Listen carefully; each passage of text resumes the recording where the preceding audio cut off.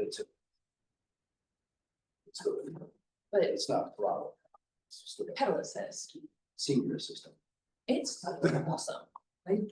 Honestly, I think that it's such a cool equalizer, because like. Oh, I love my new bike. Oh, love We it. have a husband, Yeah. it's a great equalizer. And especially for you. Yeah. Yeah. He casually was like, hey, do you need the truck anytime tonight or tomorrow? And I was like, no, I don't think so. Why? What do you have going on? He's like, oh, I think I'm just gonna park the truck at the end of the Dallas Trail because Colin and I are gonna casually do the whole Dallas Trail tomorrow. And I was like, I'm not going. I'm doing the 1K. I'm gonna have. weirdly annoyed with myself that I left like a half-mile segment and I've done all of it and I didn't That would drive me quite, I didn't realize That would that drive I me was that insane. close. Totally. And it's just like out there. And now you have to go way out there to ever like complete your area. No, that would absolutely drive me bonkers. I know, that's probably why I think there's an outlet.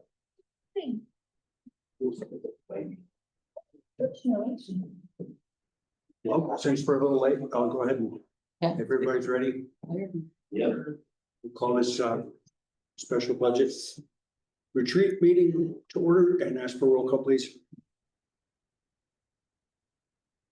Councilors Kroger. Here. Graham. Here. Montague. Here. Skylar. Here. Scoville. Here, Mayor Pro Tem Lincoln. Here. Mayor Clark.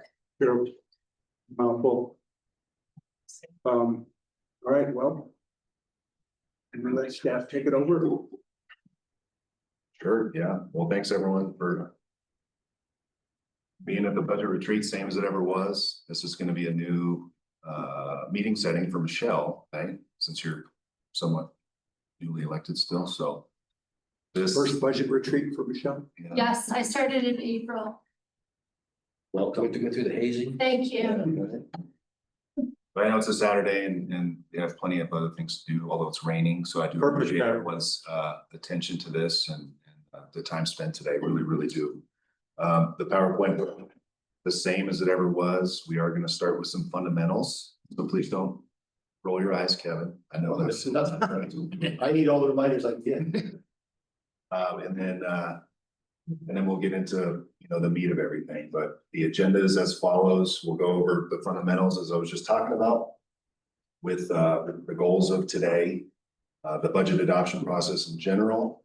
And then we really want to transition to give you all a good amount of time. If you remember last year and the year before, to spend, 15, 20 minutes on making that up, talking about items, projects, initiatives that you all really want to talk about or see advanced sooner rather.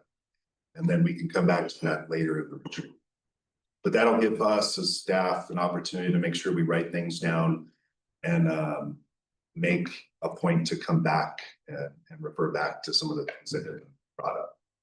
And then Pam will give her presentation on the 2026 fiscal year budget, which is pretty bare right now, just given where we're at in early October, but she'll run through all three funds and some.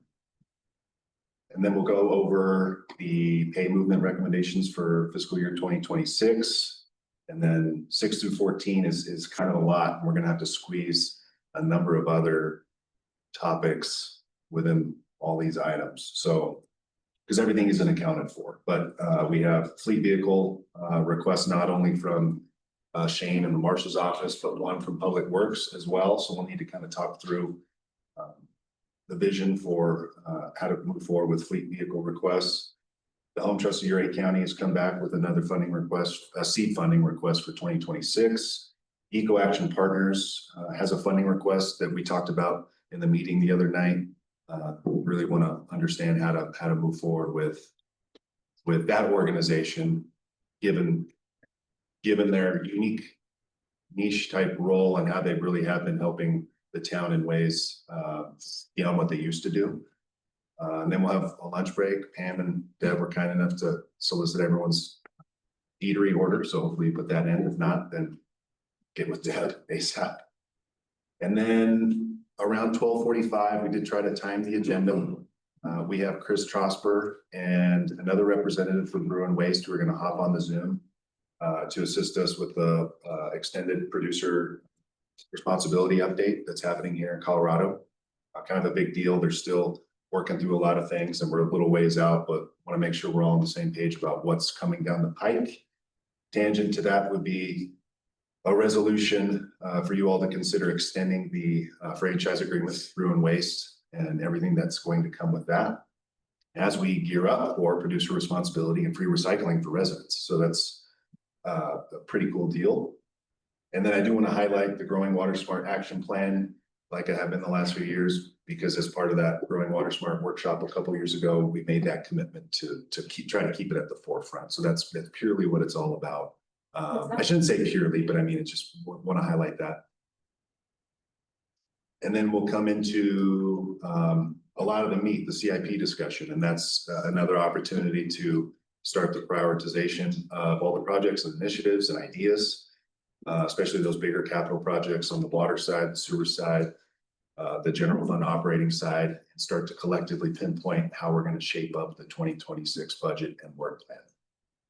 And then you all might remember there's always maybe a little bit of time or no time to talk about the strategic plan, but it's really a tangent to the CIP discussion. So just be thinking about that throughout the day so that we can put more thought to it over the next month or two to start shaping the strategic plan for 2026. So that's the budget, but we are going to need to throw, as I said, some topics in here throughout the course of the conversation, like talking about the local impact accelerator grant opportunity. I think that fits in some of these categories, and I have a whole list of other items. That was the only one that came up. So any questions about the agenda? Good. So goals for today. This is y'all's time as the town board to give direction for revisions, ask questions on anything you see fit, request additional information, analysis options on anything that comes up throughout the course of the day.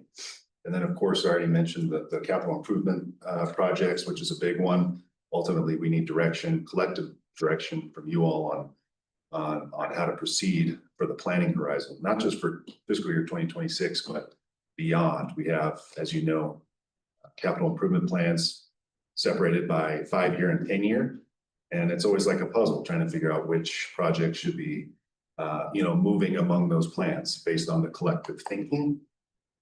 And then ultimately, we're looking direction for the strategic plan for fiscal year 2026 and the associated work plan. A little bit about the budget adoption process. I won't read through this whole thing. I have before, but this is straight out of the charter for the town. This is Article 9.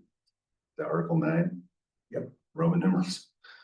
Finance, and it really governs the budget preparation process and how it's supposed to be undertaken each year. Noticing requirements and what the budget is supposed to contain at a minimum. And so I know a lot of you have read through this. Again, I've read it verbatim before. I won't do that today. Happy to answer any questions about this. And then this should look similar or familiar. It's just the remaining timeline for the budget adoption process. We're here today in the budget retreat setting. The next time we talk about the budget formally is November 12th. That's a long time away.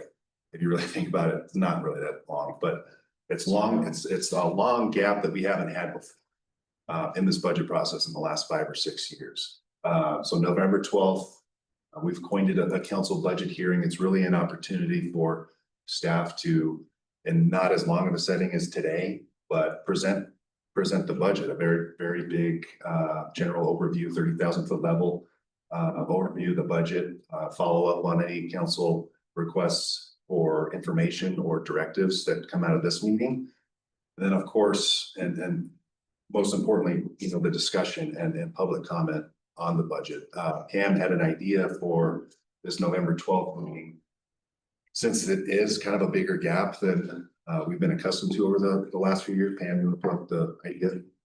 Yes, I'd like to do a workshop prior to the regular council meeting. On the November 12th meeting. That would be really helpful instead of trying to tackle everything within the meeting. You think prior to the 12th? Sorry. It's all gonna be dependent on how much time you can all give. Be nice if we could have an hour, but. And to be clear, I think you're talking about before the start of the regular meeting. Or the start, so we're a budget workshop prior to the start of your. On the same day. meeting on the 12th, Same day. Wednesday.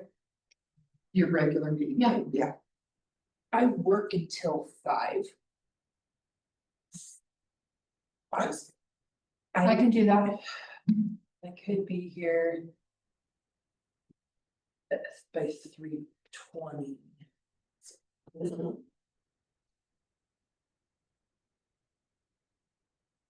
could everyone do 4:30 and then Polly pops in and she gets here? Well, we won't be taking action, we'll just be discussion. Yep. So 4:30 start time.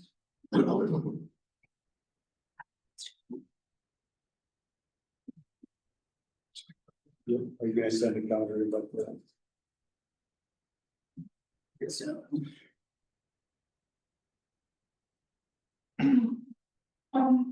Preston, I have a procedural question. I think it's procedural. You ready? Yep. How do you guys handle carryover, like something that was budgeted for this year and maybe didn't get to it and the money's not spent? It just has to be approved again for the following year? If Or it's is there for, room for a carryover? well, it just pours into additional fund balance. Is what it does, and if council agrees upon carrying it forward, if you're talking about carrying it forward, you mean applying that to the same project or whatever it is the next Yeah, year? then yeah. That's the way it happens, but that needs to happen collectively in budget setting. Does that make sense? Yeah. It has to be reallocated. Yeah. Mhm. You wanna say something on that? Oh, no, John said it, it's not, we don't just carry over money from year to year, it's not allowed. There's basically a state statute that says you can't do multi-year obligations, is the way they put it. Okay. So anything that doesn't get spent in one year can't just automatically roll on because that's considered a multi-year obligation. There are ways around that, but he's exactly Okay. trying to get away from that. So that's November 12th, and then y'all might notice the workshop setting that, the last few years has traditionally happened right before the Thanksgiving holiday. Is separate December 3rd, based on council schedules and such, so that's another decent gap between the workshop and hearing on the 12th and then the workshop on December 3rd, so I'm just noting that, but that'll be another overview presentation of the budget, follow up on requests for information or council directives from previous meetings. We will review and get ultimate direction from you all on the community grant program ad hoc review committee's recommendations for funding. Quick question on that. So that hasn't occurred yet. Their review of the community grant. No, not yet. Probably happen in the next several weeks. So we won't really be weighing in on those items today. No, not today. Yes. Yeah. I mean, you can talk about it. if You like. maybe talked about it Talk at about the meeting in December, yeah. And then by December 3rd, we'll have a draft version and before December 3rd, we'll have some sort of draft version of a strategic plan, but in a more formal setting, we can review and get some direction from you all. And then generally speaking, just discussion on everything. And of course, public comments, another forum for the community to come in and understand what the planning is for next year. And then December 10th is the big one, the budget hearing where the budget is adopted. That includes the CIP, 5-year and 10-year, then the strategic plan and the associated work plan. And then the resolution certifying the mill levies. Any questions on the process?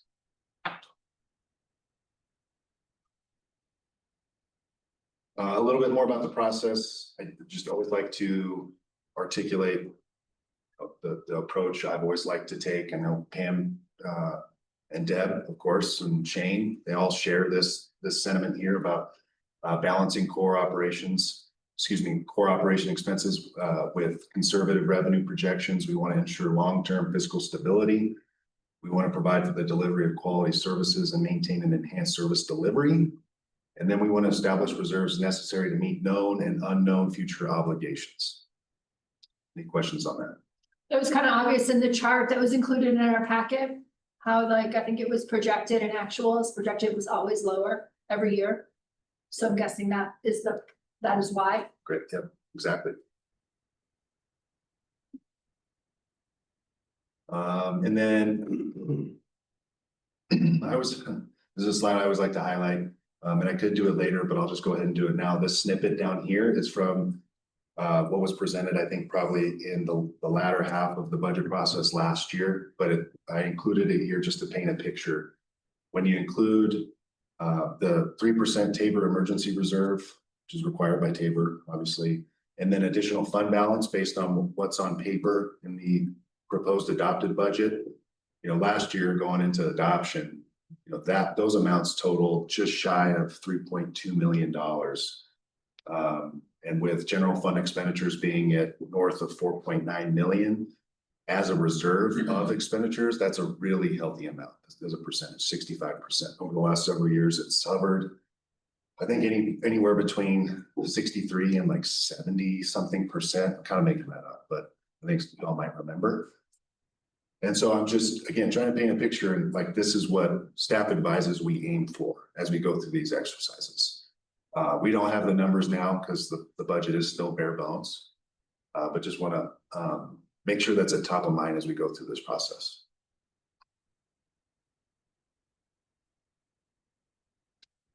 So that's the end of my little presentation here at the beginning. Unless anybody has any questions on anything in particular, this is that 15 to 20 minute period where I want to make sure you all have an opportunity to voice what you want to voice, talk about the projects, initiatives, items that you all at least want to have considered or discussed throughout this process. Does that make sense? Yeah. So the floor is yours. I guess when we get to the capital improvement project part, I want to make sure that on that 5-year plan is continuing to move forward with the athletic part, you know, phase 2. And, you know, we dedicated funds this year to getting the construction level documents done, but just continuing that momentum of moving forward on those projects, making sure that's actually on here, because I don't even see it on the 5-year plan. I know we're working in Green Street Park too, like was brought up at the last council meeting. So with both of those parks, I think the north and south sides of town, keeping that moving forward.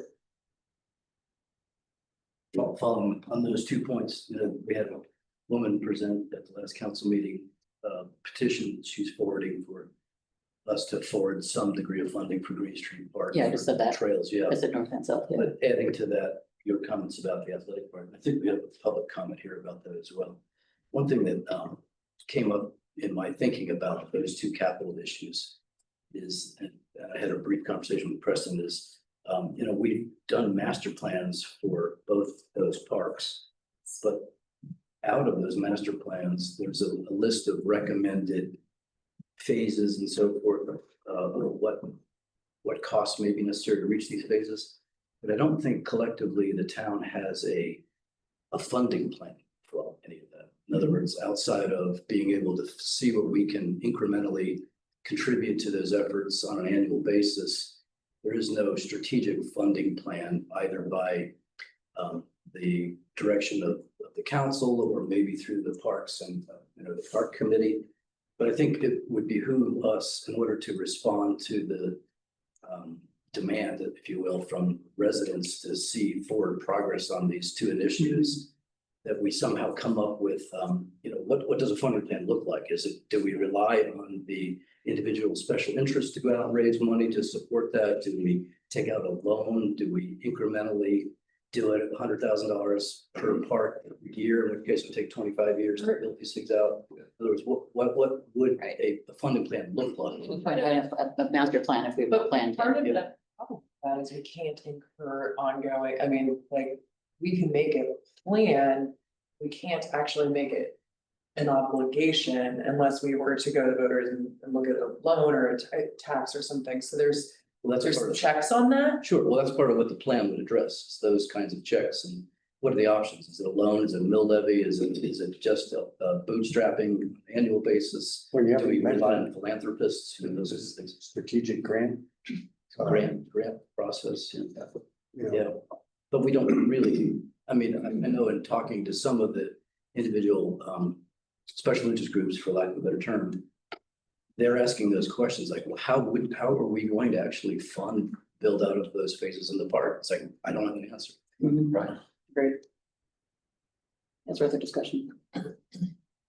In that same vein, I would like to just bring up, I saw that the dog park plan was on the 10-year, and I'm wondering if we shouldn't bump that to the 5-year. And I'm aware that there are cost restrictions. I'd also like to talking about location. The one location that I keep coming back to in my head is the west side of Cottonwood Park. Is there like those cut throughs, and there's that, The West End, yeah, the Cottonwood Park, that might be a good location for it. I'd also like to take temperatures on the tobacco license. Thing, I think that cost is incredibly minimal to start and will kind of be self-sufficient. It will fund itself. It's very, very inexpensive for us. I'd like to bring up mag chloride.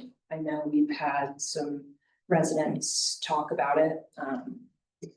And I know that there are other alternatives. I think there was discussion or an ask to maybe look at other options for mag chloride.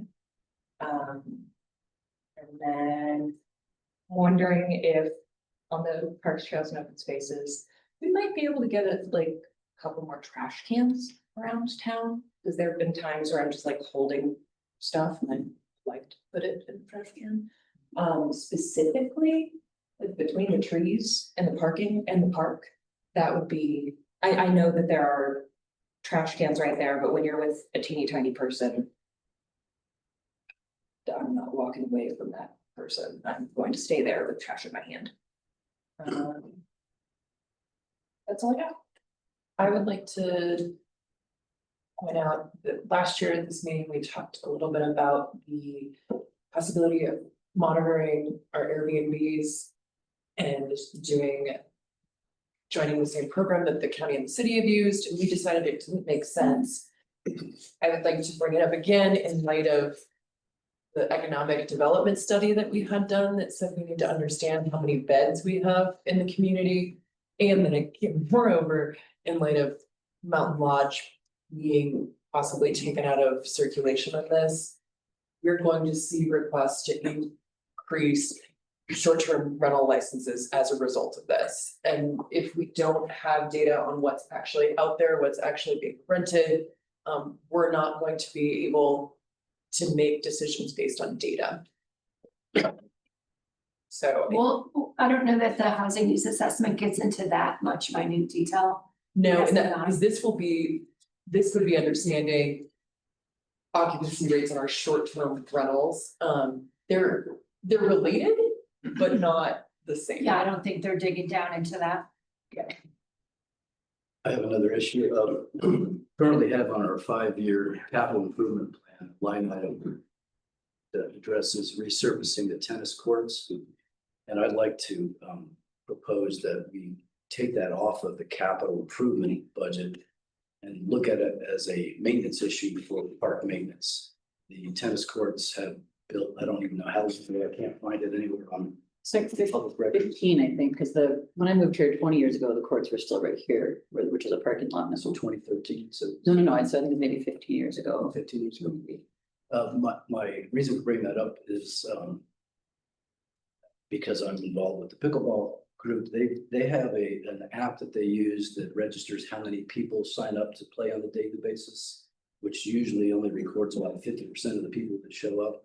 And they're even with those that data, they're estimating 400 to 500 people per month are using the tennis courts for pickleball. As a result, over those courses of 15 years, there's cracks that are developing that are a safety issue. Their surfaces are becoming, they just need maintenance. The surface of the courts haven't been maintained since in the building of the courts, whereas other parts of the athletic park are maintained routinely, cutting grass for the soccer fields, grooming the baseball courts, maintaining the pavilions. So I'd like to look at changing the perspective of resurfacing the court from a capital project to a maintenance issue. And then maybe look at putting addressing that as a maintenance budget item rather than a capital improvement budget item, primarily based on the safety and the fact that 15 years ago, I don't think it was ever envisioned that you get 400 or 500 people using that court for 2 to 3 hours a day, in a given month. So it's getting much more use than I think was ever envisioned, and it hasn't been maintained since it was built. Is the number 40,000 for resurfacing somewhat accurate, or is that a few years? I think that included the resurfacing the basketball court. So I think the tennis courts alone made only 25,000 from some of the research I've seen. To be clear, the It's still a baseball big infield is expense. maintained by the baseball. And program, we so fall it's not under the- capital expenditure. Well, we want to maybe be careful about giving the basketball, because I don't know how pertinent this is, but I did see a post recently about somebody So bragging that the pickleball people are taking over the basketball courts as well. And they had the bright idea that we should build pickleball courts. Pickleball Yeah. courts. Yeah, I was gonna chime in and I'm like, I'm not even touching that. I did, and I gave you my Good. comment. Oh, that's like, yeah, it's like, I think we are, but that's about all I know, so I'm not gonna say anything. That was me. I'm the only basketball player. You were the one on Facebook. I know it's true. but full circle, I'd like to view that resurfacing of the courts and the maintenance of the tennis courts as a maintenance issue rather than a capital improvement. Yeah. And not related to the build out of the athletic park. It's just maintaining an existing park. Yeah, amenities. maintain before you have to replace, yeah. What else?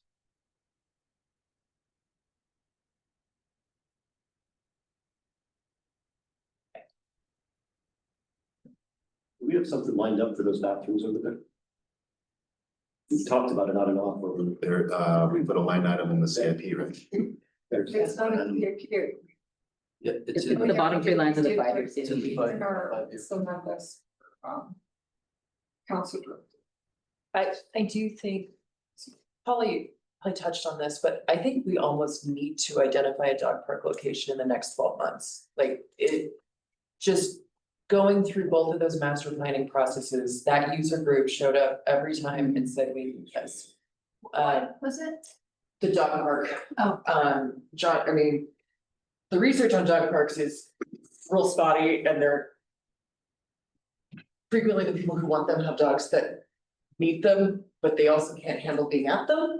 Unfortunately, that's kind of the state of how it is, and we've kept putting that user group off, and I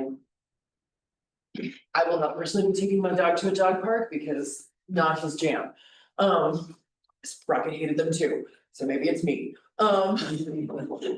But if we don't at least find the place and put it in that same pot with the rest of the parks planning, they have a right to be mad at us. Absolutely. I liked Polly's idea. I hadn't thought of that, where that, because the path cuts off, so does I anyone? wonder if that works when that green space is owned by the Solar Ranches HOA, but. Yeah, the neighbors will probably. Solar Ranches HOA, green Cotton space. Creek? The west end of Cotton Creek Park is Solar Ranches HOA. Because that was part of the designation when that subdivision was made, was that was open space, green space, isn't that managed by the Solar Ranches HOA? I believe. No? It's cut by us. Oh, so it was donated, maybe it had to be gifted to the town during the subdivision Yeah. process? Yeah. Okay, never mind. That Well, I was- love the west that end, was- that's a great idea. My legacy, Solar Ranch was platted. I said, let's move the boundary of the whole subdivision 100 feet Yep, to the south so we can have a park. it's great. I love that. But it's all town property. Great. My only question is how the residences, the backup on that would feel about it. Yeah, I can see a lot of pushback. At least the far west end, there's not many residences there, but We yeah. can run into that. Yeah, we're running, Yeah. well, unless we put it somewhere, it's not anywhere near anyways. And parking. Mm. That's the kicker You about should be this. walking your dog with it. Luckily, there's a Yes. That is- Also, as veterans.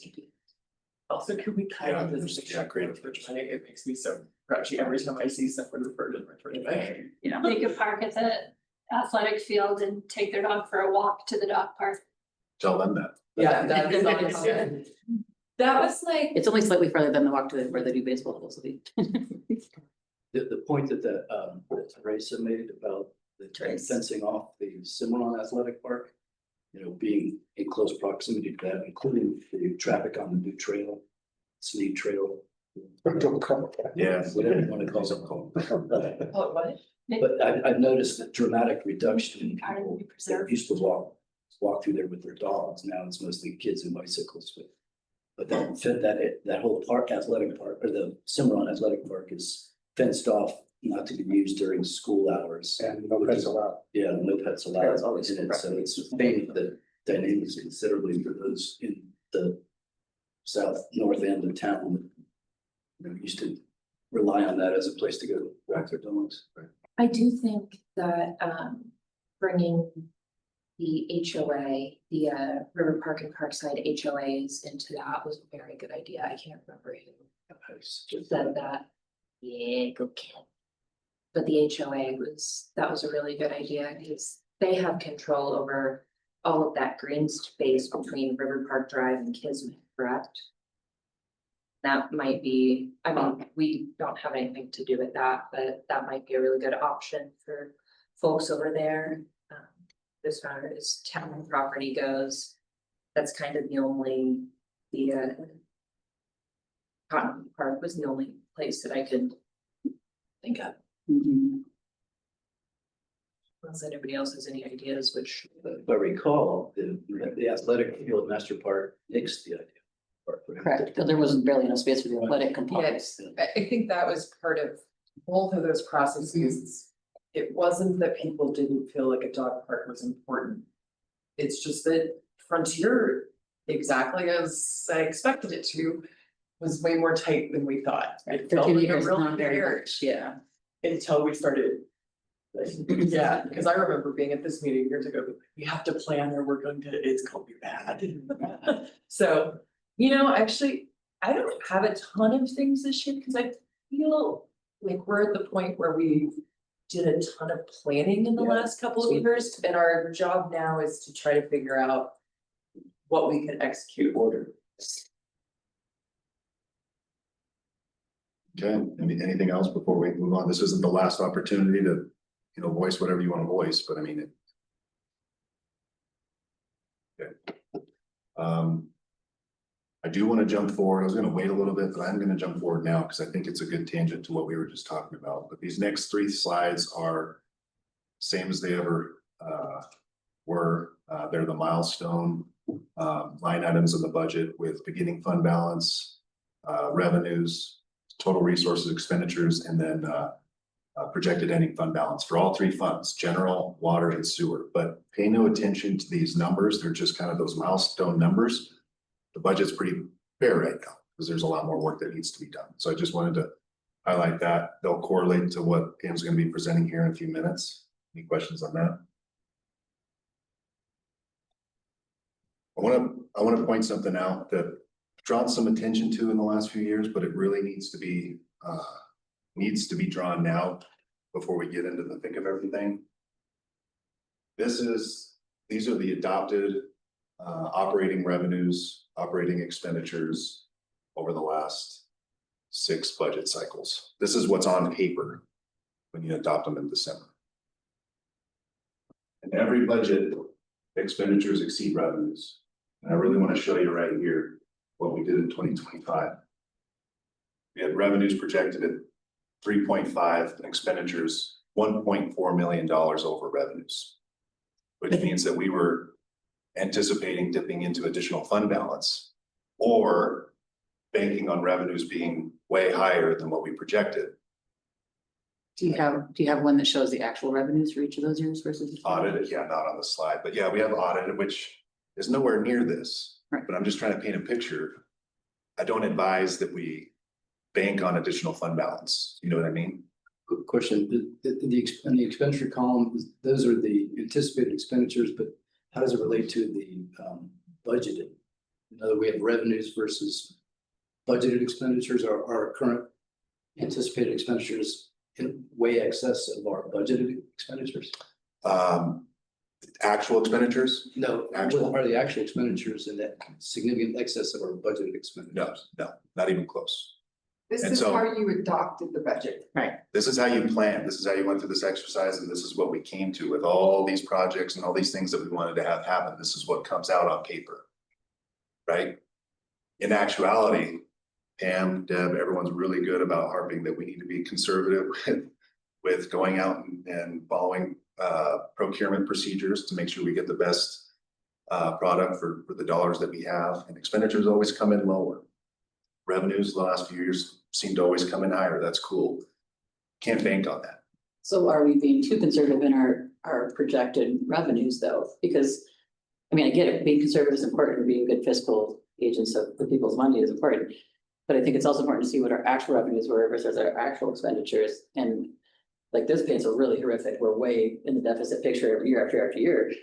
But is that just part and parcel of maybe we're being too conservative in our expected revenues? Because if they're actually pretty darn close, you know, Yeah. that's a difference. And yeah, that's a good question. Yeah, that's certainly part of it, but you know, it's, there's a lot of variables. I'm not trying to say that we're just setting aside too much to make everything happen.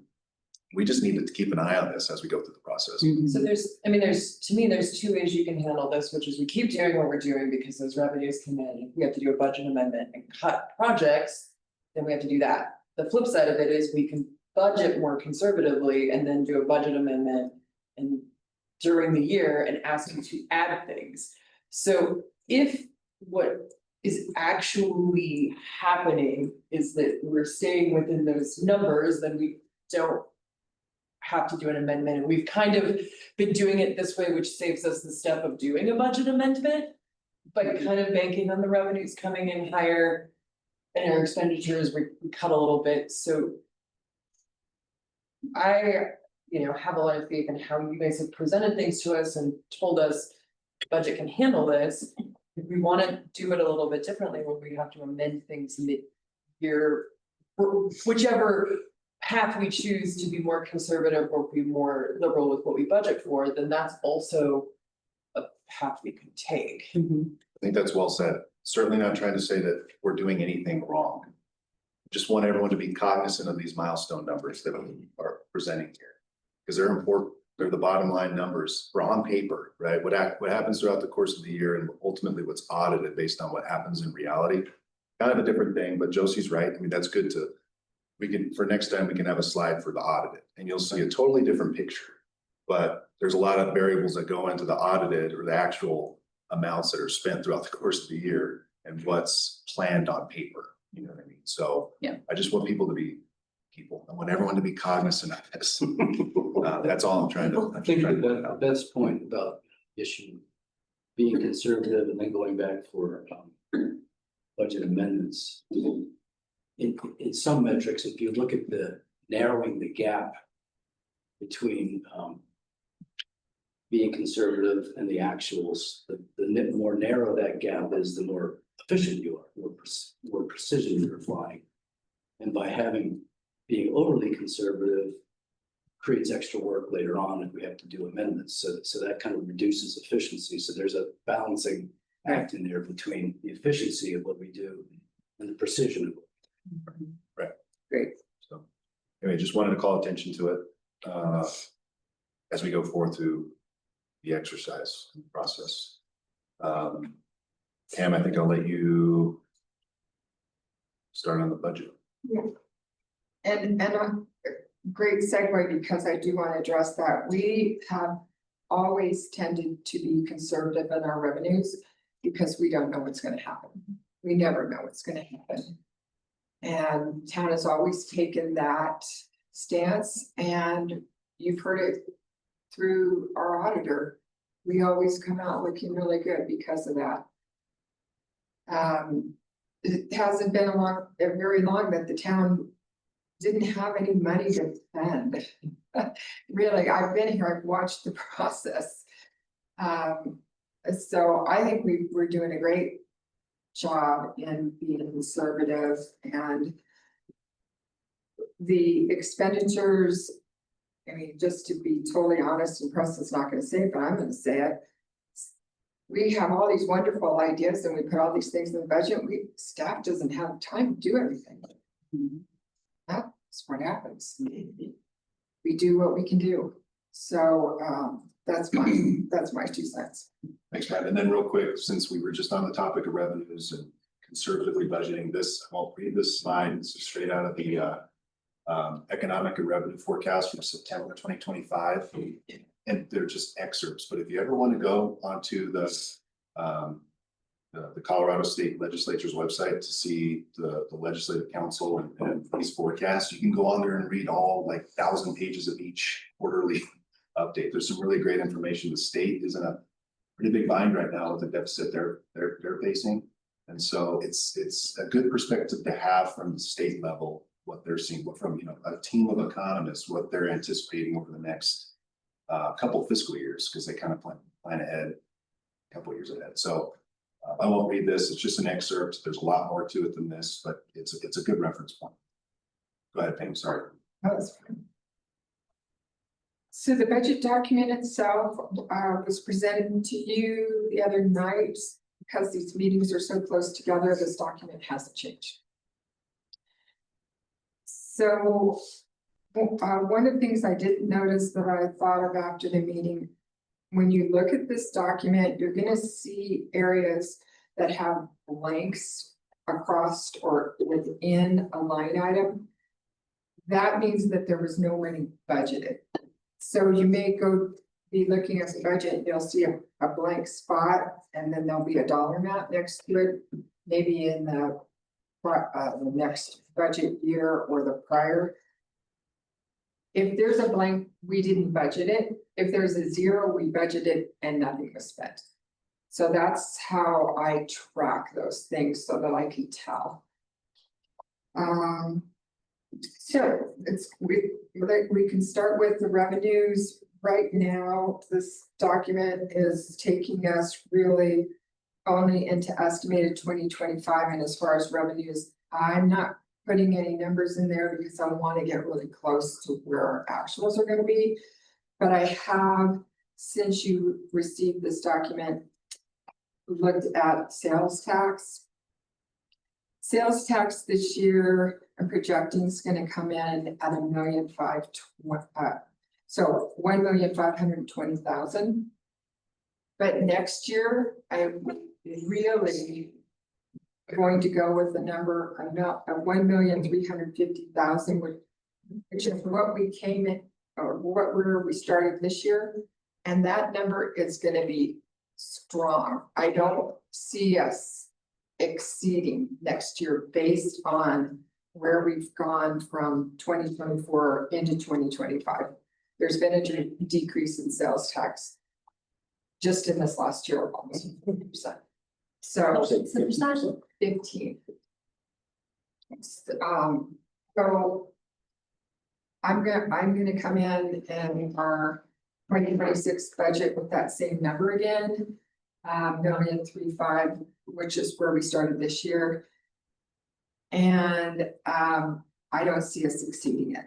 If we do, great, but So this year, we think we'll come in 170,000 above the. yeah, this year. I feel really confident to say it's gonna be at that number, close to that number. So 1.5 rather than the Yeah, it's 170,000.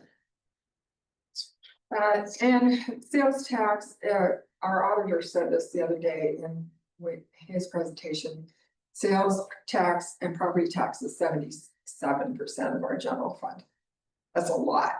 And property tax, that's set by Tabor, so that's not something we can see jump around in the same way our sales tax numbers are. So anyways, I just wanted to point that out. Everything else on here is exactly as you saw it. I really can give you a number right now on where we're going to come in as far as how our revenues are going to look at the end of the year, but we're going to come in strong. And we'll probably come in at least where we budgeted, probably over. And there are some numbers on your revenues for 2026. Those are based on projections of where we are right now. Some of these numbers are coming from state funds, so they give us their projections. Those are in this document. Building permits, I've put in right now a drop in building permits from the projected at 8, we started this year at 80. Not really sure if we're gonna come in close to that, but somewhere in that number. But next year, I'm thinking if we need to drop that just based on what I'm hearing from the building inspector, about what's happening out there, but could change in the next month. Well, that would make sense because we haven't really seen any applications on the planning commission in a couple of years to speak of. But I just think people are nervous about what's going on and not pulling the trigger on doing things. And So like for- if interest rates drop, that could change. Most building permits wouldn't come. Figures. There's nothing big. As a subcontractor, I'd say we've not seen any drop. It's just still good. Tim, I have a question on line item 415 GOO. The grant revenue. You have projected 80, it's in yellow there. Does that include the DOLA grant for the space to create microgrid? Is that the difference? It's The about difference 47 in the projected number to the to the number actual. that we've received. Yeah, you have 80 versus the year to date is 33. That's 47. It just happens to be the amount I know from the DOLA grant. Is that probably what that is? I don't have that in front of me. I'd have to grab my file and tell you where I came up with that number. I don't have that in front of me. Well, the 33 clearly doesn't include the 47 from that, so I imagine that's probably. Right, we didn't receive any of those funds. We have, I think recently we started receiving some of those funds. I can't remember. If you really need me to answer that question. Well, I can grab the follow file up later on the and part let that I you know. know, because I think I helped process S&P's payment of that 47, so see it there. Correct, that project's done. But the current 33 doesn't seem to reflect that. That's what I was. I guess he's saying Well, where that current 33 says of August 15th. Oh, okay. Yes, having. I think that's. all. But I think those funds. What is it, yes, currently sitting at It could be in the nuts, Okay, That's what it was. So, but we can check on it. yeah, currently there's 44,000 in that line. And the DOLA for this is not in that. So I'm projecting 80 based on other, that's not the only thing in that line item, but. And the reason it's yellow is because I don't know. I would point out the big drop in the mineral lease and severance taxes. That's What's that, John? item 417 GOO. The big drop in the mineral lease and severance taxes. So that That's- was like, I talked to DOLA about that at the beginning of the year, and they said, yeah, you should get close to what we got last year. And that's what we got, that's it. But that line item is out every year. We're like, I don't know. Yeah, but I think that And I usually don't put a large number in there just because of that, and he said, oh, no, it's gonna happen, it's just. well, I think that's in the legislature's clawback about that money to spend cover their budget. Yep. I think. Yeah, so that's why I put it in at next year at 25. Yes.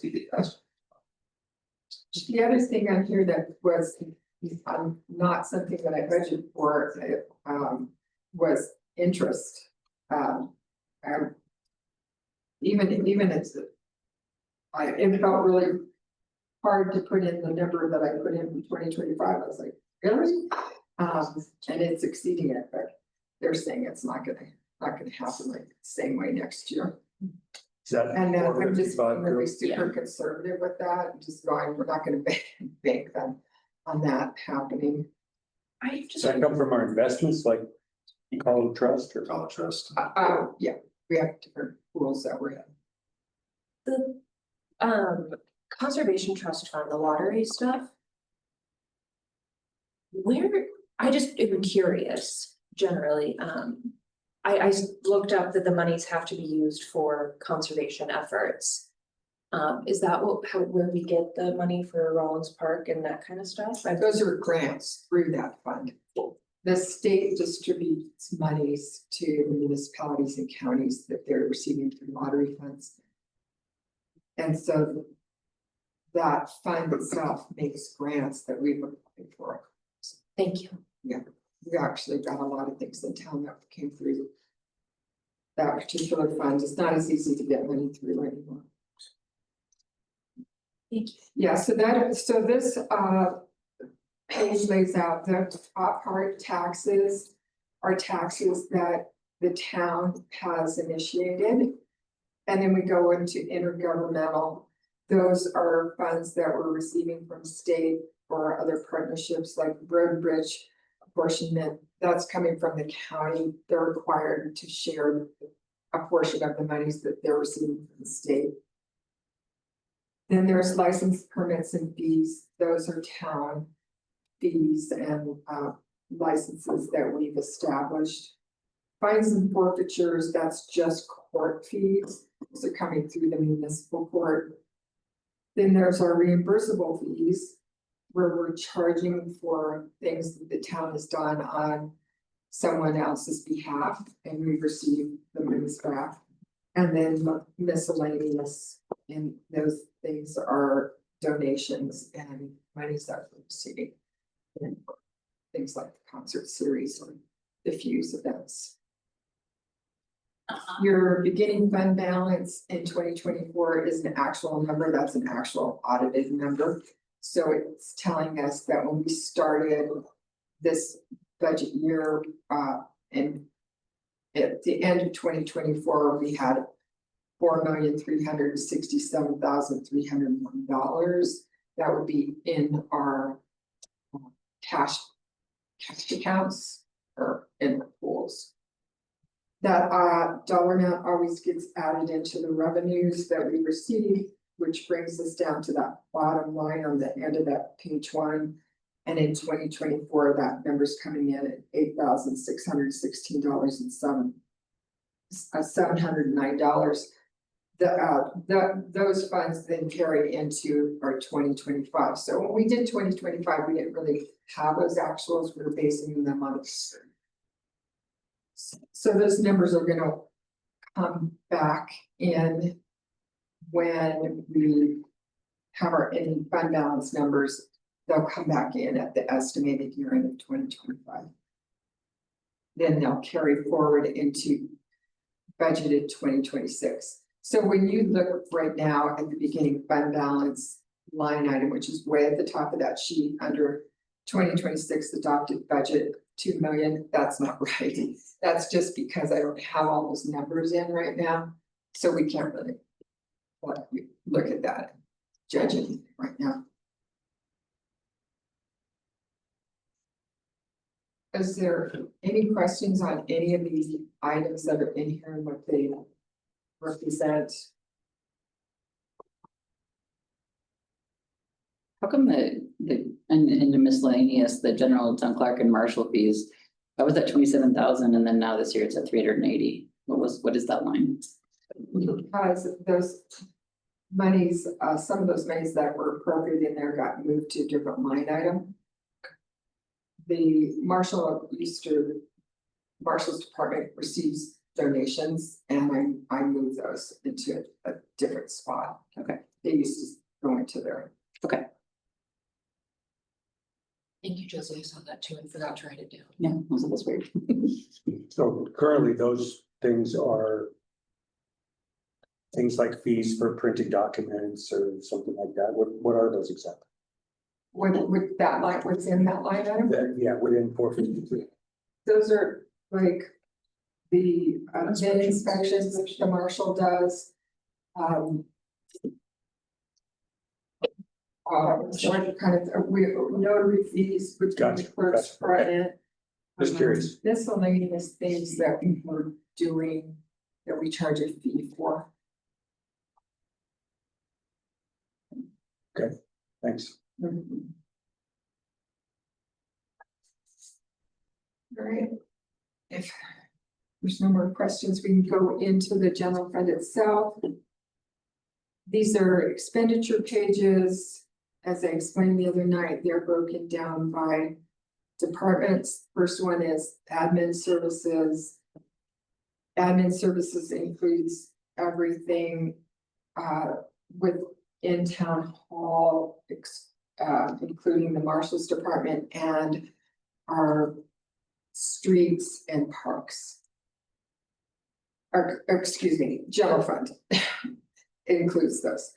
admin is everything within town hall. Clerk's department, planning department, town manager, and our economic development. And right now, I have a pretty good handle on where we are at the end of 2025. There's just some things that I haven't put in for estimated year end that I wanted, as I said, just get closer to those numbers. And that everything that's in 2026 is an item that is standard. There's things that aren't, they're gonna deviate, like our insurance, our property and casualty insurance. We've already got those numbers from Sursa for this year. You will notice on that line item, which is on page 2 under 520 GOO, that number in 2026 is showing that it's dropping, but it's not really, because what I did is I pulled the property and casualty insurance for the marshal's department out from under that line item and created a new line item. And that is on page 6, I believe. Page 6, there's a new line item under law enforcement for insurance, property and casualty, because it's such a large portion of that. I wanted it to show within the department to really show the actual costs of operating that department. Yeah, so that's much clearer. So that's why there's a difference in that from 2025 to 2026. Okay. There's a few things in 2026, like I said, there's not a lot that I put in there yet, but IT services, we have a new IT service agreement. There's a small increase in that, so you'll see those line items already, those amounts are already in the budget on all the different funds and different departments. Trying to think of what else we've gotten. But anything that I've received information for 2026, those numbers are already in here. And then the other things are things that are ongoing, postage, the power, the internet, things like that. The affordable housing line item on page 2, that's I think going to be a fairly good representation of where we're going to come in there. That line item is exceeding what we budgeted. I did include, oh no, I did not include in your packet. That's right, I was going to hand it out because it didn't get included in your packet. The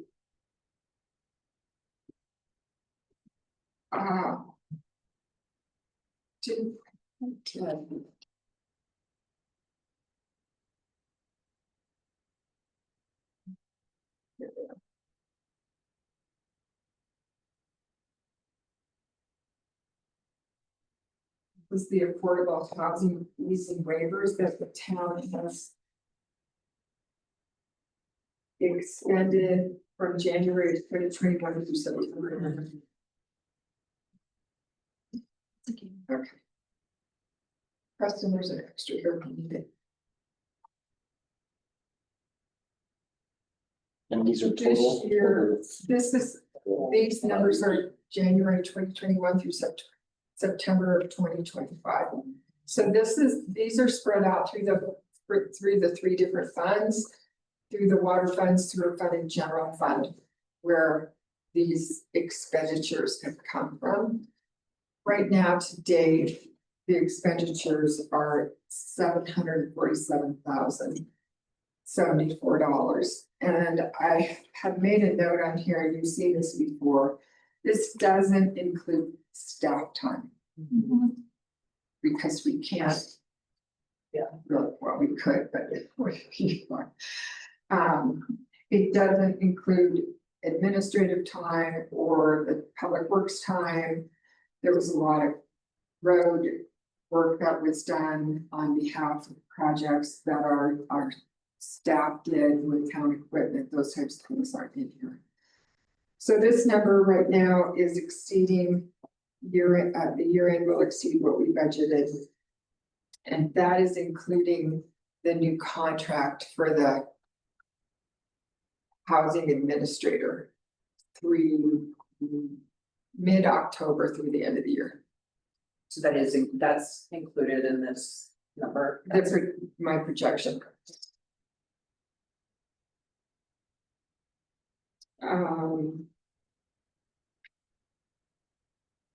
Probably something that we should talk about is what would the council like to see happen in 2026? That's based, I mean, we have costs that we're incurring in that line item that are givens. We have the grant, the housing assessment, housing needs assessment, is that next year? No, that's this year. That's just, okay, And that next year will be housing action plan. housing action plan, so that will be coming out of that line item. And so will the housing administrator. And then I think you're also gonna be looking at a request from the home trust that would come out of this line item too. This is all 535 Yes. So those items will be in here unless council wants to see something else in that line item. You know, you look at this number and there's like a couple of feels on it, but my number one thought is this is such a major issue in our community, and this is a number that shows the commitment that this council has had, and I would like to see us continue to have around making Ridgway a place that people can live. With all of our projects. This is showing we're giving Parks. 150,000 a year to the problem. Yeah, I mean, but my take would be. It doesn't matter if we build baseball fields, if families, Well, can't. No, I'm just, I'm saying. no, I'm just saying, like, I think that my frame on it is all of these other. Beautiful, wonderful projects to talk about. Are kind of meaningless if folks can't live here and enjoy them.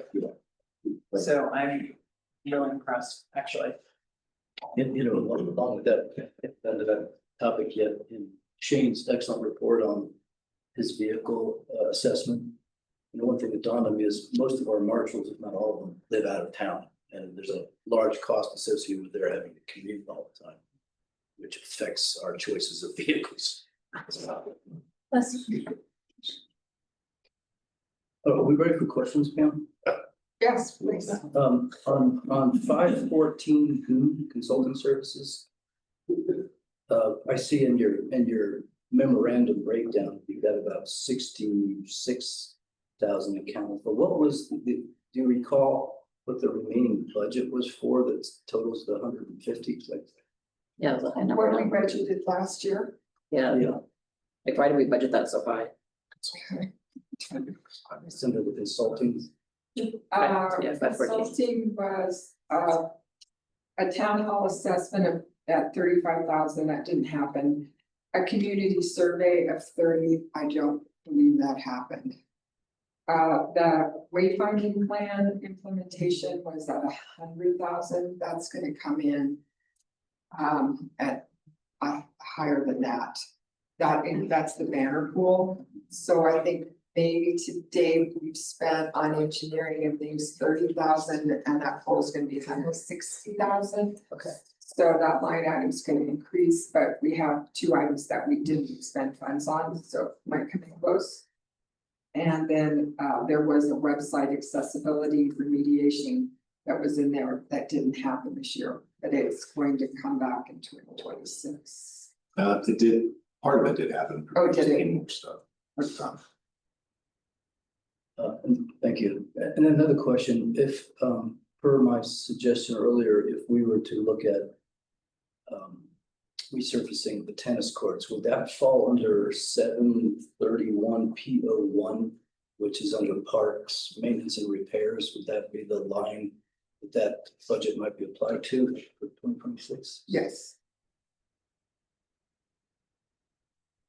So on this page 2 and 3, which is part of the admin services, you have your council initiatives which will be presented to you the November 12th meeting.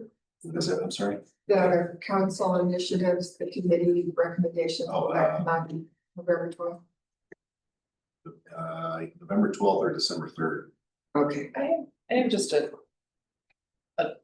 note on this. I know all of the line item names are set, but are calling that council initiatives, is it possible to kind of change that to being community grant funding? Cause we have, I mean, at this point, it's not a council initiative. We're actually asking our community to do it, just for the sake of clarity of what that means. We all know, but. Just as a different title to the. Yeah, it's just all of the, everything can stay as it is, but just that would be really What would council like?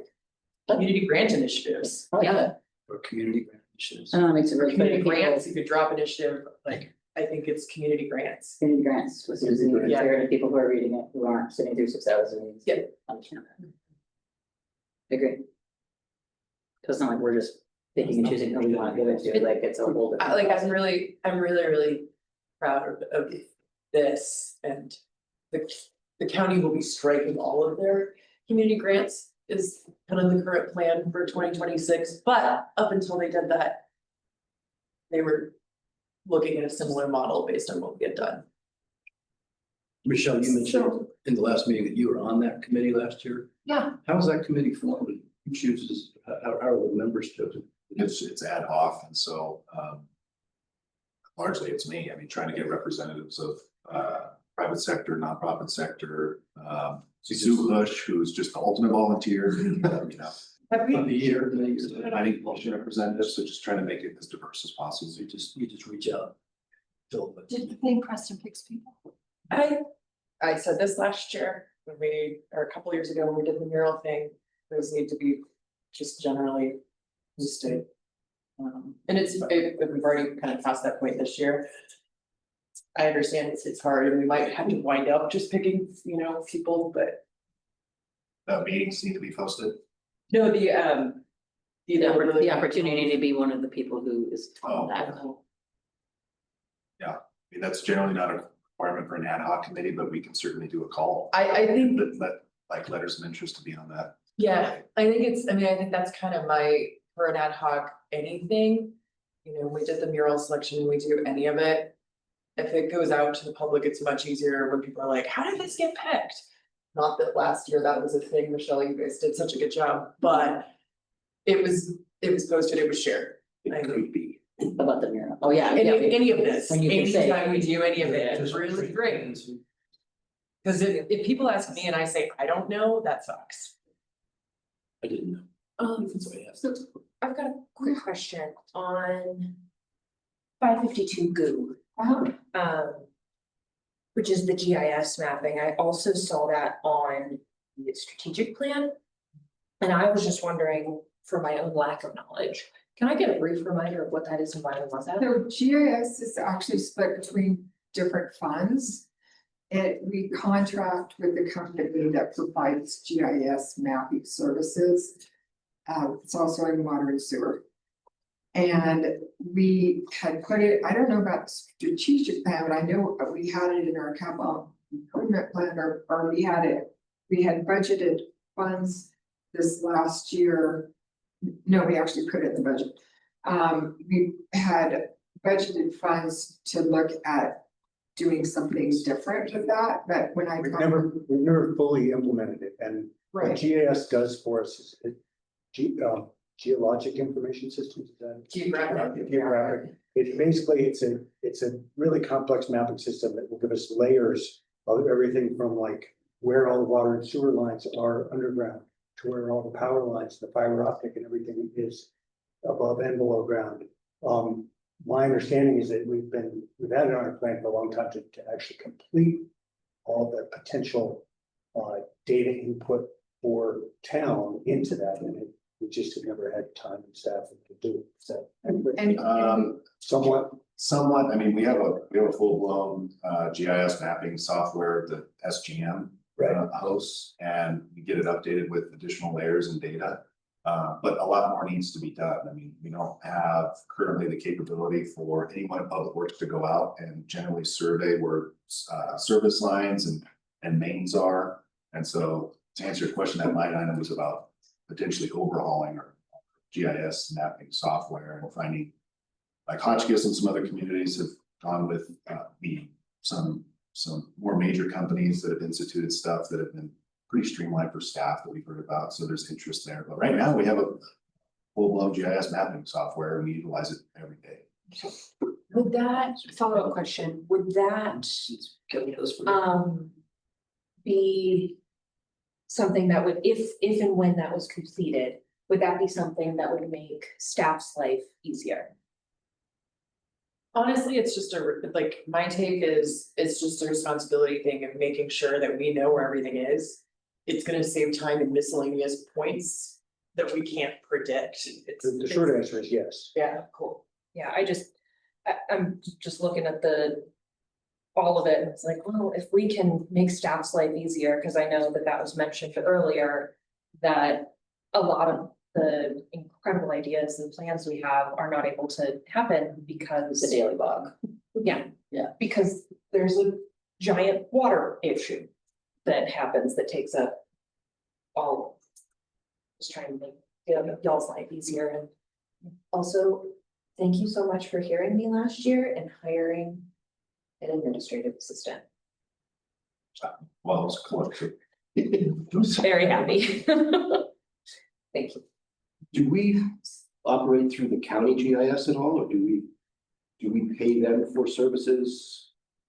So we outsource, SGM hosts and updates everything on our GIS system, but we rely on county data sets, which don't get updated very frequently. I don't want to misspeak, but it's like once every few months or 6 months or something. And so it's always nice when they do those updates and then we get current information. But yeah, we do rely on a lot of the county. but we don't pay the. But we don't do it. Okay, well, My experience with the GIS system that SMPA has, it's incredibly detailed to where you can drill down to any given meter, fuse, conductor size, poles, every piece of equipment they have that they service or maintain, including who the customer is, what county they're in, how much land they have. It's all these different layers that John was saying that you turn on these layer filters and all of a sudden this information just explodes out. It's really powerful.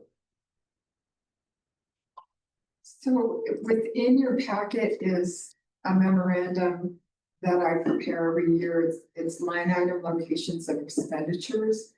And this list came out of the meetings that we held with all the staff. And these are the items that we're looking at embedding into the 2026 budget. So if we could Which document? maybe work with this memo, it's called line location of expenditures in 2026 fiscal year budget. If we could look at this in tandem with this, we don't have to spend a lot of time with it because I would like to know if council sees anything on here and they go, oh, let's not put that in there. But these are the items that staff is looking at that they want to go into the 2026 budget. So on the first page of that, these items, and if, you're looking at it, I'm not going there. So items 514 through 571 GU are all within this administrative services. So there was a question earlier about what was in consulting for last year. Here's consulting for this year. Now, there's other costs that would be in consulting. But these are things over and above everyday costs. So these amounts are things that I would take and I would add into the costs that would normally be in that line item. So there's the website accessibility remediation back in there. And we're looking at getting digital formatting for building codes. And then the housing action plan is in that line item. Under contractual services, we have our town engineer, which that's CCS, Consolidated Consulting Services, that's Joanne. And Swiftwater, that's our other engineering services. Joanne is not doing things within that at this type of level anymore for development projects. She's more water and sewer, but she still does things, and that's why she's still in this line item. Joyce This is is Swiftwater. Joyce. This is Joyce. Joyce is Swift. So she goes out and she does all the development review. Gotcha. We put money in this line item if we need some to hire a consultant for looking at large building projects. And then we have our municipal code hosting, our codification of our code that's in that line item. It's gonna come up later in the agenda. Were we to approve the Eco Action Partner budget, would that fall on consulting services or contractual services or one of these two? I couldn't answer that right now. I need to know more what we're gonna be doing. Okay. Computer, this year, we're looking at replacing our server. It's split between 4 different funds, and so that's why I have that note there, split 4 ways. Community outreach, we have some ongoing things here, which is one as the advertising of the plain dealer every month. Where we put in money to get a small tent with the town logo for events. Planning department has asked for some money for public outreach. There's the countywide events calendar. That dollar amount is the amount that we were talking about originally. At the last meeting, there was discussion about that amount might change, but what you're seeing here is when we originally put this together, so that number might change there. And then there's the electric building code all electric building code adoption under community outreach. Affordable housing right now, I think I've got that number wrong. The Joint Housing Administration, that number's not right. And fix that. But there, Even, sorry, that's just that the the matrix. housing administrator that we have with the county and city, the IGA. Go ahead, Josie. I don't know, I just think this is semantics, this is the stuff that drives me a little bit nuts. It's like under community outreach, see the line item for all electric building code adoption, like it's a foregone conclusion. And obviously, I'm the one who's spoken most against this, but should it be all electric building code education or, you know, something else? Because adoption definitely makes it sound like this is a foregone conclusion of something this board is doing. Well, I'm sorry, this is not a public document, it's an internal document that I use to track where things are. I can change. For sure, it's just words matter. And to imply anything, I'm just doing it so that staff can track it. So I have no problem changing that. Yeah, And I'm actually just gonna drop the word adoption and just put all electric building code, since it's community outreach. The contribution to the home trust, I believe that's somewhere else on the agenda, isn't it, Preston? Correct. Okay. And that amount, that could be wrong, I couldn't pick that up from somewhere else, so. We are looking at, under office supplies and asset management software module that we're splitting 3 ways. That's the module onto the Casell program. And then there's the regional transportation service. Our contribution for 2026 is 35,000. And office equipment, we're replacing 3 laptops and 3 desktop computers. So those are amounts that we're looking at putting into the 2026 budget. That those, as staff looks at it, are over and above the normal everyday expenses. that we would be putting in here. And then, of course, anything that council adds will be added to this list that we work with and track with. This will help us to work with where we're placing things within the budget. Looks like we got at least one potential overlap or duplicate is that weed eaters are both under 632 and then again under 7. You're jumping ahead, but. Okay, sorry. Streets department is asking for a weed eater. And then Parks is asking for a weed eater. So 600 under office equipments, 571, 600 is streets and maintenance. So Okay, that's sorry. page 4 of the budget. And it's a separate part of the general fund. Terry, would you know, like, do the battery electric meters meet industrial, like, we're all good on I that, just have- making sure that we're I have one that's doing as good as that. We're doing electric and not They're gas. electric. Okay, There's also, double check. also rebates of it. To just, yeah, Yeah, they're heavy duty.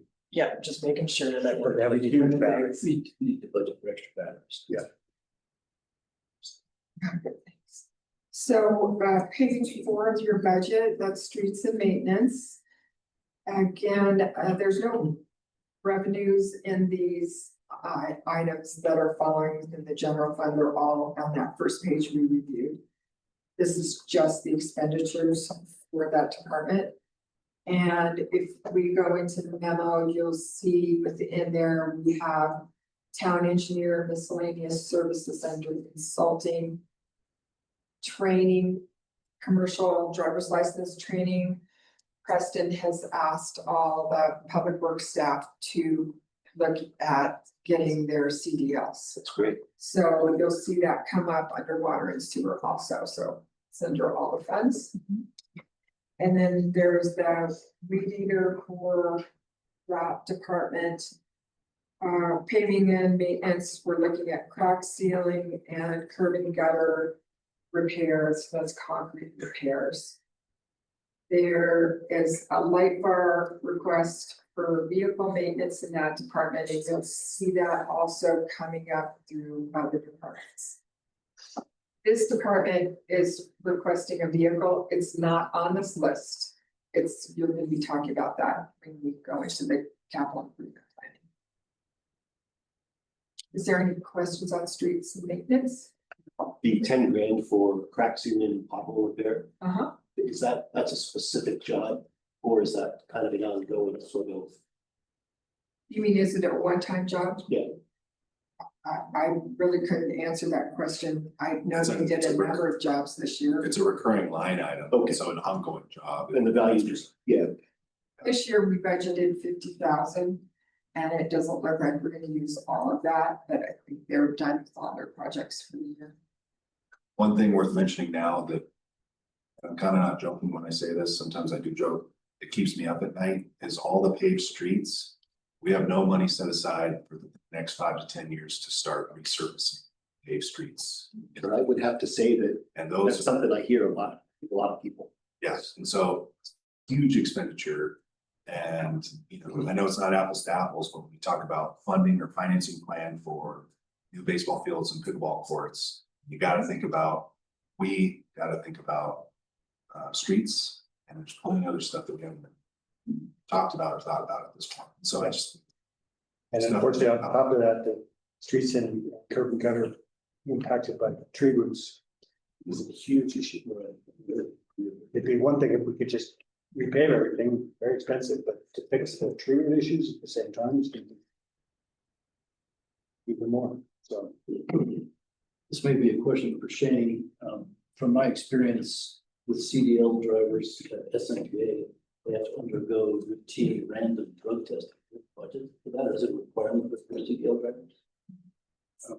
well, cops don't have CDLs, No, but with what public works Well, employees. public works, I think your point, I'm like, I don't know. oh, Pam has a CDL. No, not me. It was like, please no.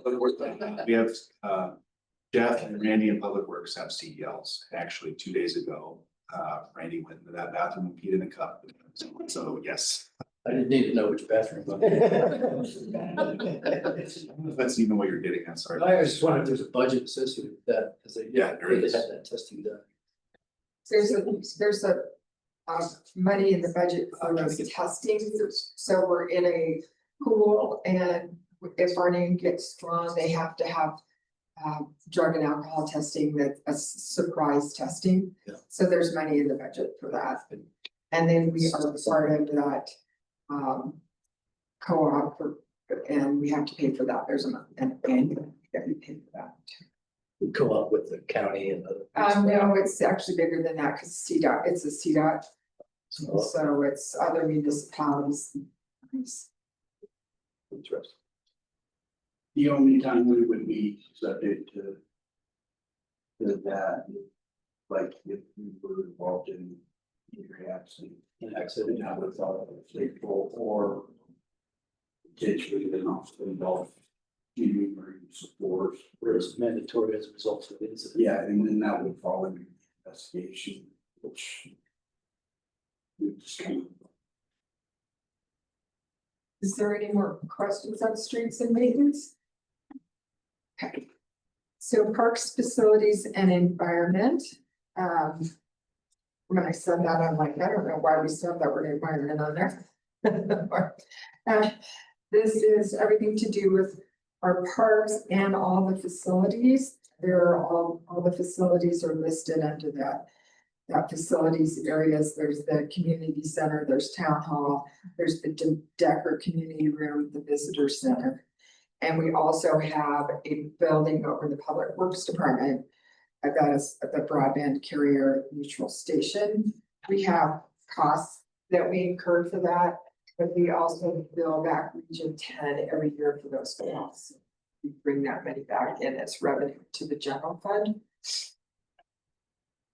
And in parks this year, what we're looking at is placing money under contractual services for a tree inventory at $5,700.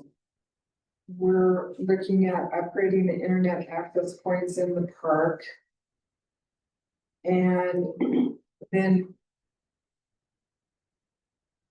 That tree inventory, are we looking at a local company or someone? no, it's actually, let's just walk in.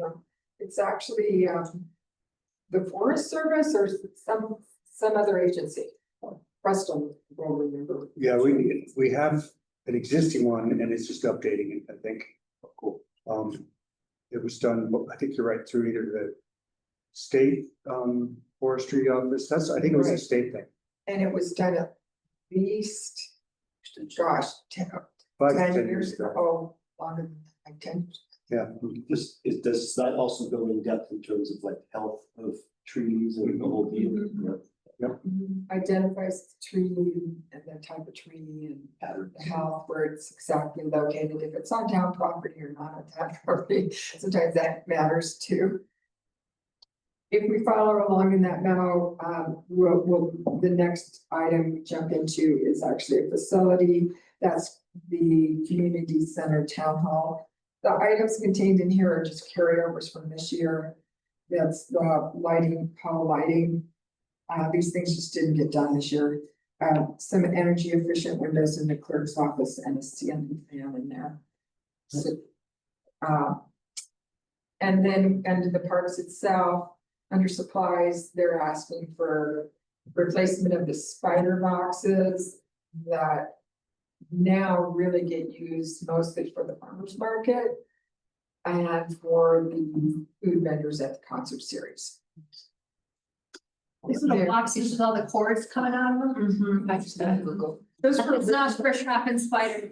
Sounds smarter than. Yep. See, and there's the other weed eaters, they're updating their weed eaters, their leaf pickers.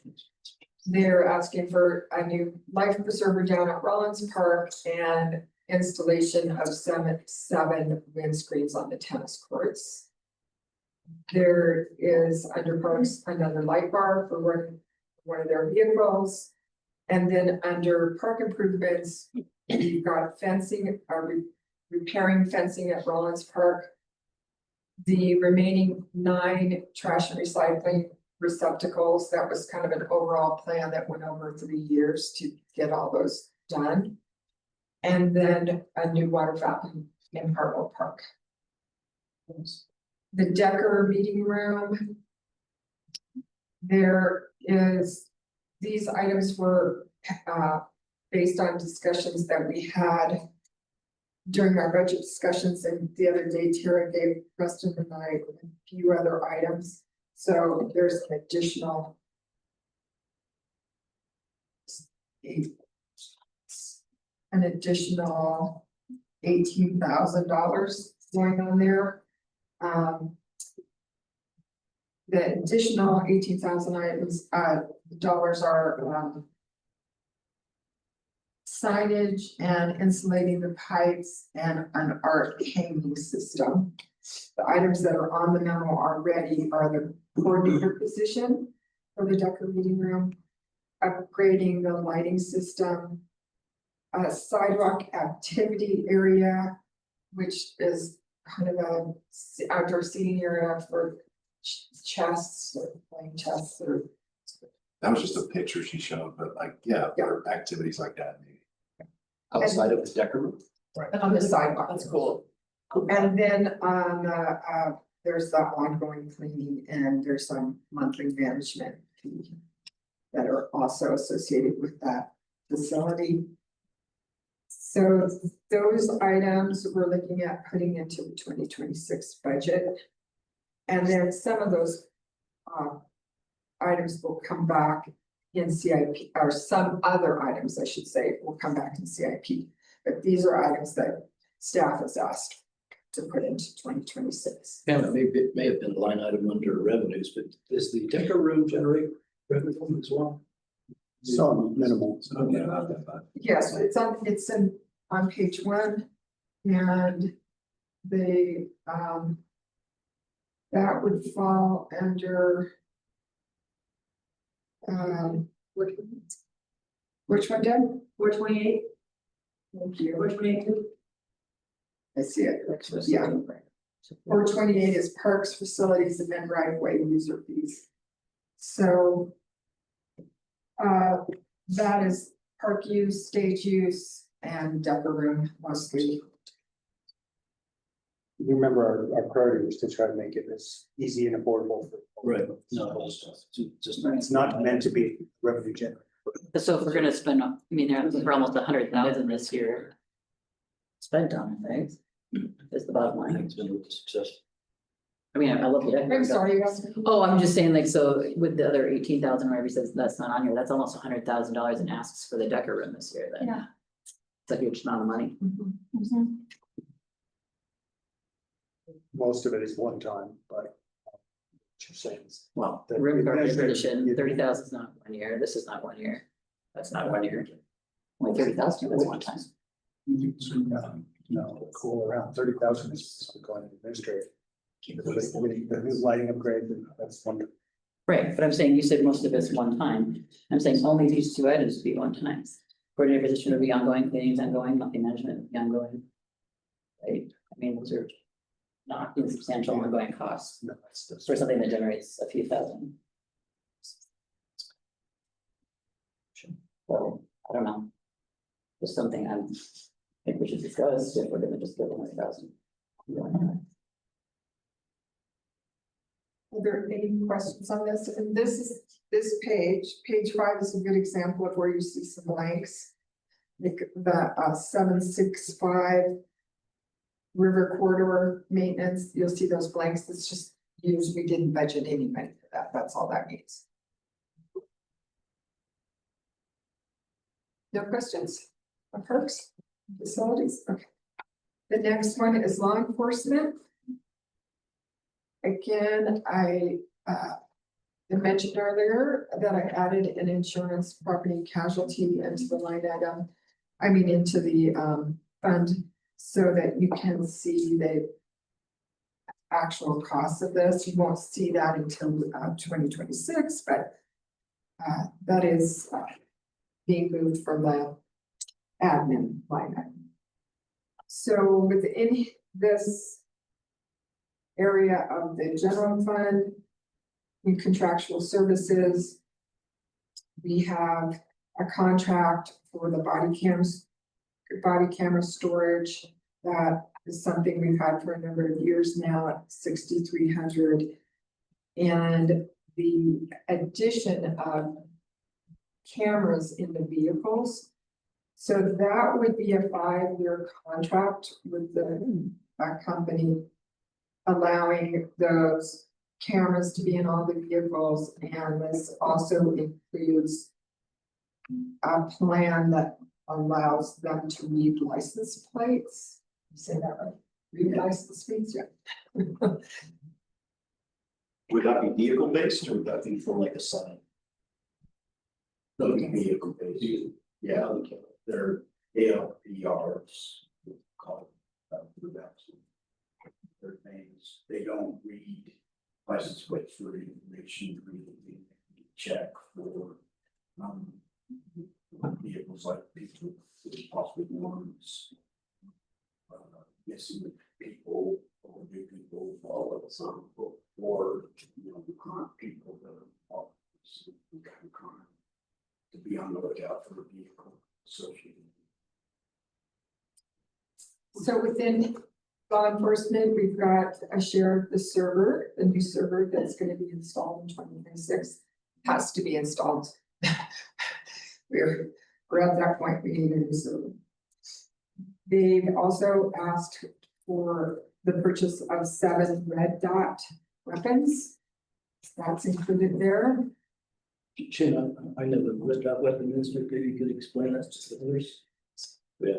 So they're the laser red dot sights.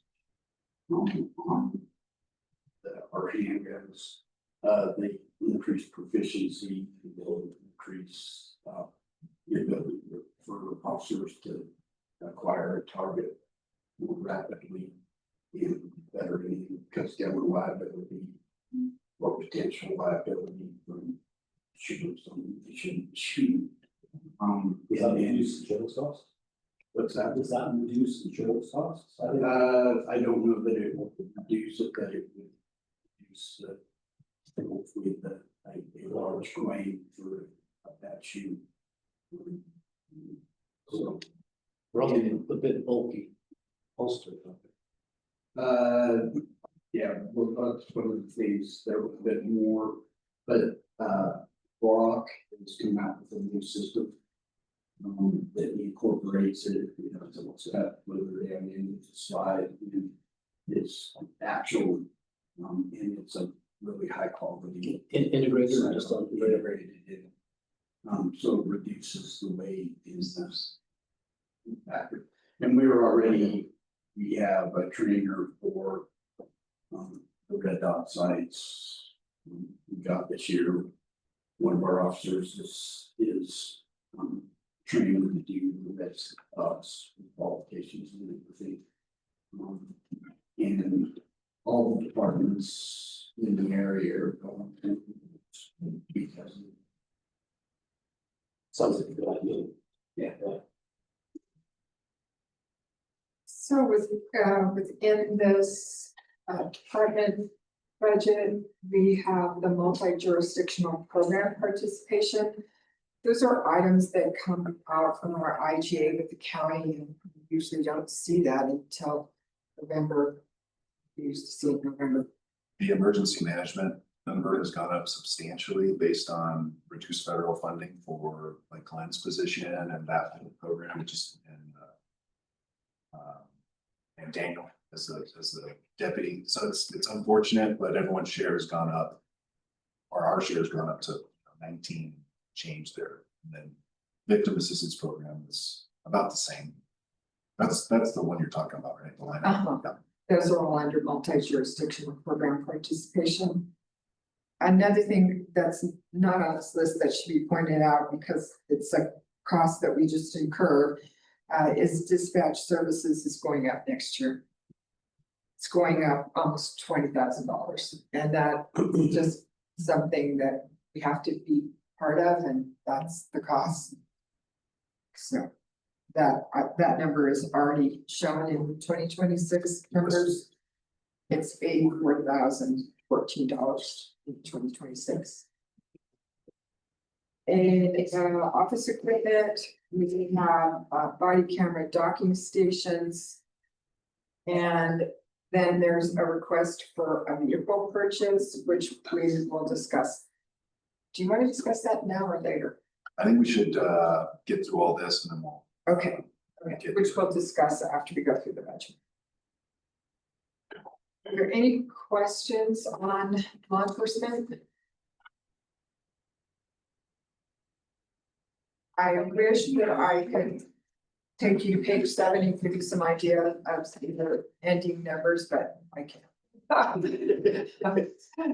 Because don't look at those numbers, because they're not in here. Especially because the revenues aren't in there. So right now it's showing the balance at 2 million. Because the sales. Which I got in at $1,500,000. Okay, now we're going to go into the water enterprise fund. The water and sewer funds are standalone funds. They are considered enterprise funds under state statutes. They operate standalone. They have their own revenues. They have their own expenditures. And so in the water fund, which is page 8, it shows both the revenue and expenditures on the sheet. And the revenues on both water and sewer are similar. We have our service charges.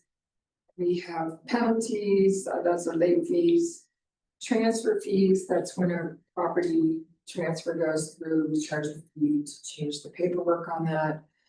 Material labor reimbursements, those are charges that we get for anything that any of our staff does to go out and take care of something on somebody else's behalf, including all the equipment. So that would be everything that we purchase to go in and put a tap in or replacing some type of a line or something. Tap fees are included in there, and then there's some miscellaneous things, including interest income, which, as we talked earlier, was a lot higher this year than has been in the past. Expenditures are similar to what we saw within the general fund. And the water fund staff is including in here under legal, special legal counsel and review code updates. Joanne has been trying for a long time to get some code updates, and that review would be for our town attorney to review those updates once she gets those done. And if you go down into the memo on under the legal, you're going to see consulting and engineering, and those items there that are marked CCS, that's Joanne there. You'll see there, we budgeted again for code updates. We did that this year and she wasn't able to get to it, of course. It's a crazy year. So under consulting and engineering services, we have our water plant operator. If we have a contractual person who takes care of that, that's their contract. We've got a number of items for consolidated consulting, which is Joanne. There's a review of the water tank, GIS review, and verification of location of utility lines, some miscellaneous services, and there's her code updates. We have a contract with Browns Hill Engineering for cybersecurity for the water plant. That's included in that line item. And then development infrastructure inspection. That is, that should say Swiftwater next to it.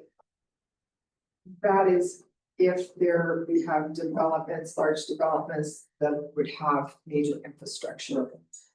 Those costs would come out of that line. Then under training, we've got the commercial driver's licenses. And then the server, which we're splitting 4 ways. maintenance and repairs. There's a number, there always is a number for water. I think all of these are new, I don't, yeah, no, I don't, none of these were carried over from last year, so everything that we budgeted this year that was on the list was done. So we have an air compressor at cell one of the water plant at 10,000, an injection assembly at 600, 2 chlorine analyzers at 12,000, 2 valves for maintenance washers at 2252, and 32,000 for a strainer control panel. They're looking at upgrading the programming for the lift stations. We have 5 water lift stations within town, and they want to get some different programming panels and those, put 10,000 in for that. And then the GAC, which you all probably remember, showing my Granular activated carbon. yeah, granulated activated carbon. The media that process runs through needs to be replaced. Is it replaced annually?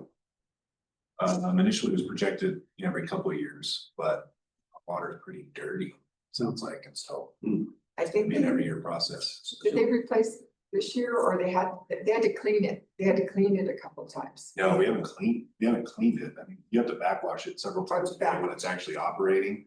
But we're gonna have to be more strategic about when it's actually operating next year so that the media can last longer throughout the course of the year. It also So- sounds like perhaps with our new system, some of that will get filtered out, or at least that's in theory, right?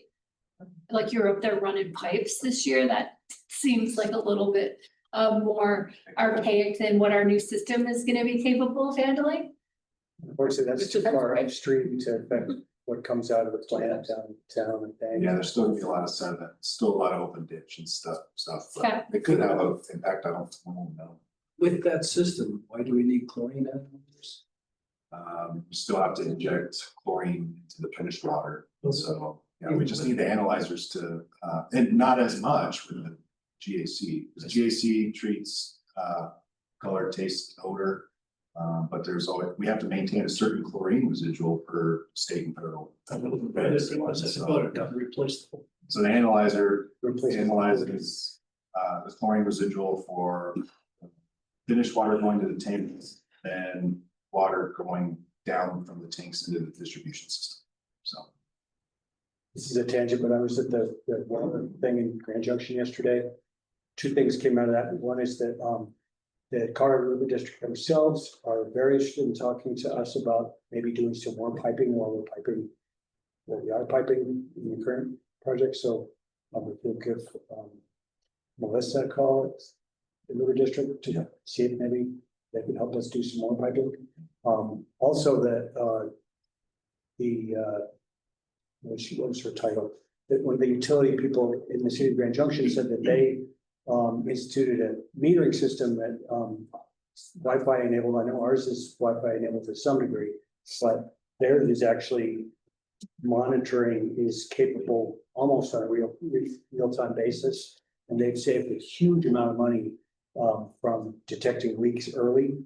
And I think from the number of leak adjustments we've had to do this year, it would really potentially pay, obviously not necessarily next year, but we should be looking at a more, I know we replaced our meters, but maybe there's an adjunct to our meters that we have that would enable us to do that. I know residents asked for that, the ability to check usage on a almost real-time basis, but the potential savings from catching leaks early.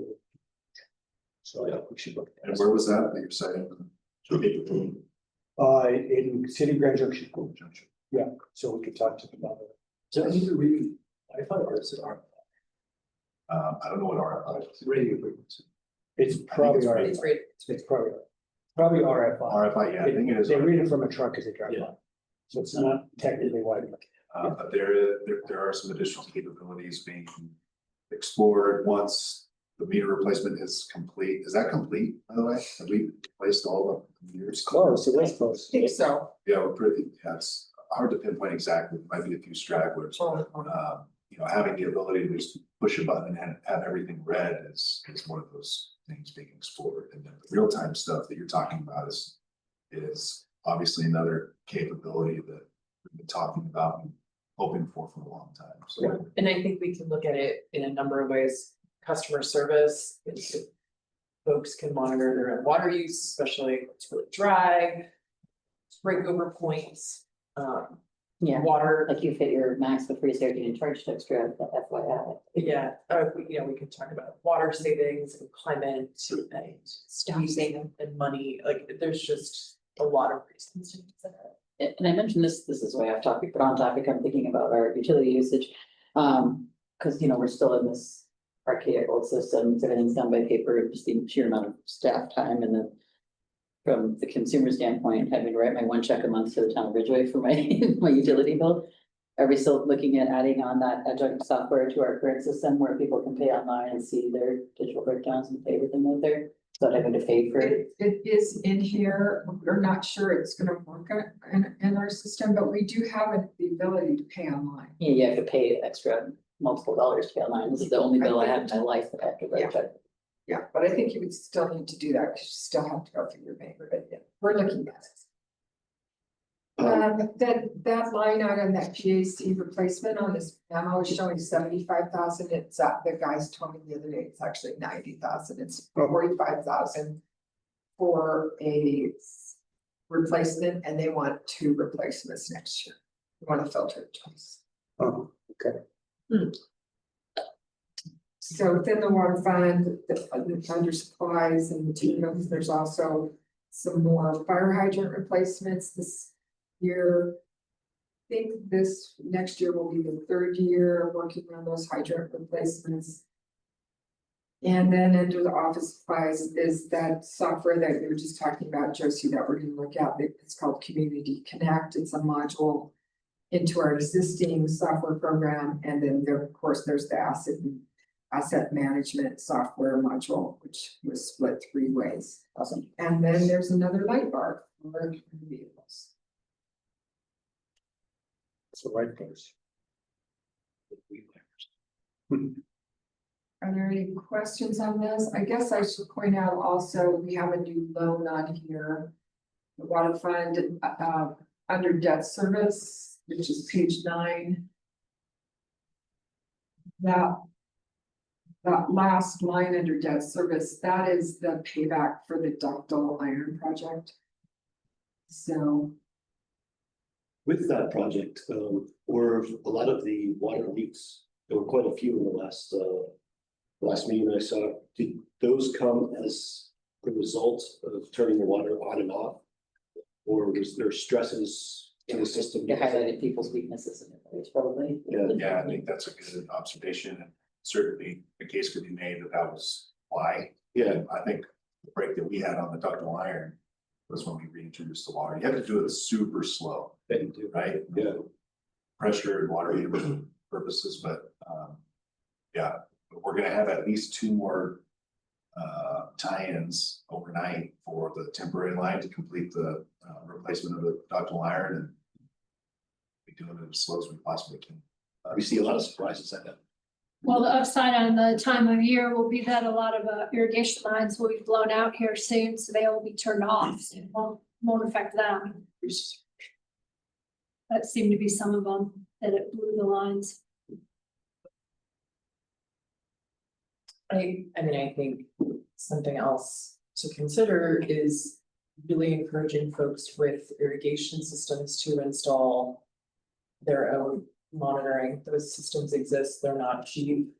But I know we're looking at it now that my house is a rental and we're not there, like having one installed just because for those monitoring reasons. So if there's anything we can do as a town, I know we can't install it for folks, but facilitating them, pointing them towards local plumbers who can install those Wi-Fi enabled water meters that look for leaks.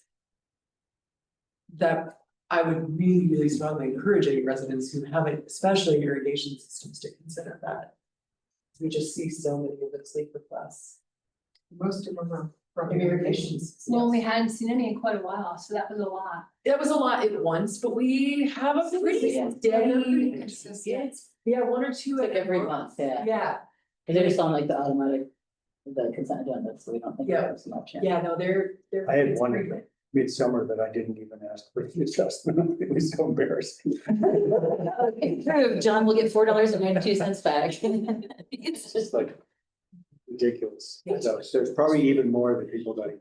Yeah. That's who you're. I tend to. Yeah, it's fine. She's in the same line. When people ask for. Adjustment. Adjustments, thank you. That those numbers seem to Very well. fluctuate wildly. Well, you can have a leak that results in 40,000, you can have a leak Right, that results depends in on how, 100,000. how big of a leak it was. Even like last month, I recall, it was like. This person had a leak of this I know magnitude. who you're talking about, that was an ADU and they paid a different rate for their water. Thank you. Yeah. I did the same thing when I worked them up, I'm like, this doesn't look right, and then it was because. So when did that too? got it. Thank you guys. Yeah, good catch. I thought that, and then I was like, I don't know. And then I decided that I wasn't gonna ask it to be, I'm not gonna act today. Talk about it. So are there any more questions on the water fund? So just in general, when you're asking, are there any more questions? We're not like carte blanche, like rubber stamping all the things that are in this right now, right? We're just getting an education from you on everything that's in all of these. You're getting an education on what I'm going to include in those, so if you say. Yeah, what a hydrant replacement, say, well, I don't think we should do the hydrant replacement. Well, like my question I about. just need to know, right? No, yeah, no, so I guess like from my point then, that, like my question on the Decker room, like that's just $100,000 of asks. Like, that's a lot of money on a line item that I feel like we've had no discussion on. Like $100,000 ask, you Yeah, know, and yeah, that's why we're going through this, but just to be clear, this is. A result of staff meetings, the department meetings, and what Pam and I, Deb, have collectively wanted to put forth. For you guys, if you all wanna pick some items and have some additional conversation, you know, that's the whole point of this, so. Some of them just seem like necessary, right? When we look at the water and the sewer things, it's like, I don't think we're gonna Totally. pick through those, but I see Josie's point about the Decker room. Like, art hanging system or, you know. $30,000 worth of lighting, things like that. I could see looking at that possibly more closely. I don't think we're gonna pick through the wastewater treatment items. yeah, right, yeah, no. How about we finish with sewer and then we can go back. Okay, good, yeah, that's what I wanted right time to ask Okay. was, that's Yeah. perfect, thank you, Pam. So sewer was pretty right along with the water enterprise fund, same types of line items in this year. And consulting, we're looking at our wastewater plant operators contract, say that's the same person who does the water operations contract. And then again, we're looking at, you're looking on the memo, the OCCCS, that's Joanne Consolidated Consulting. A preliminary needs assessment to relocate the plant and that $115,000, that's a carryover. Probably a carryover from a few years. Reviewing capital footage of lines. At 3,000, the renewal of our discharge permit, she does a review of that before we submit to the state. Her miscellaneous services, and then there's the development infrastructure inspection, which behind it should have swift water if we have any large projects, and she needs to go in there and look at infrastructure. And then some code updates, again by CCS, that's under all the items under the consulting line item. For training, we've got the CDL. And there's the server under computer that's getting split 4 ways. Under maintenance and repairs, they're looking at possibly doing some camera work for the sewer lines, that's in there at 6,000. Installing a discharge pipe at 15,000, and they need some switch boxes at the plant at $1,000. Under supplies, we're looking at putting a life preserver at the wastewater plant. which has not been there before, but probably a really good idea, and I think our insurance carrier would be happy. We've had one, it's just old.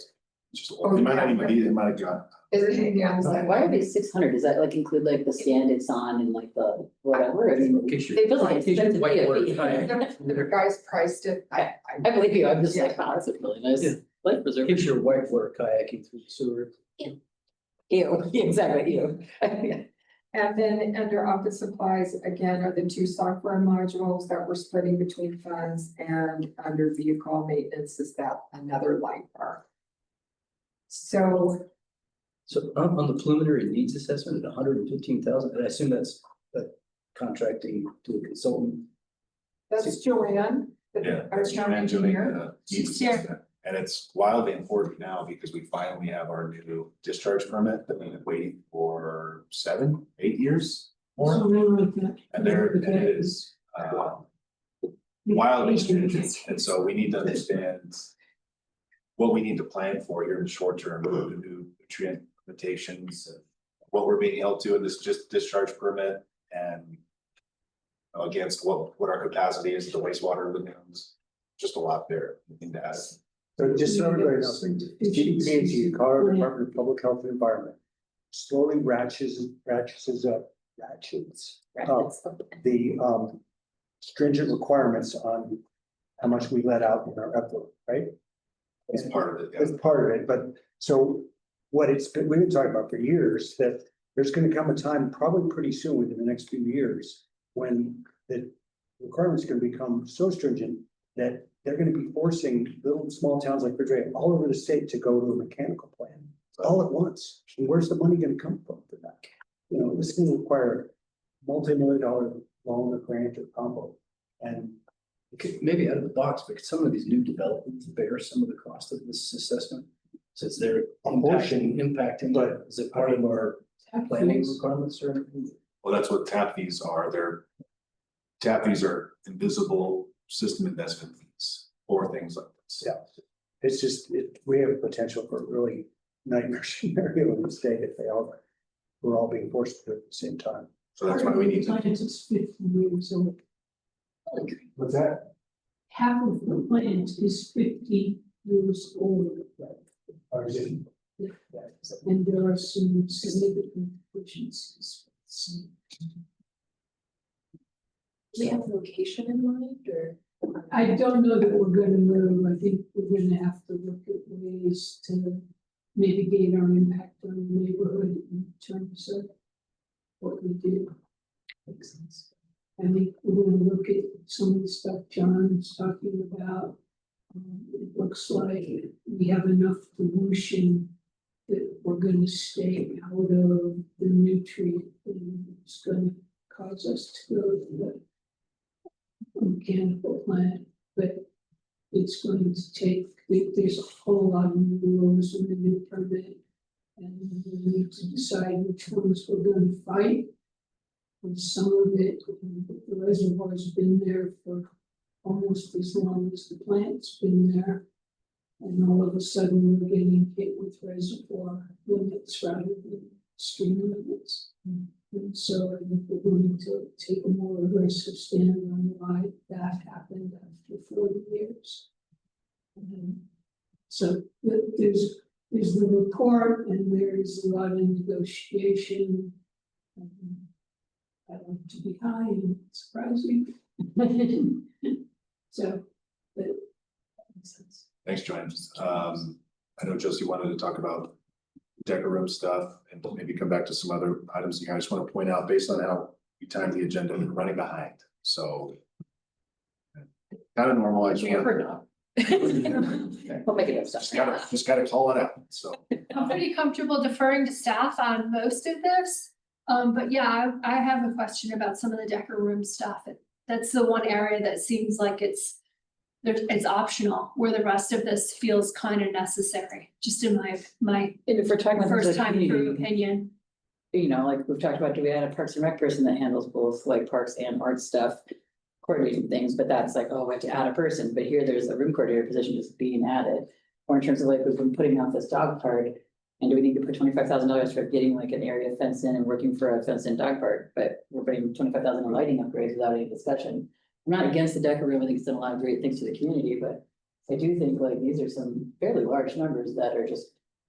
They ask for it and we're gonna say, okay, like, I don't know, I just worry. Just to be clear, I'm actually not proposing that we fund a dog park in 2026. I just think what we need to do is identify a location and get it in the same. Right, that's just an example of like, there's so many different requests from so many different things, I'm just, it's odd to me that the Decker room has some pretty serious line items in here without.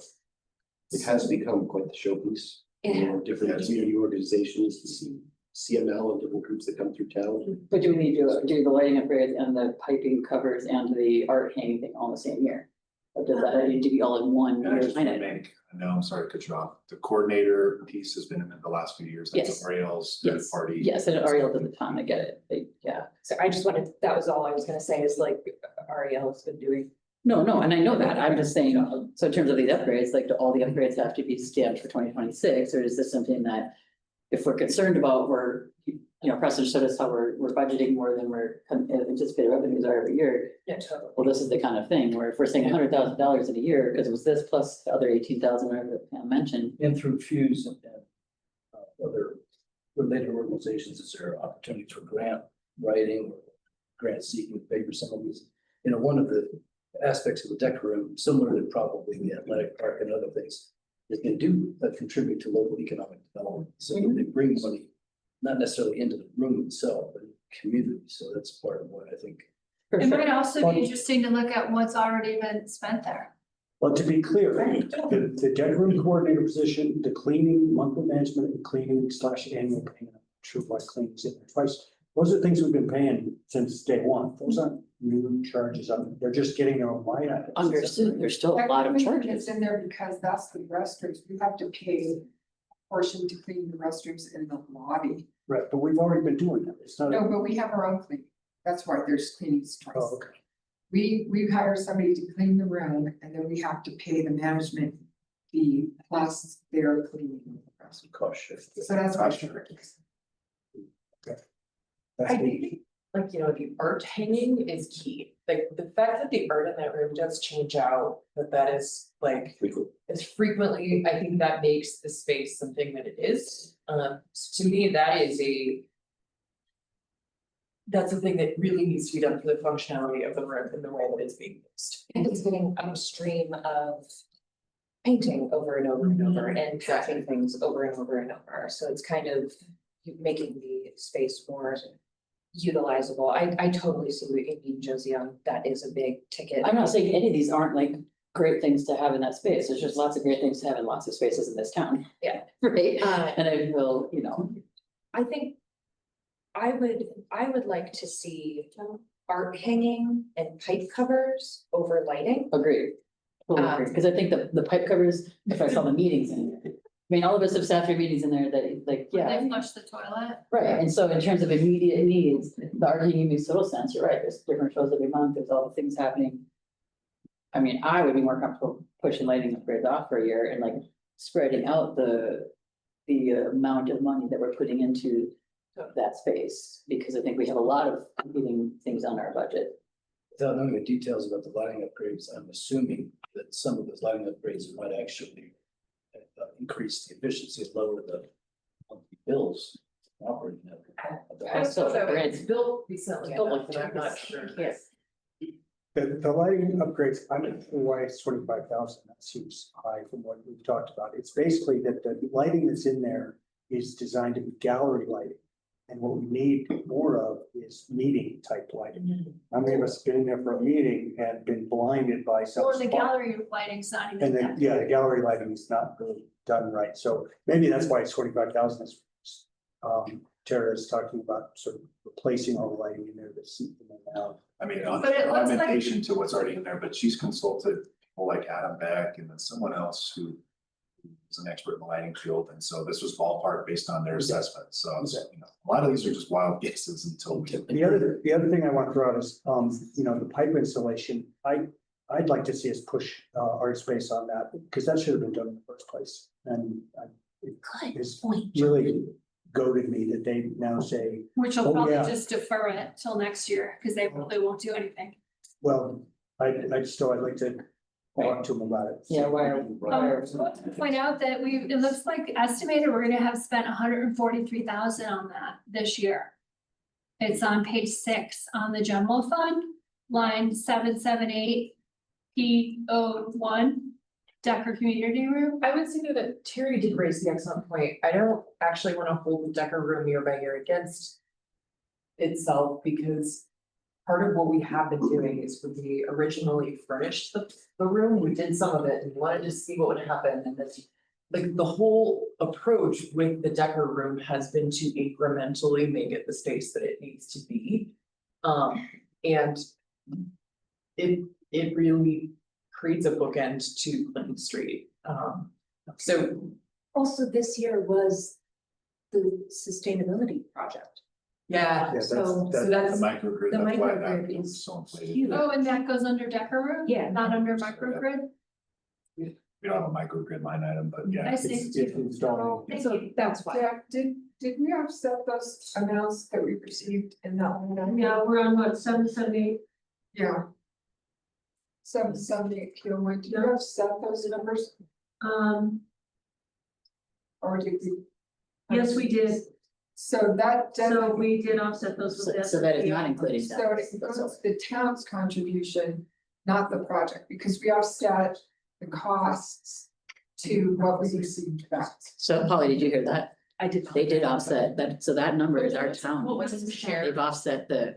Deb, can you tell us what our town's share is when you subtract? So the question was about So, the project, the costs, that we took the monies received for that project and offset them. Is that 31,000, we received 63? So the town's portion was 31? Yeah. So 31 of that 143 would be the town's contribution to the microgrid.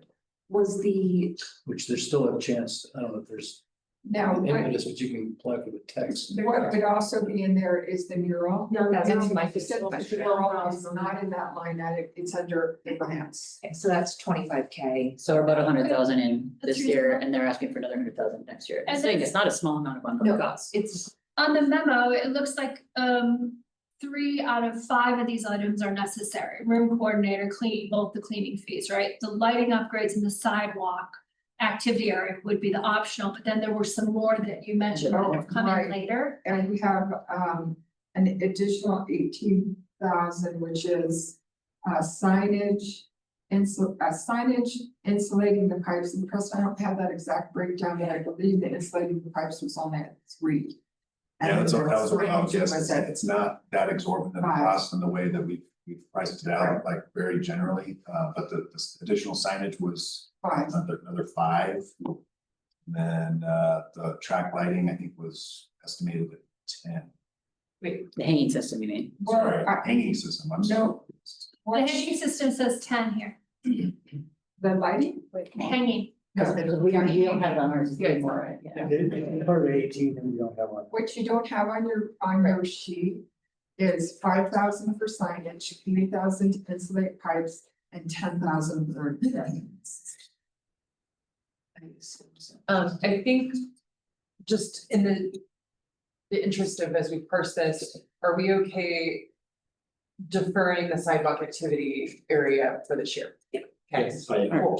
So does that help a little bit? That's 5 out of 100. Well, but, Yeah, it's fine. well, but Totally. But remember, we've already talked about how the room coordinator position is. Totally. My So when we- thing was, I said, are we okay pushing off lighting for a year? Because I don't see that as an immediate need in a brand new space that's only been open 2 years. And now we're putting another 25,000 in, like. I would say maybe one of the things is, could we get some information on, like John said, what is being included in that 25,000? Are we talking about just adding the specific lighting? Like I would like I think we could do a scale down. yeah, what else, what needs to be done, so lighting ones. And the pipe installation sounds like 3,000. I suppose that we could allow for that as necessary, but hope to try to get it out of the art space. We could still pursue that. Although I bet you it doesn't happen. Do you wanna change that number for the lighting upgrade? Well, would there be a $25 number that? If we're specifically maybe focusing on meeting lighting, would there be a number that we are comfortable penciling in? I still think it should be pushed off a year. I just don't understand why we're doing every single thing. the same. It would just be interesting to hear what the breakdown is, because you hate to, have them do it and not do it right, right? And then it costs you more later. Or it costs more to go back to. Yeah, yeah. So It's a good question. in a more educated way, it'd be interesting to just do the breakdown on that. Request for very. Yeah, I think that would be. We can come back with a more specific plan based on, what the consultants have provided for additional better meeting lighting, maybe track lighting for the gallery stuff. And then a more approximate number, so we can come back to the next. That would be great. That was through Adam, you said? Is it possible? Adam was consulted and I think someone else, but I don't want to speak. No. Speak for Tara. Tara can give us more. Is it possible that we could get that to council in a report through email instead of doing it at our workshop in November, because You want to plug in before the meeting, yeah. You don't want to spend an hour on deco room lighting. No, no offense to anybody. Okay. Thanks. Anything else on stuff that you want to call out? Let's kind of see where we get. So what I heard was we're removing the sidewalk activity area, and then we're just gonna get a report on the lighting. Is that correct? Revisit the lighting, yeah. Okay. Yeah. Right now, we were looking approximately right about now to do order food, but Weston brought up running late in the meeting. How do you wanna? I think we should still order food and. Okay. Yeah, we're just gonna have to Okay. adapt, Great. figure it out. Thank you, Deb. Thanks, Dad. So I'm just gonna jump in. I just want to cover a couple more slides. Probably would have been more appropriate to do it before when we were talking about revenue and stuff, but seeing the budget, Pam already mentioned this, we don't have a specific amount pinpointed for sales tax revenue yet. But it is trending towards a little north of 1.5 million, which would be somewhere around 170,000 above what the projected amount was on paper for the 2025 adopted budget. So that amount was 1,350,000. And then you can see in the Bronco colored sales tax. This is the one that chart. was in our packet too. Correct. For estimated year end, you kind of start to see almost the start of a bell curve kind of thing, maybe, but we won't know for a few months, but that's where we're looking. Well, and that would kind of speak to the increased tourism that went, off the charts after COVID, right? Yep. And probably other things are baked in there as well, but that's one of the things that comes to mind.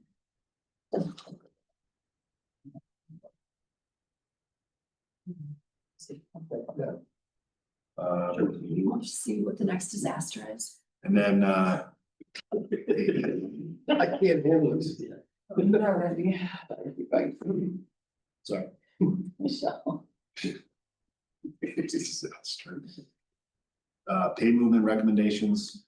We're looking at taking employees their next step on the salary step structure, with, of course, the outcome from performance evaluations, and that would, as a percentage of total payroll, increase would be just north of $65,000. That's 4.3% above total payroll for 2025. And again, there's attrition and other pieces that are factored into that number, with some recent retirements and stuff. That's an adjustment to their base salary, not a COLA adjustment.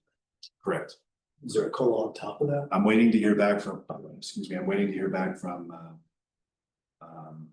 know why I can't think of her name, with Logic Compensation Group on potentially updating our salary step structure or cost, what she coins cost of labor. I just haven't heard back.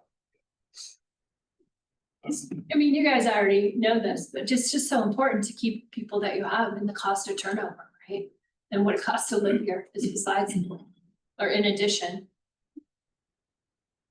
So this could change somewhat significantly with salary step structures being modified. Naturally, everything's just gonna go up, and so next time you see this, it could be significant above this, just that it's that's the end of the PowerPoint presentation, and you know, kind of the budget 101 stuff. We can talk about anything y'all would like, but I think now we could move into the fleet vehicle requests and proposal. And in the packet, we have a great report from Shane. Thanks for taking the time to put this. It obviously talks from the marshal's office perspective and how the new EV and then the hybrid vehicle have been working, but specifically the EV, and recommending the addition or replacement of, I think, the 2018 Ford Explorer with something new in 2026. And you know, Shane, I can give you the floor. Hopefully we had a chance to go through the report, and you can walk and ask any questions you all have. Want to get some direction ultimately.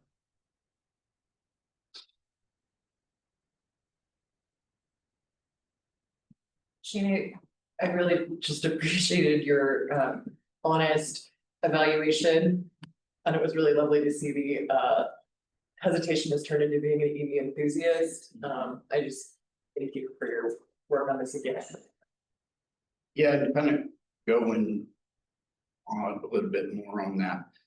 I was really super hesitant last year when the conversation was around the EVs and how they were gonna work in the department. And a lot of that was just based on talking to other departments and people, you know, what they had gone away from it. You know, talking a lot of talk and then just the whole change in the mindset, EVs. I've always had gas vehicles. You know, it was hard to break that. Kind of that mindset. And, you know, then I worked, once we decided we were gonna do that, I worked towards the getting, you know, changing my mindset to trying to embrace it. And, you know, it having to work, you know, because I didn't want to be sitting on the side of the road. But it took drugs and that kind of stuff. And you did fight real hard to get it here. Yeah. And then, yeah, it was a super project to get the vehicle. And so, you know, I do love the vehicle. And in that aspect of what I use it for, it works well. One of the big things though, like I put in here, the charging issues are really the concern about having it in patrol. And until the technology comes along, or until they meet the equipment that we need to go in the vehicle, fits in the vehicles, like Chevy has a Silverado now that has a 500-mile range. Which, you know, would be more feasible to use in our situation, but there's no equipment available. So everything would have to be custom built in order to fit in it. So just looked at it, you know, trying to make it feasible and trying to make it where, you know, I think it would work in the patrol aspect. We'd even, at the time we had the budget hearings, sat down with Preston, Deb, and Pam. You know, I had said, you know, we'll put Ryan in the vehicle because he does more of the administrative stuff. And then, so we were, you know, I was going to present just going with another EV. Well, about 2 weeks after our budget hearings, I had the instance to actually use it for patrol. There's a thing or a condition going around with people that have EVs that's widely known and talked about. It's called charger anxiety. And people that use them for long distance trips really, and it actually, you know, consume some people's lives. With So I felt- where the next charger is, and going to, how they're gonna budget their trips. People schedule, a week-long trips turns into a week and a half trip because they have to allow days for stopping and charging, finding chargers. And that really, I didn't have an impact on me until we got the truck. And I was having to work a patrol shift that night, so I came back from Junction with the truck. And it wasn't fully charged when I left the dealership in Grand Junction. Got up here, used it for a patrol shift. Didn't have a charger at my house. The charger here wasn't working yet. Because we had some issues. Yeah, it has to be connected to Wi-Fi. And we couldn't get it done. And then there was a plug that had got bumped when it was installed and loose, and so it wouldn't work at all. And so I wound up the next morning, because I had to work a shift that next night. I wound up having to drive to Montrose and then figure out that the chargers by Looney Bean and Target in there are Rivian only chargers. The chargers downtown, the only other available. There's 4 Tesla chargers, but you have to have a Tesla adapter to go to the Ford charging system or any other brand charging system. Tesla has their proprietary charging plug. And so I lucked out and there was a charger that DMEA sponsors there that's a level 3 charger. But it still took almost 2 hours to fully charge the vehicle because it was so low.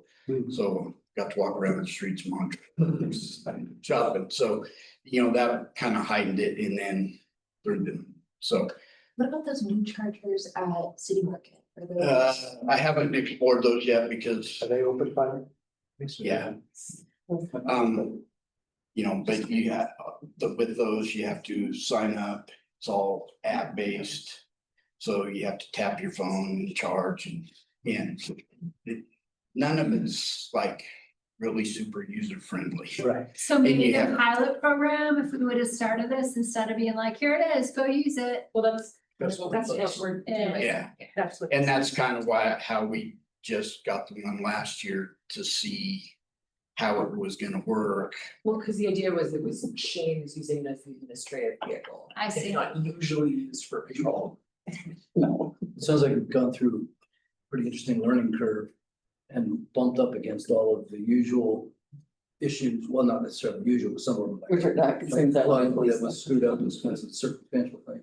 Yeah, One point, just for future consideration. The SMPA board is now considering, based upon Val Schwartz, who is our local representative from Ridgway, getting SMPA to fund and sponsor 3-phase level 3 chargers in the town of Ridgway. That wouldn't impact our budget. The SMPA might actually go ahead and put those in order to further, stimulate the market for them. I don't know the details about it yet, but I know it came up in 2 different board meetings now. So something to consider for probably the near future, within the next year, that there may be a level 3 charger in town. That it's not something that we have to fund. But it does not add town council parking lot, It's open to the public. Yeah. They would be open to the public. right? Yeah. Depending on where. But it's I don't know the located. details of it. The county's talking to the guy that came to us a couple of years ago, wanting to do level 3 chargers here. Parking, I can't remember exactly what person I was talking about, but he's talking to commissioners about doing it down at 4-H. As well as in Silverton. Yeah. He remember he was kind of. The one that- A little bit, yeah, so much sure. Yeah, I have I'm to just check into curious. those. Just curious. Yeah, in fact, I just found or saw a couple months ago that they had those there when I was looking, because the app. The charge point, which is the ones SMPA has, and it's a network of them in the schoolhouses all over Colorado. You can actually look in their app and it tells you where the chargers are. Because I got to Grand Junction on a meeting trip and realized I didn't have a charge, so I was trying to find charger there. And, you know, went through the charge point, and most of them have that Ford, you know, it's kind of. Tesla has that on board too. It'll Yeah. tell you where all the three-phase charges are within 50 miles of you. Yeah, so in that charge point works pretty good, because it'll tell you where they are, how much they are, all the, And if they're being used. yeah, and if they're, so. So we're kind of at the point, you know, we need another patrol vehicle. And my recommendation would be to go with the hybrid. I know it doesn't work towards the net or carbon zero in 2030. But it does, you know, with the one that Ryan drives now, he goes 2 weeks on fill up. And it's getting 30 to 35 miles per gallon, which is much better than even the Ford Explorers that we're running out right now are at 18 to 19 gallon. So a gallon. Does Ryan like driving Yeah, that vehicle? yeah, and it works excellent, you know, it's one of the other things is being on scene for long periods of time. I got into a situation where we were going to a meeting in Montrose and we came upon a fatal crash. And we were there for 3.5 hours with the EV running lights. And actually using it for traffic control there at Billy Creek.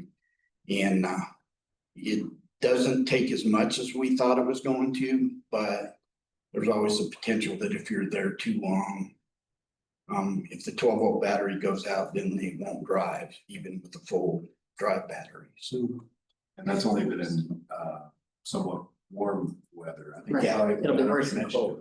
Cold weather. yeah, and the cold weather is a big concern, even with people that that just use their EVs, you know, occasionally. They're the 65% charge is what they're saying. And I talked with the Crestview Marshal, and he said that's one of their biggest issues in Crestview, and it has similar climate. We don't get as much snow, but you know, there's been times down here on the river in the mornings that it's 19, 20 below, according to what the vehicle's saying, and the 65% charge. And then in Crestview, what they do is the officers drive it to their station, and then they have enough chargers to accommodate all their EVs. So they all plug theirs in to keep the batteries maintained during the day. And by the end of the day, he said sometimes they'll get a full charge. Plus, they keep the temperatures so that officers can respond. I mean, it sounds to me like we've got a couple of things going on, which is we still need some charging infrastructure that works for our, we need level 3 chargers available for law enforcement. I mean, that's kind of the bottom line. And then the second piece is it sounds like we need more big communities to get on board, so you have additional inventory to pick from in terms of what vehicles and supplies are available. This is the downside of being a small Only one of community those trying could to go be, there. well, it's the downside of being a small community being the leader here. We just don't have the market share to push those outfitters. Well, I would weigh in, you know, on behalf of the Sustainability Advisory Board. Speaking from my own experience, but I'm trying to represent their viewpoint. The net zero 2030 goal is just that, a goal. And so you have done an incredible good faith due diligence on this process, realized what limitations you're running into, and still have that goal in mind. So it's not like you're dissing the goal, but your conclusion, I think, is in keeping with your experience, and I support that. You know, Preston mentioned that we may need another public works fleet vehicle, and that may be a better focal point for the near-term fleet conversion. And with that in mind, there's 2 grant opportunities that are coming up. One is the System Impact, or the Impact Accelerator Grant, which we did put money in for some potential fleet conversion dollars should we get the 2 million or the 5 million in addition to the smaller 500,000. There's also a grant that I brought up briefly in the last council meeting, which we can apply for in the next couple of weeks. It could cover 50% of the cost of an EV fleet conversion, possibly for the public works. But I wouldn't recommend, based on your good faith due diligence, that we try to, overemphasize the need to go to EV for patrol vehicles at this time, based upon all that you've discovered. And so bottom line is, I agree with your analysis, and I agree with your conclusion, and I would support your conclusion, even from the point of view of the sustainability measure. Thanks, Terry. I appreciate you saying that, Terry, and then that's a good segue into on the public works side of things. We had a good presentation that changes did for the new fleet vehicle that is being requested for Jeff Rivera, because the truck that he drives is old. It's easy for me to just say, but it's old and it has a ton of miles on it. I apologize, I don't know the mileage. But it's time to replace that vehicle, get something new in circulation. So, like you said, perhaps that's worthy of consideration for something beyond what. And also a target for these grants. I mean, if we have to have an identified target, probably, because of the critical nature of your operations for the town and the safety of our residents, I don't think it's. It's a great goal to keep in mind. We're talking about 2030. We've got 6 years, 5 years to continue down that path. But at this point, based on the limitations you've seen, I don't think it's prudent to try to push the envelope too much at this stage. Well, the other thing we're not mentioning here is we are buying a hybrid. Is what? We're buying a hybrid. Yeah, We're right. not just like, we're not ratcheting all the way back. Still goes towards goals. Yeah. With diesel, yeah. I just so we're clear, like we're talking about it as, oh, we still haven't gotten there. This is a massive It's a good step step, forward yeah. from where we are. So, As long as you guys not able to see the harvest. And so, sorry to jump in again, but what has been proposed from Public Works is we budgeted about $40,000 last year. Said that issue was exactly $40,000, and ultimately what was purchased per council direction is a hybrid, not a plug-in hybrid, but a hybrid truck that Stephen Schroeder now drives and loves. I won't speak for him, but I'm sure he likes it. I don't see him very much. He's always driving it. Oh, power loose. And that those are the trucks that have been explored at the same amount, 40, and they are 40 grand, and they are available for just under that. There's several options. I have here the staple packet that I was provided 2 days ago. So for the record, but that is for a hybrid electric gas vehicle, but not a plug. Well, the SAB would be willing to support the effort to work with Eco Action Partners, who has, I'll bring this up later, there's a grant funded person that's been helping us write the grants at no cost to us.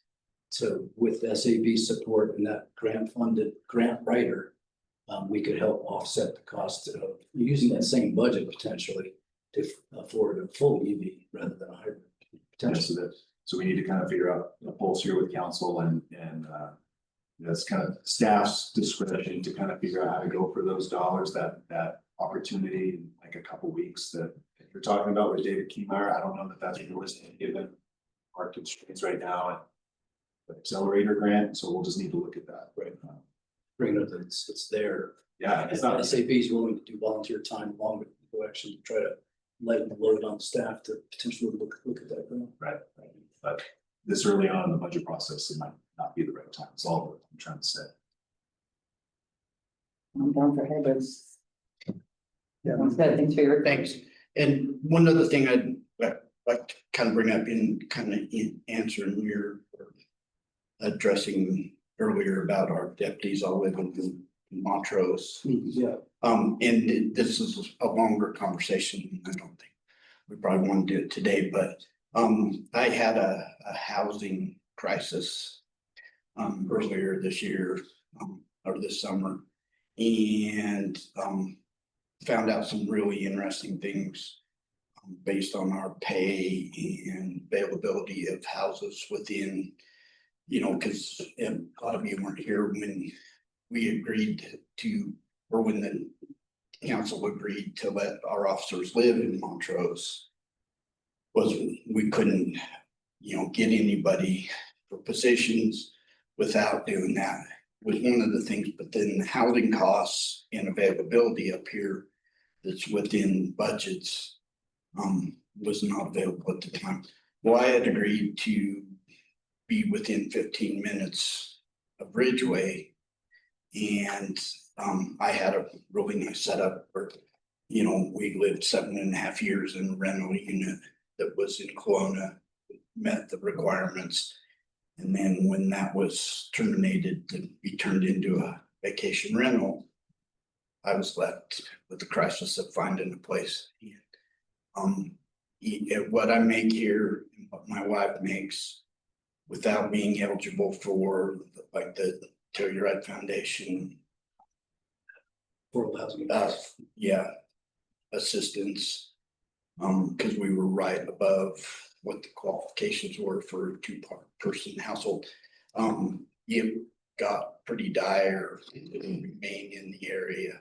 And there was only 2 houses available that we would even be able to approach, and without that down payment assistance, there's no way we could touch it. And then it would compromise our budget every month and yearly to be able to afford it and live even close to this community. So Well, thanks for bringing that up. And I guess the point you're underscoring, what I was making is that our focus and emphasis on spending money for housing issues and affordable housing has downstream effects that cost us money in other areas. So not having affordable housing for our law enforcement, like schools, like other workers, is costing us money in other budget categories, separate from the trauma that you're having to go through personally in the situation, which I think we can all appreciate. Thank you for bringing that up. But these things are linked. Oh, yeah. But, like I said, I don't want to take more time, but I did want to mention that. I should appreciate you sharing that story. 'Cause those are powerful moments when trying to explain what these line items look at. And I feel like it's the conversation I have repeatedly with people of all sorts of walks of life. They're like, when is my help coming? And I think everyone on this council knows all we can do is keep grasping at all the opportunities to find all the slots. Do the next right thing. I mean, Well, I don't know if this has been an option for Ridgway, but I know, when I was up retired on the housing authority board, when some of the affordable units would become available, the town would have the first option to have them for emergency employees. but the problem is We don't have Shane any. would have to qualify to be the renter. We Or can buy it, or but we modify the qualifications based on the need. yeah, so I mean, that it is, there's a couple extra layers and then. Yeah. Not to mention financing.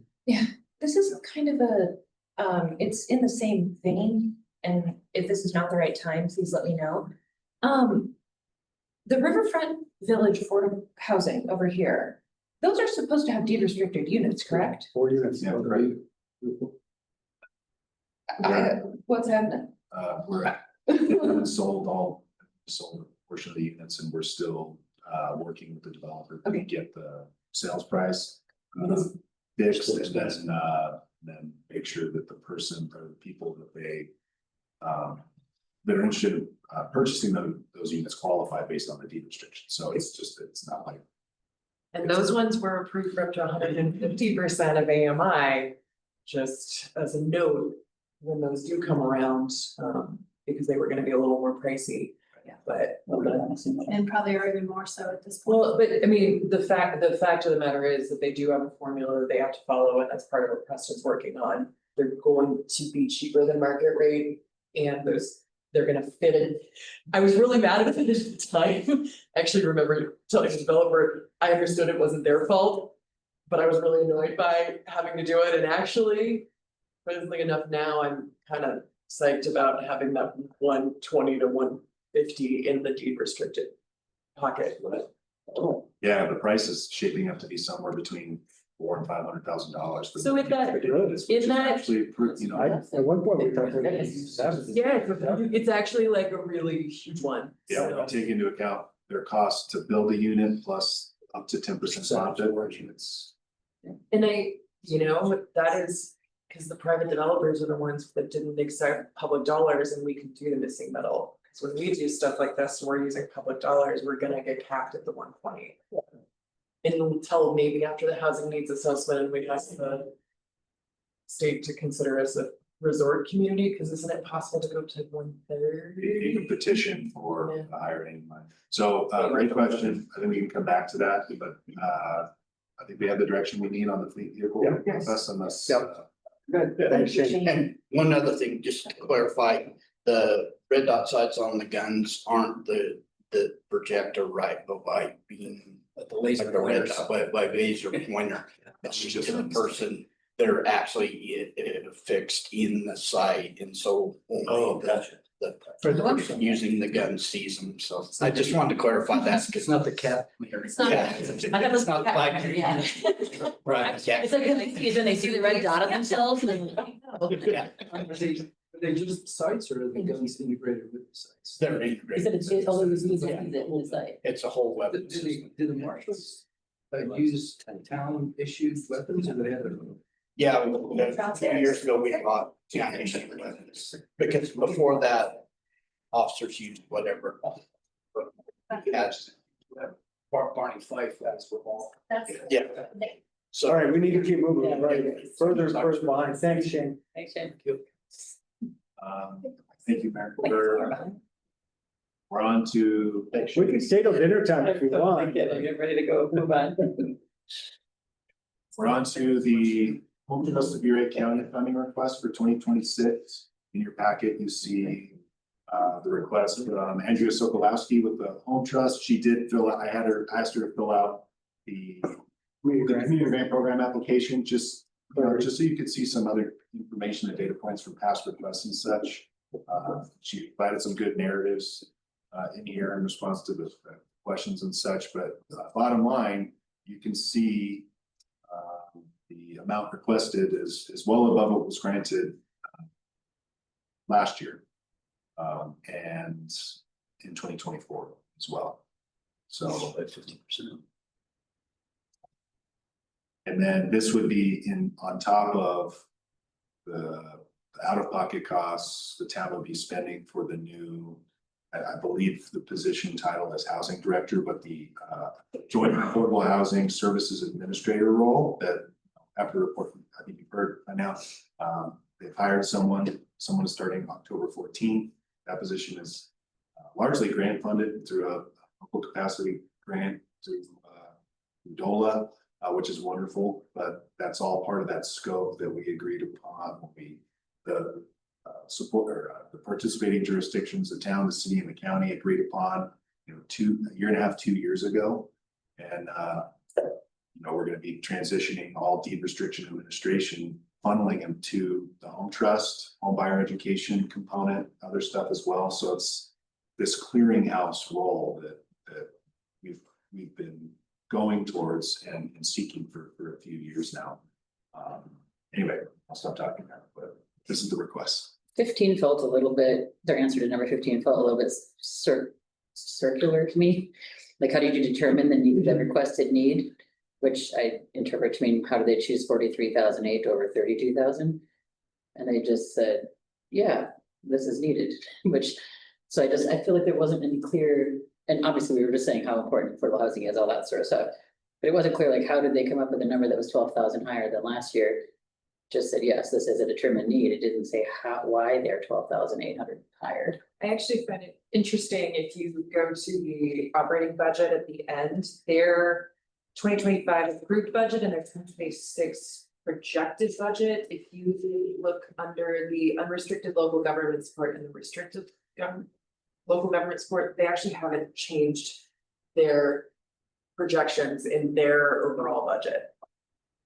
I found that to be interesting. So I think we've talked about this with other groups before. Sometimes you ask to see if you can get, but you're not necessarily planning on the increase. And that based on their documentation would Be the the case. case here. Yeah, that's I'll true. make some great points and, just to add to that, this is a philosophical point I'm trying to make, or a question rather. At what point do you need to continue seed funding? At what point does it need to dial back? At what point does it stop? Yeah. the information that was provided doesn't provide clarity on how much longer they're gonna be seeking this seed funding. Yeah, is it really still seed funding if it's many years in? For this relatively, it's still in its infancy home trust. I serve as the town's rep on the board. I think you'll remember that. I think you do great work, Andrea, Kelly, et cetera. But at what point is this ask gonna stop going up and up and up? So to that point is, and I didn't study this in incredible detail, but you're probably familiar with, is the scope of services. Has the scope of services increased commensurate with the increase in the requests? Doesn't Or say. is it the same scope, but it's just an increase in levels? I think most of they've got potentially the Sherman Street project, but I think the rest of their proposed projects are in gray. Right, that's So, I mean, which I think it's all a piece of the puzzle, you know, and the array is within our 15 minutes and all of those things. You know, I think this kind of goes back to some of those ideas we talked about last meeting, just last week or this week about, you know, workshops and actually needing to sit down and hearing from the Home Trust on what is your vision in the future for local government funding? Because that would be, I think, how I would want to open that is, tell us what your vision is. And if they're requesting almost $44,000 and they are our, please help me with the name, my brain's not the housing administrator. Like, that feels like, and they're asking for a lot of money stacked. So I think we need to remember, the housing administrator has a scope of a scope of service that has a very itemized value to the town. Right, you are managing our deed restrictions. Hopefully some functioning as this one-stop shop, and that is a service to town. So it's like, I think about that is there's one less person sitting in this building managing that on our. Or the specific, as what I said, we're requesting general operating. Right, so what I'm saying is, let's take the housing services administrator, because that's been delineated for us. Like you said, Josie, this is Andrea's salary, this is Kelly, this is which is valuable. But Certainly worth a discussion. but I guess based on the timing of where we're at. My current. We've been to this council in terms of where we want to start the discussion is. No higher than 2025 levels, Not a decrease, as long as some funding. but I think that's a discussion we have to have. Another question needs to be asked, you know, if we're looking at difference between 32 and 43, which is what, 11.8 maybe. In the grand scheme of things, we we're just talking about $25,000 for lighting the decor. I know, yeah, that's fair. So is the Fair. bang for the buck here commensurate with what we're gonna receive as a community for that incremental cost? It's very fair. I also just think they didn't answer that in the application, and they had a chance to answer it, because number 15, that was my first point. How did you determine the requested need? Like, so they didn't break down why they needed 12,000 more this year compared to last year, they just said, yep, this is a need. So we take it back to them to have that. And so, you know, I just feel like if they should have had some sort of justification for why it was a $12,000 increase need over last year. Well, they itemize it They did, in yeah. item number 12. Yep. Please attach. The attachment. I mean, you can argue that's still not right there, but they did lay it out. Primarily personnel costs. Small consultant supplies. I mean. Yeah, I don't know. So. I like, Preston pointed out that this is an ask. But they don't necessarily expect they don't necessarily expect to get that. What we often do and have done in the past with Lucky Collection Partners is come in somewhere in between or. Yeah. Well, the trending is 34. That's what suggested no higher than last year. Well, I was throwing out a place, not necessarily advocating one way or the other. I can see giving a small increase, but. Yeah. because this is definitely a valuable service, what we're doing. It's also helping to fund people who live in town that want to try to remain to live in town. Yeah. Which is, kind of workforce.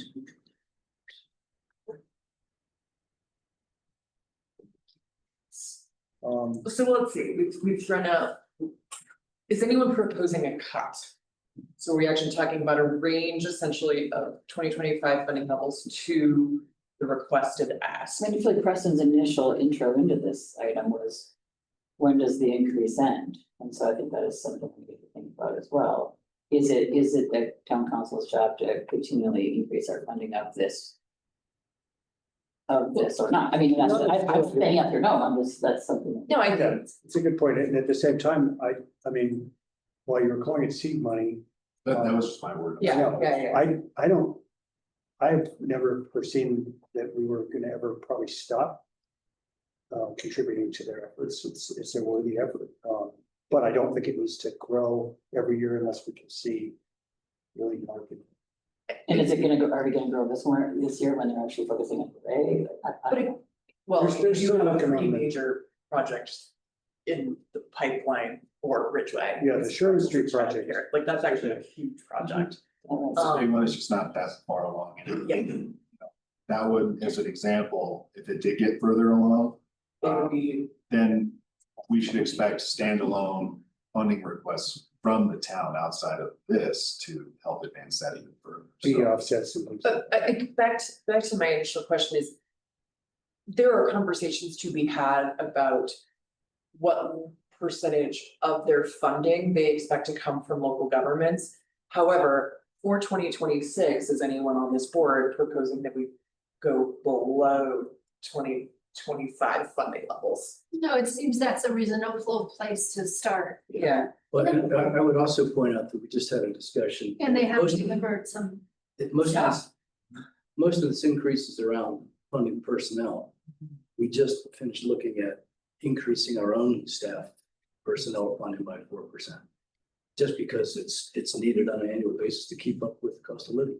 And So there is some, precedent for, the fact, to your point, this constantly go up. I think we should expect it will constantly go up because. It's their job to fund the personnel. And they've taken on the managing of the housing authority, right, and that's separate from this, but have they hired additional staff to do that, or are they doing that in-house? Yeah, they're planning to. They haven't hired additional. They sent around a resume of the gal that they got. Well, so what were we doing as our base adjustment to salary? It was 4.3.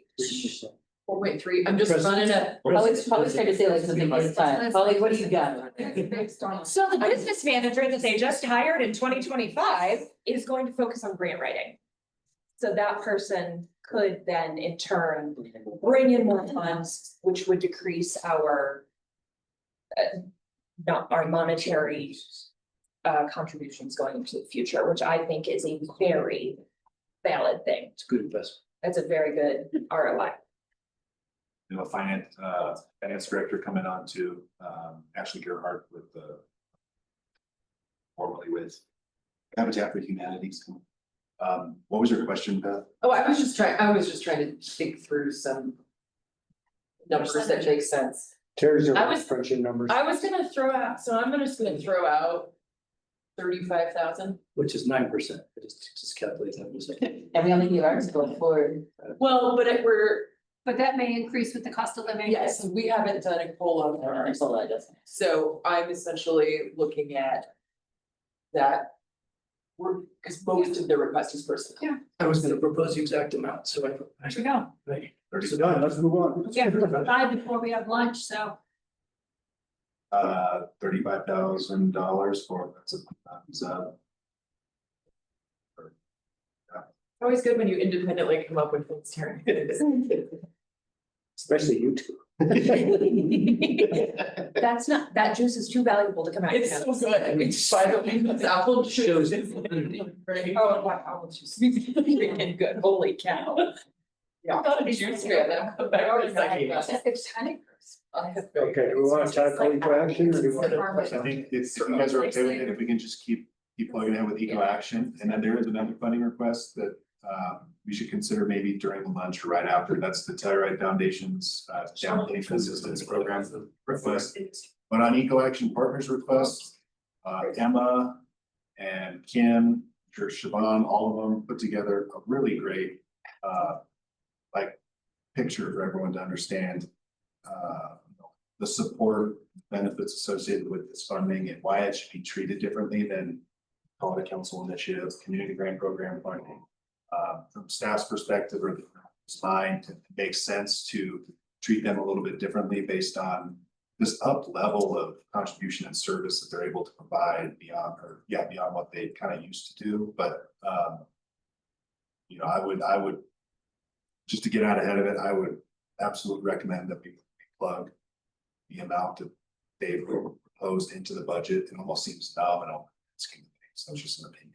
And I'd like to further that, and I appreciate that perspective. Just as a point of comparison, the town of Mountain Village, the town of Telluride, San Miguel County have full-time staff members that do what these guys do for us at the cost of about $100,000 per staff member. You fully load that, but if you were to just take a single piece of what they're doing with us recently, which is this Impact Accelerator grant, that they have a grant funded person that's writing that grant for us. If you were to come to me and ask me as a grant writer to contract with that, I'd be charging $150 an hour. It would be like $20,000 just to write that one grant, which we're getting done free.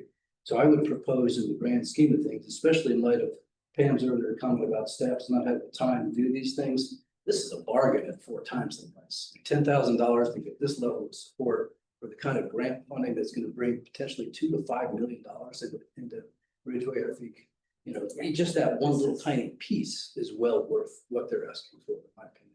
Let alone the fact that they attend regularly the SAB meetings, they attended our grand opening for the ribbon cutting, in full support of us. I think this, I'm frankly surprised it's as low as ask as it is. But it includes all the other day-to-day, month-to-month stuff, Snapple's Energy Board Administration towards that. And we now have Beth as Beth, are you on the board? Only now? Okay. Yes. So anyway, does anyone have any concerns about the amount? No, but I just want to throw out, I was really hoping, I thought we talked about it, that one of their things that they do in a huge way in Telluride is coordinate the zero waste effort at their festivals. So I thought we were gonna get that plugged into our, I mean, to have their support and just a little bit of load off of Rock and their efforts would be huge. And I thought that that was in the. Did they But we provide could also approach that as a service that we pay for separate from our funding of them as an organization, in exactly the same way as we're doing with the Home Trust, where that is we need your support getting our concert series to zero waste, and we're willing to expend dollars on that. Fee for service. Yeah. So they don't, sorry. Go ahead. They don't really, the way I understand it, you know, we consulted with Tyler Simmons. They don't provide the service. They, you know, Tyler came and like audited our procedures and stuff, but the way Beth described it is, I think the route that we would need to go. So Planet Bluegrass pays them to do it at the Bluegrass Festival? Yeah, Tyler's like contracted through that, something else from these festivals. And okay. To run Right, my the mistake. service. Well, then they get volunteers and they offer passes for people to volunteer and do it. So, and I'm sure there's probably a payment as well. Station, yeah. I did it. Done it, I guess. I got a pass for helping to sort compost. It's fun. Yeah, but I have that on the list for us to, Work on it. start working on May 26th, if that makes sense. I think that's tough. Well, one of to the previous point, you made it, the 5 of them that run Eco Action Partners, they're able to leverage all of this other grant funding, which basically gives us a professional staff of 5 that is leveraged by other grant money that we get to tap for those $10,000 a year. Okay, so it sounds like there's consensus that this. Yep. I'm good with it. I'm good. Okay. Would you all like to, go Grab back and lunch. consider? Let's do a working lunch. Sure. Should we grab lunch first? Yeah. So they have right back to get one, they forgot one of the things. So she's So on her- somebody, who is the person? Joey's been up there. Mine. This is weird. She was on her way right back. Paper graphic. It's funny, the easy one. Thanks for your input, Preston, on that very direct input on the Eco Action Partner. It's just nice to hear you being direct with that. So just. Well, you know, Talking in circles. it's a fine line, and you can't influence the input support. Thank you. Yeah. It's nice. We're gonna make some here. Yes. Oh, no, Josie's right here.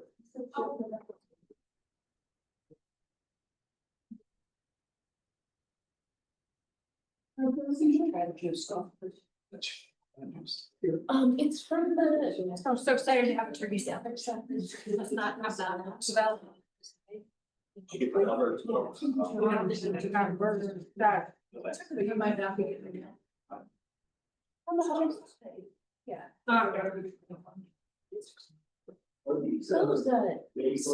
gums were so. Yes. I never had any neighbors tell me that we're just coming down from one day on Saturday. We're easy. Skunks So good. Yeah, and the chicken. did you try the gluten-free ones? Really good, that's where you, it's hard to do a lot of things. Yeah, I'm trying something. I won't know that was not. Yeah. Oh, Kevin, you got it. Sweet. Are you in Dave? Ricky Morty? No, I have a second choice, which is fine. The new album came out and I'm singing one of the songs. That's somewhere. That's what's happening. Yeah. So, you know. I took yesterday off. Wow. So. She really And I'm like, I don't know how I feel about that. I love it. You can write what? I was not expecting that response.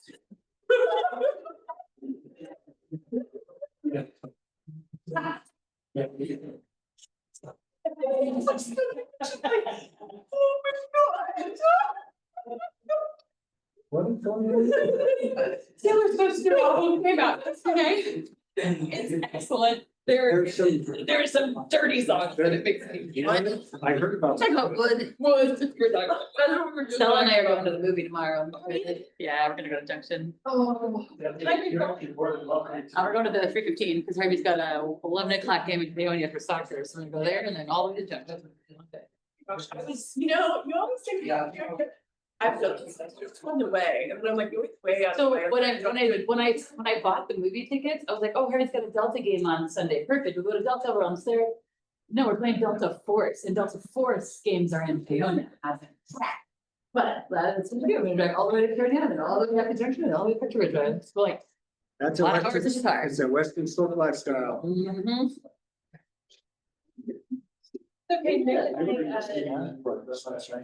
like a random day off or like a half day. He got done at like 10:30. I like bike ride or hike. I was like, yeah, it's all good. They called me back and was like, Brian said we could take his car. Let's go for a ride instead. So we went to Durango. We went to Durango and came back. It's to see you. That's why you could just come with all of Stella's volleyball games, because in the last 2 weeks I've been to Newport, Natarita, Northwood, Macus, Dolores. Yeah, all I do is drive around. I've seen all the fall colors for the last like 2.5 weeks, because every like third day, all of our games were away games and they were all over the West End and around. I was like, I've never driven, and then yesterday was, or this week was Thursday was Telluride.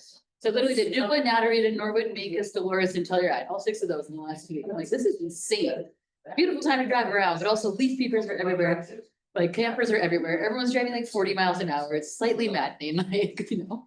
40 miles an hour is like. I think we're doing. Yeah. I had that actually Oh, yesterday. I was like, Which one are you? sorry.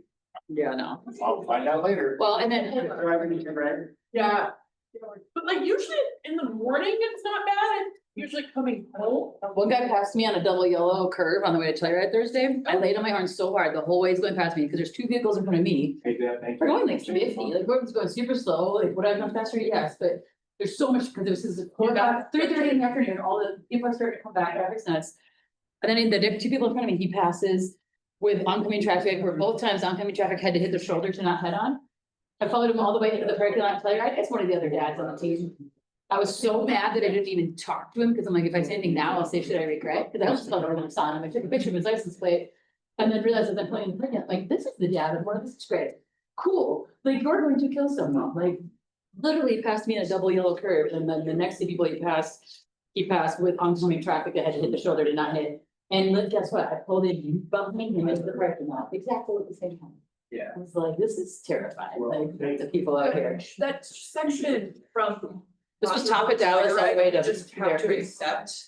You're not gonna. This was coming down Dallas, this was top of Dallas to, I don't know, like, what's the turnoff, whatever, like that, it was like that first 10-mile section coming down Dallas. That's where he was like, Are you gonna stay talking?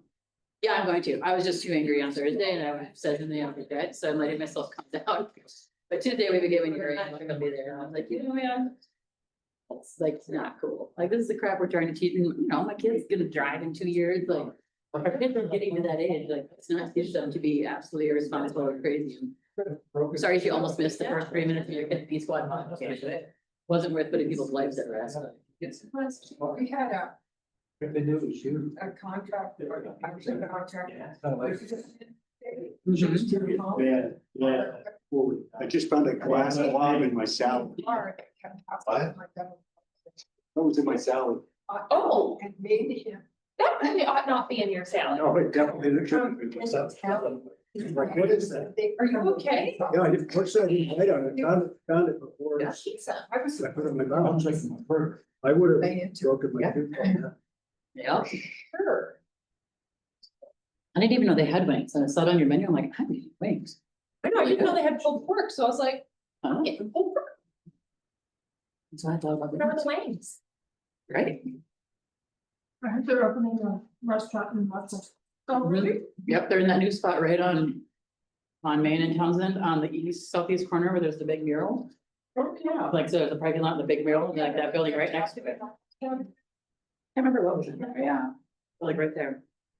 They're getting a lot of complaints about How come? it. I heard about it at CML. Oh, really? Getting complaints about what, the mural? Mural, Oh, Why? they didn't do that. The mural, rest, was the there. restaurant, they're, Eatery's gonna put a restaurant next to where the mural is. Right talking next to about it. the mural that's at Main and Townsend. Yeah, on southeast corner there, southwest corner. Yellow, the blue and orange one? Yeah. The mountains. Why? I didn't even complain about it. Well, because it's public art and like, you just will get complaints about public art, right? Yeah. Because bad bunnies. I'm curious if there was like a theme of what the complaint was though. I've I don't been like being orange fed or like. so many like TikToks about it and it's great. You know, when the artwork came out for the, went on Face Creative, Oh, yeah. somebody actually said to me, it's too colorful. I did a few Facebook responses on that thread that, because that there was getting out of control and I was like, okay, come on, like this is. People were getting a little nutty, but. This is the first. Do colorful? That's On space. But that's why I'm like, just we'll have like open on who gets on the committee. Yeah. And you aren't gonna like it all. Well, it's like the Like, it's person who fine. complained about like how we should have. The benches, Pickleball courts. these propane tank benches that we put in, that was like a whole thing Yeah. too. I mean, those do suck, but I also was not on the board.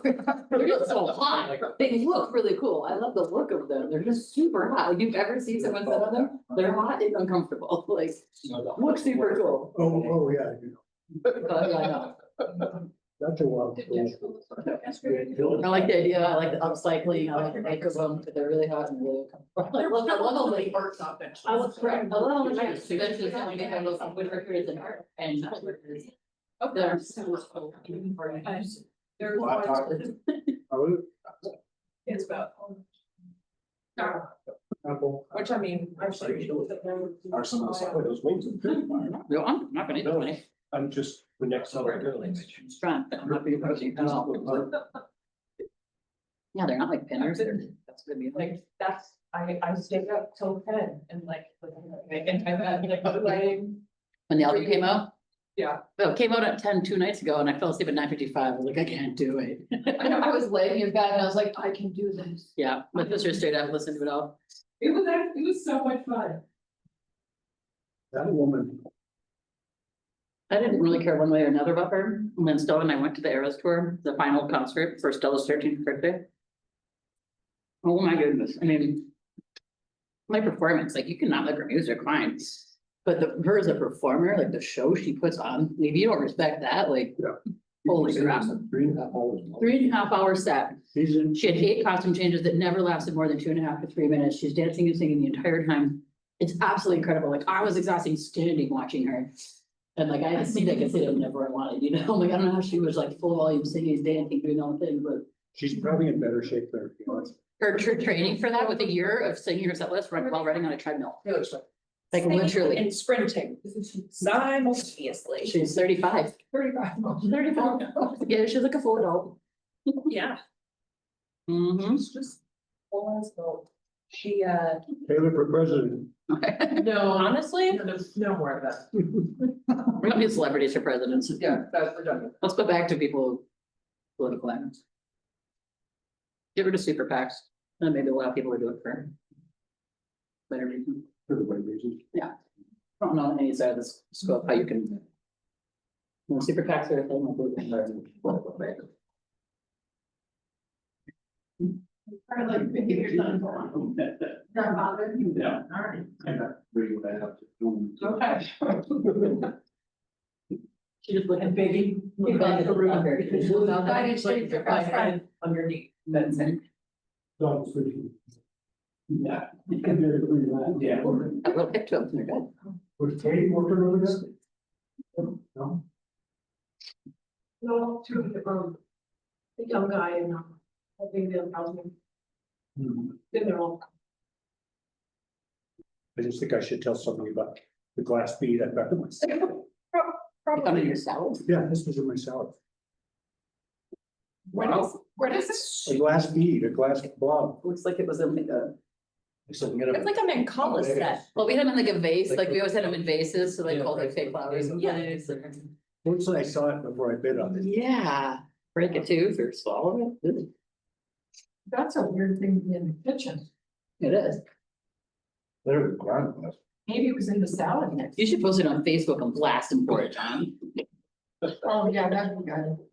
Totally kidding. I'll let you- Totally kidding. I'm so tired of Facebook warriors, like. Well, I do want them to know. Yeah, you can call them, let them know. Let it come up some of these necklaces. Maybe you want a prize or something. It's not actually a bead, it's just a blob. John, your offer's done. I do too. Yeah, I'll do. Maybe it was on purpose. That's what I just said, maybe it's political violence. Maybe he won the $100 for having Yeah, right. everything in his book. Oh, it's like the. Right. Kidding. As a joke, this, they were saying. Like the Mardi Gras day. So, Thank you.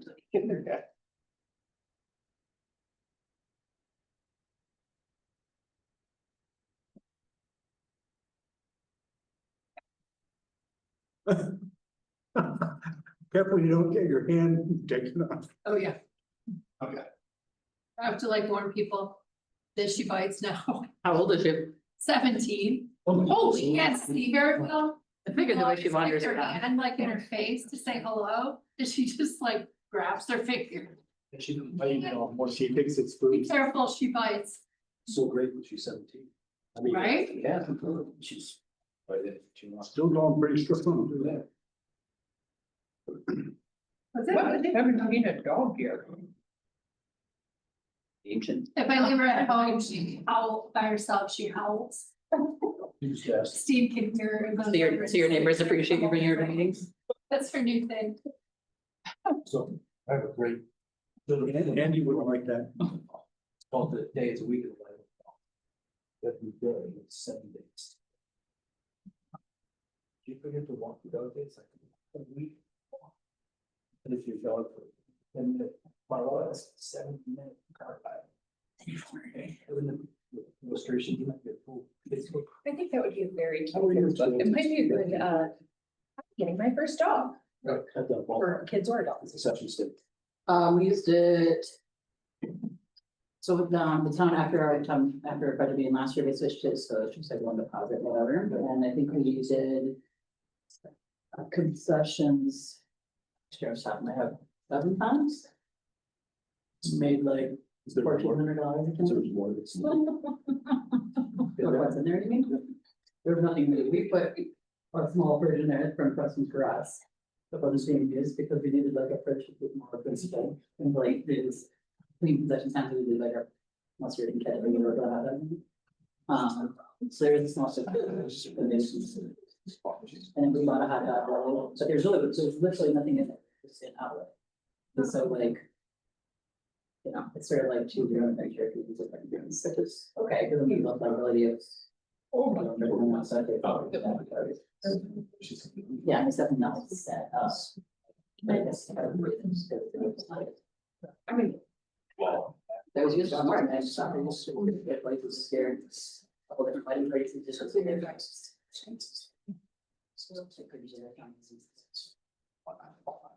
Yeah, used, but then I was used for it. All right. You're talking about like backyard? I know, right? I know, it's like, I'm certainly actually like some of those. Posting it. A couple.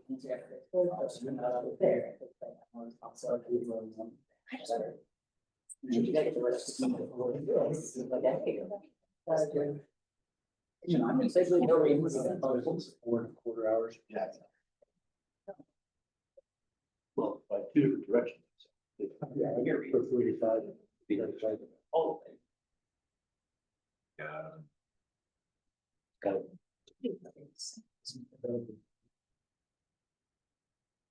Let's go with this rain. Oh. You just smell on. Yeah. Squall that came in like wild 5 last night.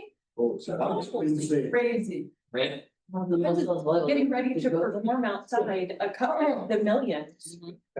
Couple drops started coming down and I was like, this is way too, like, this gear is way too expensive for me not to pop in. Did you see it coming down? We did see it. Oh, yeah, I saw it coming down and then I was like, maybe it'll go around, and then we started getting a couple drops. And I literally just brought Stefan's pedal board inside. And then I like turned around and caught the pop-up tent and it just like bent to shit and like, sorry, Aaron. Like, was it It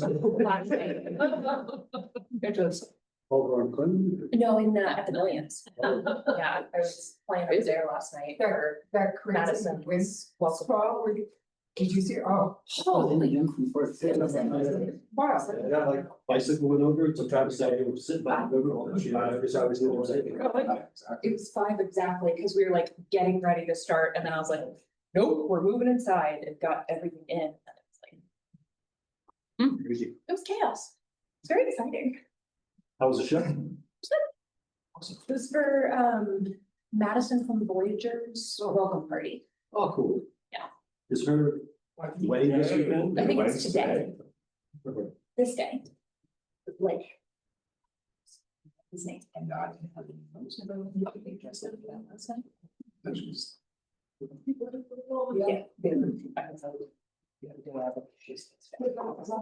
People maybe should.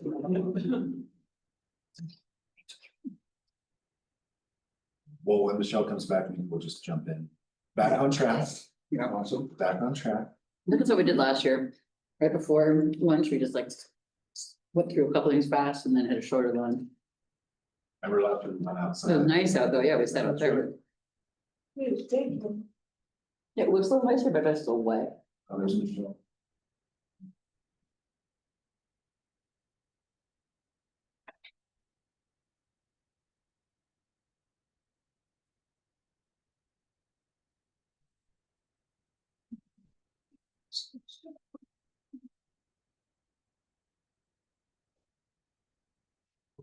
Oh, man, Angela Kale just got back from here, her schedule looked amazing. a really nice list and they go. Awesome. Charles Wheeler's, Becky, Yeah. she's on her way there right now. Really? I haven't just started.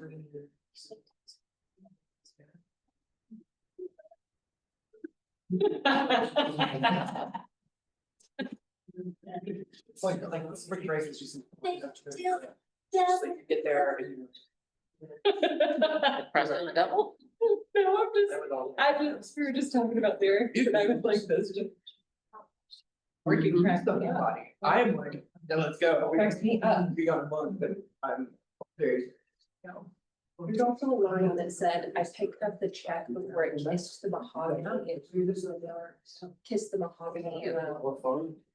brain. It's like, Jay picked up the check before they put it down, but that's like such a thing. That's like, I already got the check. Oh, yeah. But yeah, we're at.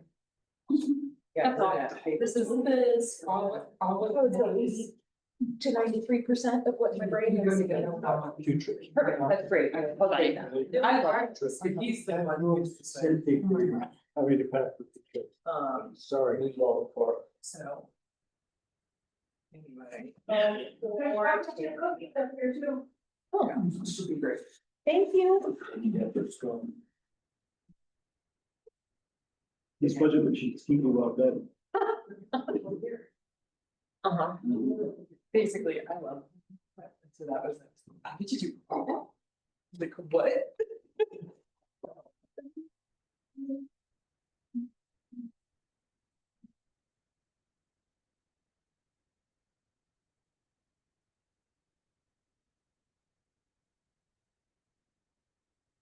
You need to swing by and pick up your prints, I'm going.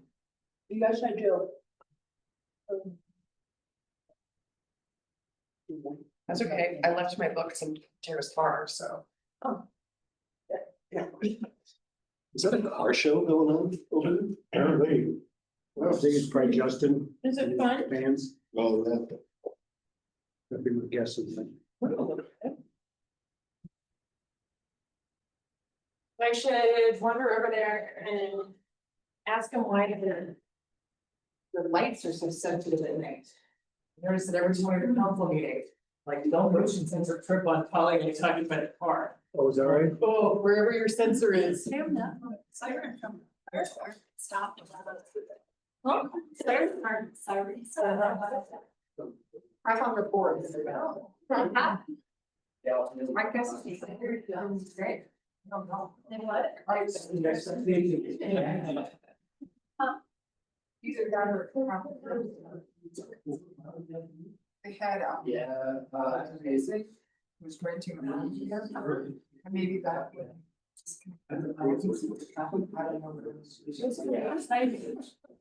Now it's just the train. Oh, tree was so cute. It's not bad. And it's only on the weekends. It's not, it's siren, that was horrible. And the thing is, they did. Well, God, They I are- remember. Showed up. Yeah. I was like, oh, yeah, Look, Shots. and you've got that part of it. Yeah. They- Thank you. You can always be like. They showed them. I would. Ready to get to, okay, it's like, whatever. How many people do you have on? You know, it's like, She was funny last night, she was fussy. Yeah. I was outside. Oh, darling. Hanging out with the cat. Hanging out with the cat.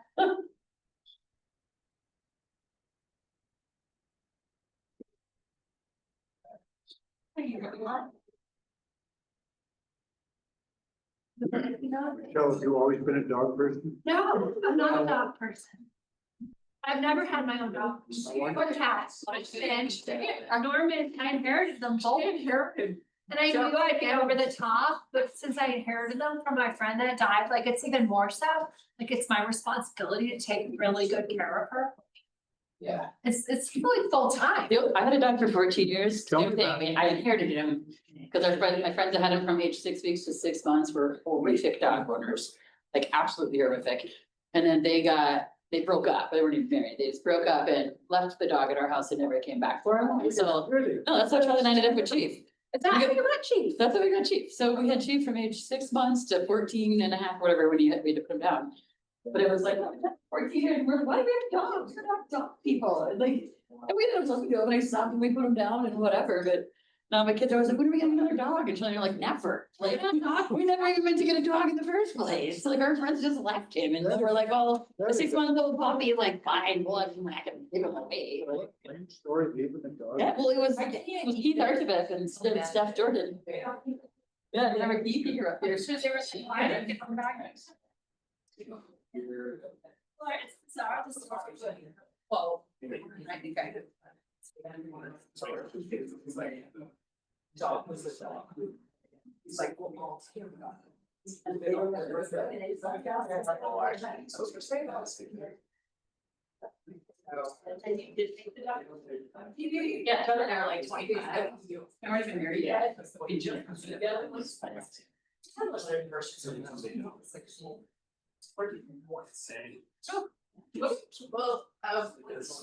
about it, but also, that's like. Preston, are you keeping your Chief out of Kate's place? Cause I saw your dog on Facebook the other day. He went to doggy jail. I saw that. I saw it and I was like, oh, that's Preston's dog. I'm not gonna call him out online, but. I go bail him out. Oh my God. And Jessica said she was so mad. She just called you. She's like, I don't have time to deal with it. He can stay overnight. And it was her fault. She Let him learn a lesson. Oh, yeah. Oh, 2 dogs. He's got Chesley too. One's a. Chesley's just like Darwin, Yeah. not as active as Darwin. So Chesley was a little slower, only has one eye. Chief is not like, Hank, if we drive by, like, multiple times, Chief has like gotten up in Hank's face, and be like, I don't understand. I think when Jessica came home with like little Chief last year and Brenton's like, why do we have another dog? It's just basic. It's so cute. Probably back your bed. It's so smart. Yeah. Yeah, I'm laughing it was a picture that was last week, the post on Facebook. I'm like, I have this really nice stuff on your case. And I saw it too late. But I've seen it and I'm like, I was a block away. I don't go. It was way home. Hillary and Miko picked Rocket up in Colorado boy one time. And well, no, it was. I think it's not going to go away. It's going to hang. Oh, yeah, he's pretty sharp. Really smart. Really well. So as soon as Josie gets back, I think we'll start, talking about that Sunrise Foundation request and then, Chris and Jeff's already on, they're gonna hop on to talk about producer responsibility and, hopefully got a chance to look at that memo with the updates and then really discuss the modifications to the Bruin franchise for, the proposed term of that agreement. So we'll jump in, talk about Telluride Foundation in a second.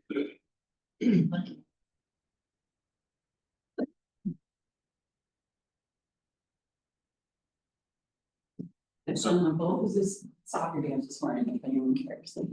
They want. Yeah, deep in fourth seasons right now. I need to double back to back this morning. So y'all don't have it in the packet, it's not in front of you, but you should remember, I'm holding up for the record this letter from Elaine Demas with the Telluride Foundation with essentially $100,000 ask to contribute towards the Telluride Foundation's down payment assistance program. It's called something to shared appreciation down payment assistance program. I'm happy to make copies and pass this around again, but the letter, some of the supporting materials that Elaine had provided covered what that would go towards. If you remember, she had made a similar request last year. And she was at our meeting a month or 2 ago. Correct. Yep. Correct.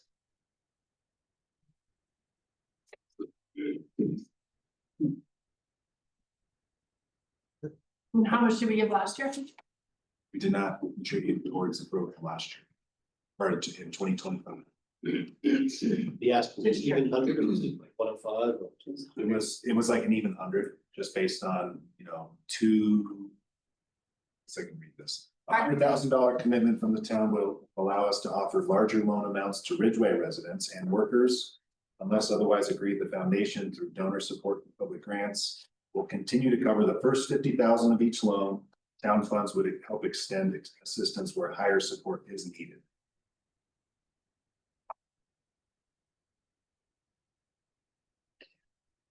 It's such a great program. It's just a really long time scale of help. That makes sense? Right. Yeah, I mean, it could be 2 years, it could be 30. Yeah. And then how many people are you actually helping versus this 150 a year we've been putting into affordable housing initiatives? I don't know. I think she said, what, 100 grand is roughly two Mhm. down payments. And she said to, but the reality of the numbers in Ridgway, I feel like it's closer to 1, like. Those down payments are so huge here for students. But again, it is, and they kept it at 120% of AMI as well. Am I remembering that correctly? I feel like they, I'm trying to. Because I was hoping they would go a little higher and I don't think they did. Right, because it wasn't gonna help our missing middle people. And wasn't she open to like kind of earmarking this funding specifically for Ridgway? Yeah, That's how it is. 100%. That's how, excellent, thank you. Sorry, in my recollections. We don't have to, don't have to make a decision today or provide direction. We can come back and make sure you all have additional information before you or have some more time to think since we didn't have it specifically called out. I mean, I think I actually need just more, I need to be further in this process and have a better vision of where Where's our our budget? budget is sitting. Because I certainly think this is an incredibly valuable program. I mean, the way it's a really great setup to actually make homes more accessible. Also has the benefit of netting us some additional housing stock into restricted homes. But it's just a big dollar amount. Well, and isn't it how it works that it just defers that 100,000 and then when the property is sold, then the 100,000 goes back into the fund? With Into Share their fund appreciation. to then be used back to. Yeah. It's kind of an investment. It's totally an investment, basically, we would be, whatever amount we give them, we're spending on affordable housing and it's gone. Which, again, there's all sorts of benefits. Meaning it's gone because it stays in their It's fund gonna and be it fun and they'll cycles. just recycle it. And maybe the person stays in the house for 30 years and so. Correct. So you'd like me to put it in the CIP, the 5-year CIP that we can look at it again? You know, it doesn't really belong as a capital. Even just at our next meeting when we. What look at our when budget. if the people pay the house off? Then does that money get paid down? Back to, Yeah, yes, there was an incentive if they can pay it back within 3 years or something, that they didn't have to pay the 10% of their. They have to pay the share. They'd have to pay the shared appreciation, yeah, Okay. so there is an incentive, but I would assume most people that didn't need this in the first place. Most likely will not have the funds available to pay it back within that 3-year time frame, in order to not have to pay the portion of shared. so I So, agree. but there, I mean, in either way, it Either can way. help people, more people sooner and we Yeah. don't get the appreciation. But it, like you said, the kind of, sounds terrible, the worst case scenario for the fund. For the fund, If not it's for just there for people, 30 is years. just to stay there forever. Totally, yeah, because you actually want it to be reused for more and more people to get into homes, yeah. I think it makes sense to, put a tack in it and hope that we can do that when we get more towards the end. I mean, literally that we could offer any amount we felt comfortable with. It could be $20,000. And if that helps one Ridgway family go from $60,000 down payment assistance to $70,000, that is a measurable thing. So we're back to, it's an ask and we can fund it at the level we choose. It's true. I agree with probably needing a bit more information before deciding on a dollar amount. More information in-house, not from that. Yeah, I mean, she gave us a lot of information, and I think it's just an unknown of. It's a Oh, worthy about the program to budget. support, trying to figure out. Our budget, Yeah, spend 100,000, right? totally. I don't see us funding at the $100,000 level, the question is, I know. at what level can we? Okay, is everyone in agreement with that sentiment? Get more information, maybe having a link come back at some point to. And I think what I heard is more where our budget lies. I don't know Yeah, if she needs to yeah. answer questions. I don't think we needed it from her, we need it from us. I think we need to discuss it the next work session when we have a budget more solidified, when Pam can put more numbers in, because we're closer to year end, you know? It's just hard when it's the budget's so holy right now. Should we put a placeholder for 50? So that we don't get to the end and say, oh, there's no room at all, That's not a bad idea. If we wanna right? pass it And down we could there. go up or down, but at least it's to put something in there. I think that's a really good idea. I like that. Does anyone disagree with that? It's 50 the number we want as a placeholder. Well, it just gives us enough, if it's a little bit more, a little bit less. Yeah, we're it's not totally finding- safe, as opposed to getting to the end and being like, oh, we need another 100,000. And we're like, oh, we don't have it. Or we need to cut it because. Yeah. Right. Yeah, because we want to put more lights in the. Okay, that's. Okay, well, we'll get some more information and do a placeholder for now for 50. But I don't think we need information from her. No, information in the budget. Information in the budget, but Yeah. yeah, I mean, but more fundamental, get all this information Right. back in front of you so you can. Yeah. Yeah, That'd be Not be great. guessing and trying to small exactly. Yeah. All the inner workings. Sounds great. So we're right on time, it's great. We're now on to the update on producer responsibility in Colorado. Chris Trosper just joined, and then I see Jeff Kendall on as well. Hey y'all, how you doing? Thanks for joining. I'll talk a little bit about, Chris, if it's all right with you. I put a staff report together summarizing the background, what EPR is, the background, how we've gotten to this point, what to expect going forward with producer responsibility. And I doubt you had a chance to kind of look into it, but I'll kind of read from it a little bit, and then you all can clarify if needed or expand if you'd like. And then after that, after the update, any questions we might have, we'll go into the contract extension via that resolution. Chris, we were just talking about that earlier. But for background purposes, the producer responsibility program for statewide recycling act, that was House Bill 22-1355.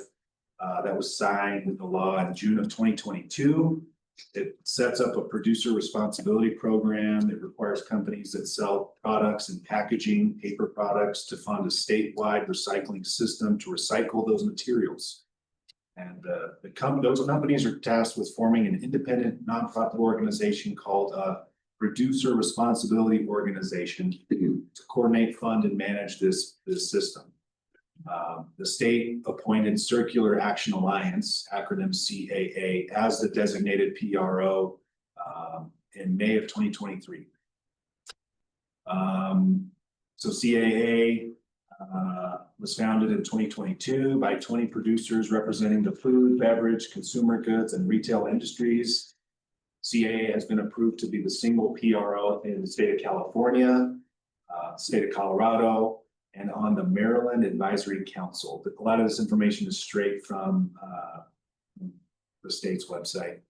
So by July 1, 2025, which was a few months ago now, a producer cannot sell or distribute products that use covered materials in our state unless they participate in the producer responsibility program. Producers must pay the producer responsibility dues on covered materials annually to Circular Action Alliance and that PRO role, starting in January 2026 and every year after that. Producers have to keep records and report data to document compliance with the House bill and all the associated rules. The program mandates that the Producer Responsibility Advisory Board provide input on the development of PRO plan proposal as required by that House bill I mentioned. The advisory board consists of members with expertise in recycling programs and knowledge of recycling services throughout the state. There's some more information in there about the role of the advisory board. Circular Action Alliance, again, that's the the PRO. They submitted their PRO plan proposal to the advisory board back in February.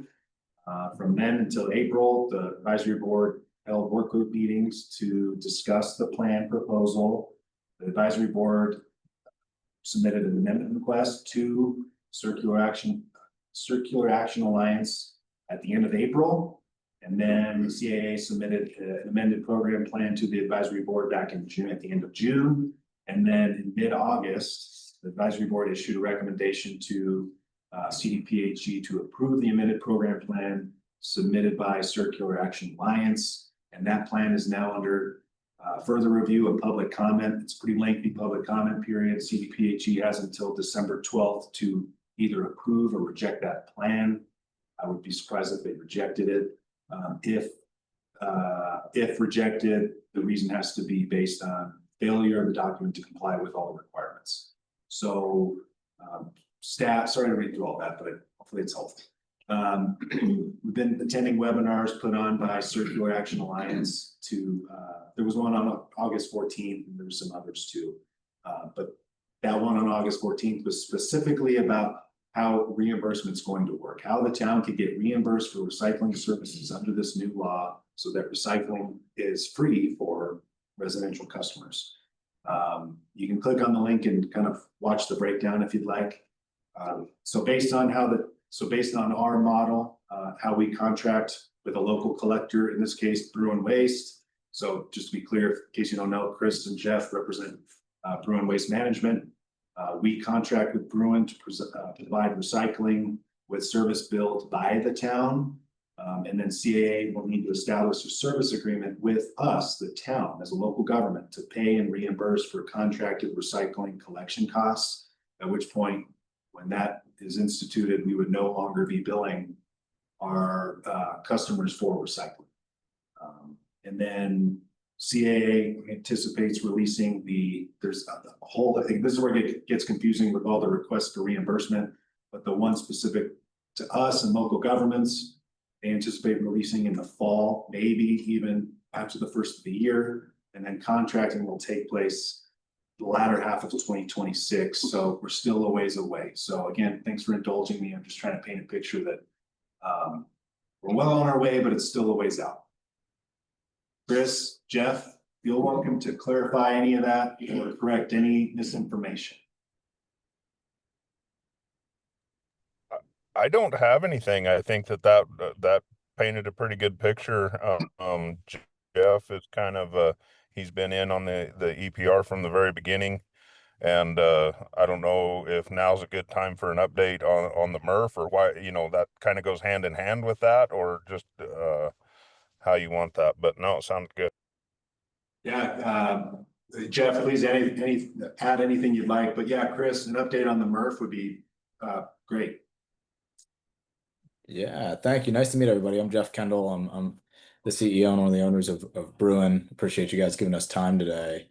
So no, I think you covered everything really well on EPR. I don't have too much to add there. I think, part of EPR's goal obviously is to increase diversion rates and increase recycling across the state of Colorado. And so to that effect, Bruin and the city of Grand Junction, ahead of EPR, one, recognized supply chain constraints across the western slope that have constrained recycling for the last 20 years and making it hard to provide an affordable service. And we also saw that with EPR coming, if we wanted to take advantage of their push to drive increased recycling rates, infrastructure needed to be installed. So we partnered with the city of Grand Junction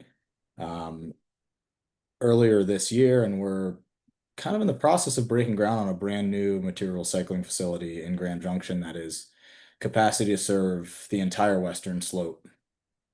So it's strategically positioned, and it will have capacity to grow with the western slopes volumes for the next 10 to 20 years to make sure that there's an efficient supply chain, and that everything that EPR is doing to drive increased diversion rates can actually happen in the real world, because the collectors and the processors have a place to take it. So we're hopefully started up late next summer, early next fall. August, September, we'll be able to start running volumes, and then we won't have to take the recycling to Salt Lake City, which is what's happening today. Thanks, Jeff. Yeah, thanks for the update. And then I saw Chris at a CML event last week, and he talked a little about composting as well. Hopefully that'll be something we can look at. Yeah, so that's a good segue into the resolution. Before you extending the receipt of waste and recycling services from Bruin Waste Management. Yeah, Chris can talk a little bit about the new compost, residential compost, voluntary, of course, program that this resolution contemplates. But essentially, the resolution before you extends the term of that agreement 2 years to October 15th of 2027. And then with it comes, as I just mentioned, Bruin has agreed to a voluntary compost service at the rates there in section 2 of the resolution. There's three different options depending on container size, bag or polycart option. And then the only other substantive modification to the services agreement is the consumer price index escalation, which is currently absent from our current agreement, but necessary given current events, current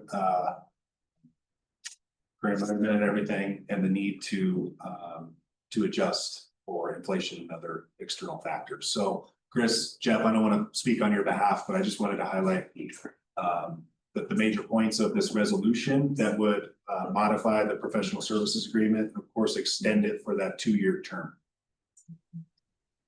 Yeah, no, I think you covered everything, and we did do a pilot program for compost. We were mainly within the pilot program was commercial. We haven't had much traction on residential yet, but hope to with this, as well as we're rolling it into the Mountain Village residential contract at the same time, very similar to this. And I hope to get some participation that way as well. But yeah, we will be opening up to the residents in the town of Ridgway, and as well as commercial. So yeah, we're pretty excited about it. I have a question about the 65-gallon polycart. Is that going to be bear proof? Because when I think about kitchen waste going into a big cart, something that people are gonna leave outside, that probably needs to be bear proof. The smaller 5-gallon buckets, they make them with lids that are closable. I've had a bear bat ours around. I just making sure we're staying consistent with bearware stuff. Yes, definitely. That's going to have to be mandated as a 65-gallon bear-proof container. Okay. Where does the compost go? We're going to Delta Compost in Delta, Colorado at this time. Something I'd add on that, and back to EPR, EPR didn't write into law the requirement to cover compost recycling of compostable packaging. However, part of their plan is to help fund composting infrastructure. And so I think there could be opportunities for us to partner together to get some composting going more locally and not have it to go all the way up to Delta. There's some new permitting that the state put in place to make it a lot easier. So I think that could be something interesting for us to explore if people in the town take interest and there's meaningful volume. We could look at doing some compost processing more locally. Yeah, keep it local. I mentioned to Chris last week that years ago, the way my brain works, I would have said it was 3 years ago. It's probably 6. But Chris Holstrom from up there in San Miguel County and some of the Eco Action folks, we talked about exploring the options for doing a composting facility in Erie County of some scale. And I'm excited to hear that they've loosened up the regs for some of the types of facilities that they allow. Because I think we probably could find some place in Erie County where we could do that. We actually talked about the old the old dump where the transfer station is now. It's all county property, most of the county property. But I think we have several sites we could explore for that. Yeah, we'd be very interested in doing that, and we've been spending a lot of time studying and researching, and are pretty ready to move on it if we find the right place. Cool. I'm looking through the this contract resolution, and I'll find where it talks about our annual recycling thing, but it's got to be here in this the older document, right? What do you mean annual recycle? The annual spring cleanup event where they supply. It shows Oh, no yeah. services, it shows here, Yeah, it's in town services. Cleanup. Oh, okay, gotcha, I just missed it. Thank you. page 2. Yeah, sorry, I didn't mention it, but right after the second page of the resolution, I put together like these two slides with what the pricing will go to with that CPI escalator that's being proposed, and then, yeah, you see all the charges that are and prices and fees associated or not associated within the contract that are being modified. That includes the town services, spring cleanup, the number of containers at Public Works, town office and park recycle, stuff like that. But those aren't being modified, as included in the contract. Great. I have just a logistics question for folks in town. Do we have a place on the town website where folks can access like the bulk item pickup prices? Cause when I think about people trying to decide how to get rid of things, like I have a dishwasher right now that I need to get rid of, and I was looking at driving to Montrose to get rid of that instead of being like, hey, Brian, I have this. Right. So just as either if Bruin has those, because I know they're all based on contracts, so just if people even knew to call and find out about those somewhere on the town website would be really helpful. Yeah, we can do, I don't think we currently have. Even if it was a call Bruin for details sort of thing without maintaining the prices. Yeah, bulk item pickup available, special item pickup available. Call Yeah. after, right? Yeah, And just so we can tell people, do you guys need to be notified ahead of time if someone's leaving a couch on the side of the road for pickup? Is it something we should call Bruin and? Yeah, we definitely need notification on that, to get that picked up. Okay, yeah, I know it doesn't, cool. And we would do, and we plan to do, depending on the outcome here, if approved, put information out through our channels that stuff has been modified, pricing has been modified. Maybe even before that, we could put a simple web page together that houses all this information on prices for, bulk pickup, extra service charges, etc. That's good. So are you looking to get this approved today? Yes, this has been posted as a special meeting, Okay, and the current expiration date is October 15th, so in 11 days. So I got you. Okay. I was thinking we were at a workshop, but it's special. Got it. we did Notice. notice it as a Good. special meeting. Good. All good. So we need motion. I move to approve resolution 25-09, extending the receipt of waste, refuge, and recycling services from Bruin Waste Management. Second. All right, motion made and seconded. All in favor? Any opposed? There you go. Thanks, Chris. Thanks, Jeff. Really appreciate y'all. Yep, thanks for having us today. Thank you, everybody. We appreciate the partnership. Yeah, Talk soon. appreciate you checking in on Saturday. Yeah. Yeah. Have a great day, everybody. See you. Okay. What was next? We're ahead of schedule now. Wow. It's like that. Don't run a tight ship. Sure.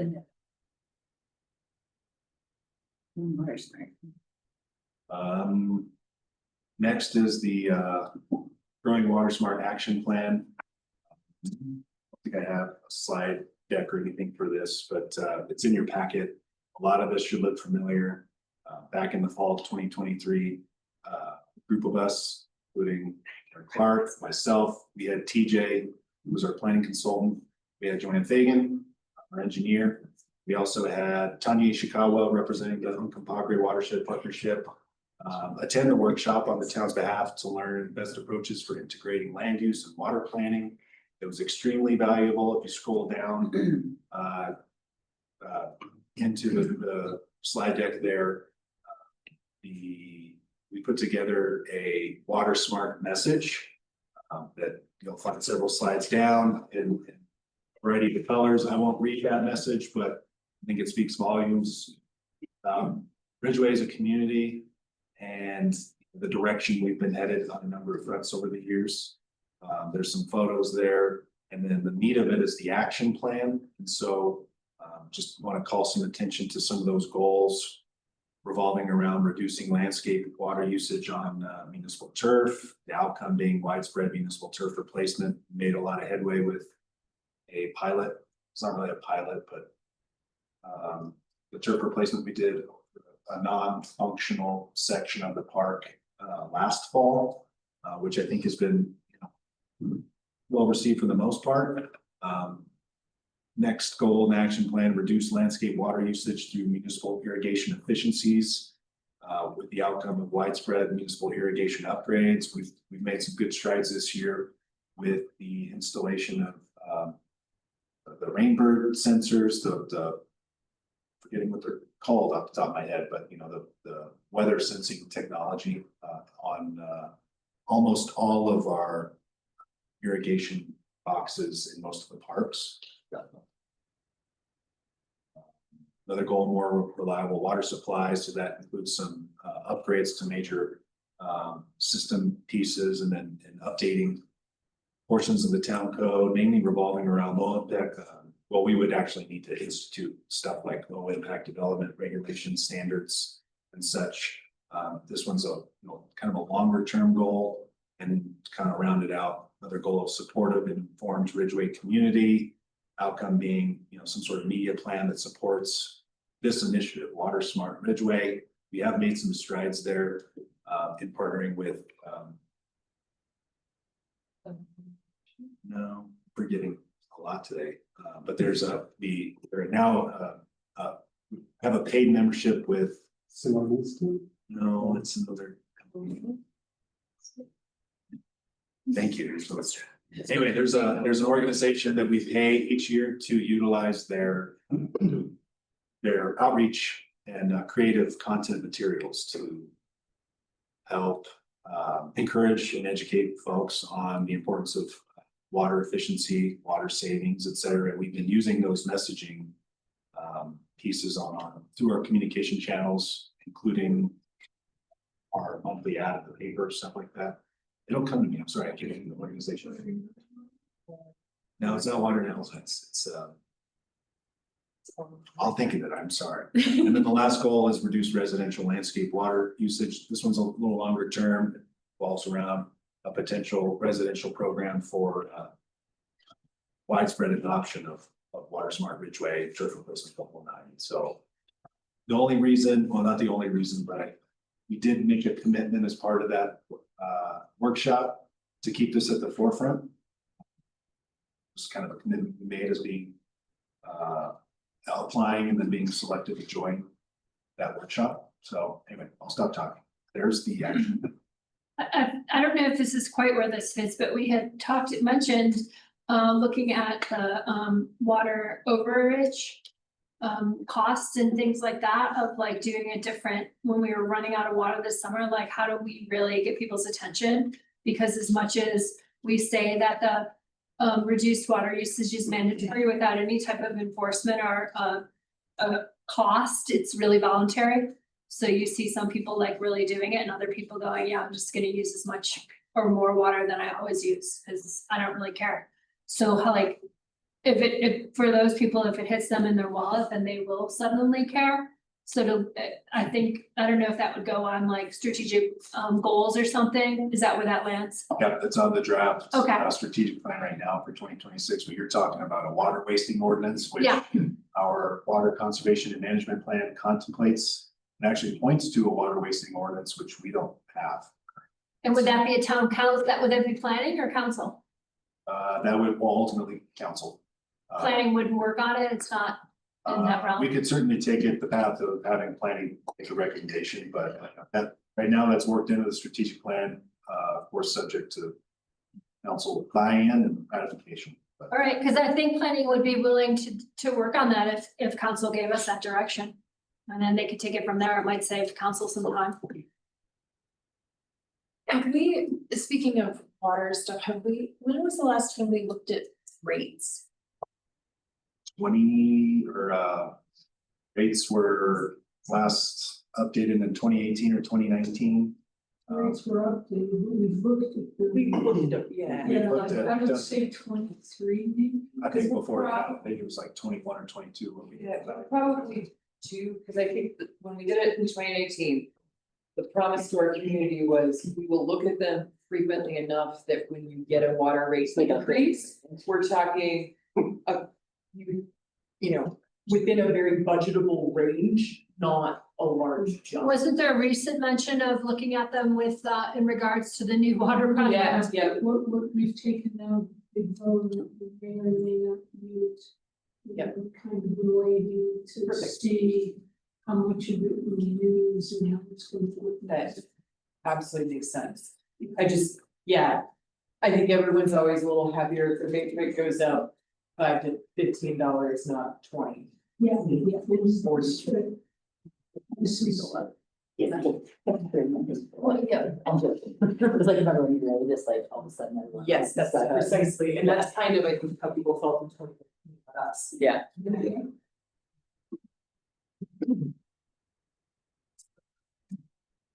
Looks great, Preston. I like your action steps. The residential certification looks great. Our. Good to know. But unless there's anything else on that, we can move on, but not the last time you'll see this, but. Thank you. Position. Okay. Well, next is. CIPs. CIPs. So I prepared a memo that's in your packet called Council Directive on Items in 2026 Budget. Something that Preston and I pulled together that, Where's that? Where's that? it's not in the packet? It's number 5. 12, Okay, 5 years. Council Directive on Items No. of Budget. it's a memo. Okay, got It's it. in the packet, it's number 5. It was some items that we had, Preston and I had pulled out that we wanted to put in front of council. They weren't included in the budget already. Yeah, they weren't included in the items that we reviewed earlier that came from staff. There are some things that came from prior years done, there was conversations about things, and so. This could be helpful for us too, to go through this along with the CIP. Yeah. Maybe if we could review this first. So. On this memo, the first item is the licensing for tobacco. We put this on there based on the items that have come up to council, and we just wanted to see if that was something council wanted to pursue. And Polly brought this one up earlier. Yeah. I do. The tobacco list. If I recall, when I met with Becca, it was nominal, like under $1,000 to get it started. And then it pays for itself. Is that, if I'm remembering incorrectly? No, I don't, where did she mean by get it started? To like implement the licensing for tobacco for all. She did a presentation to all So of are us. they proposing to do that, or are we? That's why I'm not really sure why Becca would weigh in. Yeah, because it would be, if staff was doing that, she couldn't really put a cost on that. Yeah, so from what I recall, getting- she was saying that she would work with the county and town and city to get this implemented. Her presentation is from July, item number 10. That's when she presented to us, but that was just.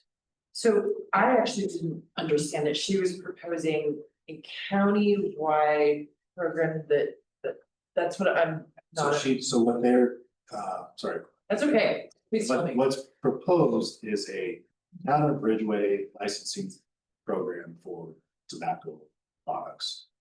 And yeah, I mean, she's probably putting a general kind of guess towards how much it would cost to implement that program. And yeah, I think in the grand scheme of things it'd be nominal, but you gotta take into account the opportunity cost. It's gonna be a good amount of time for us to develop a program, meet with, we don't have, I think we have 6 or 7 vendors of tobacco and nicotine products currently, to make sure they understand. Outreach is, a lot of outreach is gonna need to be going into the evaluation of a program like this, and then actually getting it to implement it, and enforcement as well. So. How do we come up with a lot a of stuff. number? Is that? How do we get a number? So there is July regular meeting, item 10, page 11. There is a tobacco retail licensing cost calculator. And that grand total is estimated annual licensing cost per year is $1,370. The estimated annual licensing fee per store is $343. That's not. But that's Town's not. cost. This way it That's happens, not- yeah. That's not our cost. Our, That's the provider. Be revenue though, Can we, right? Revenue. can we actually step back and just, I'd like to touch base with everybody on whether. Are we interested in doing this at all and adding it to our staff costs? Are we interested in doing it? Provided a particular level of cost, like, or are we absolutely wanting, you know, like just a temperature where we're actually starting this discussion from? I'd like to see us do it. We've talked about it for years. They came to us with it. But I think the middle choice is easy, and then there comes like, well, what's the cost? Yeah. What's They the say, cost, like, even at staff time, of like the- some idea. The last sting operation, did she say 5 out of 7 passed or something like? I'm just worried about the town, the cost of town staff time on this program. One thing to consider, I've talked with Becca, Dr. Dressler, Carolyn Dressler. Extensively about this, and just for everyone's background, I've instituted a licensing program for tobacco in the town of Avon. And it's pretty successful, but there has not been buy-in from neighboring jurisdictions. So people just go to Eagle Dale, Gypsum for their tobacco products. As far as I know, there has not been any buy-in. I don't want to misspeak, but from the city of Uray, I don't even know if there's any retailers in the unincorporated Uray County. But that's something to weigh as well. So conversation with Becca and Dr. Dressler may be helpful to see how outreach to those communities has gone. John, do you know? We don't know. We know they've been working on it.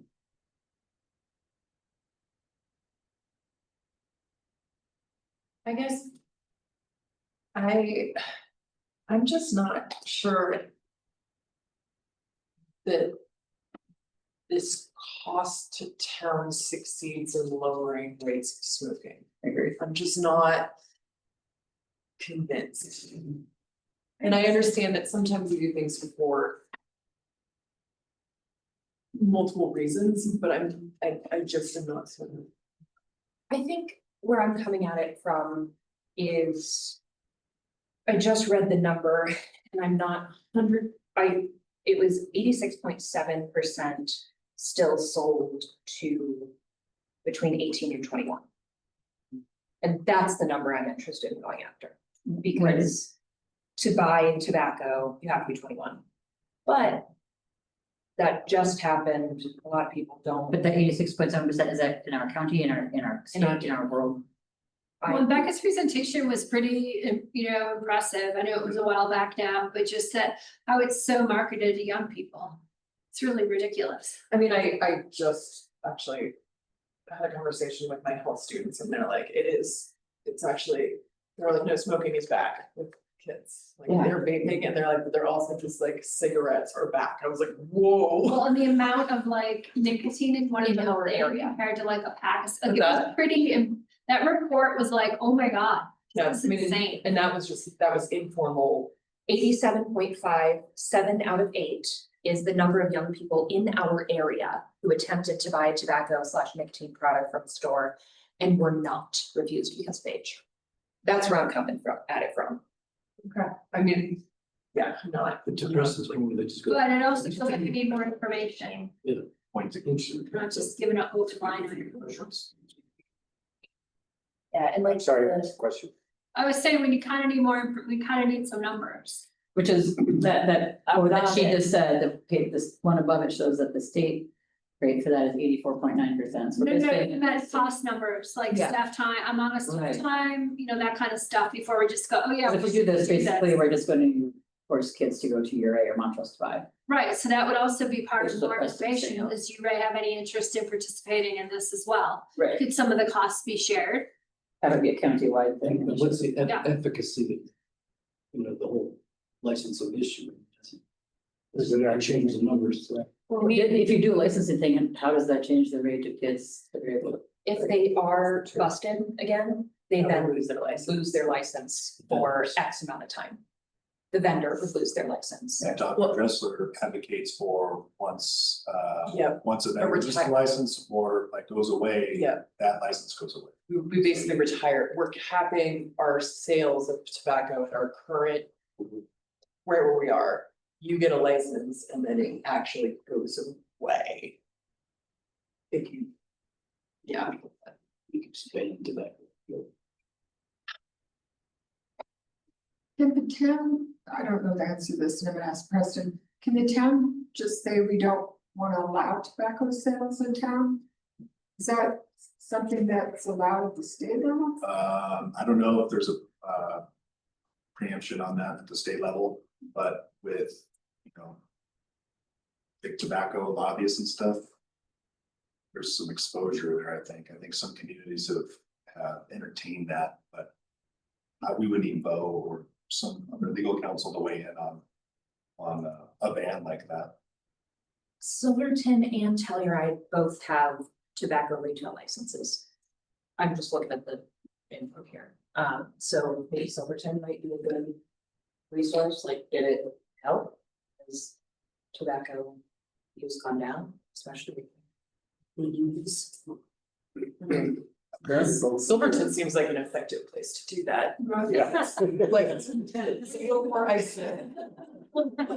I'm not, just go to Durango. Drive over to Ride your bike. classes. You just ride your bike to Durango.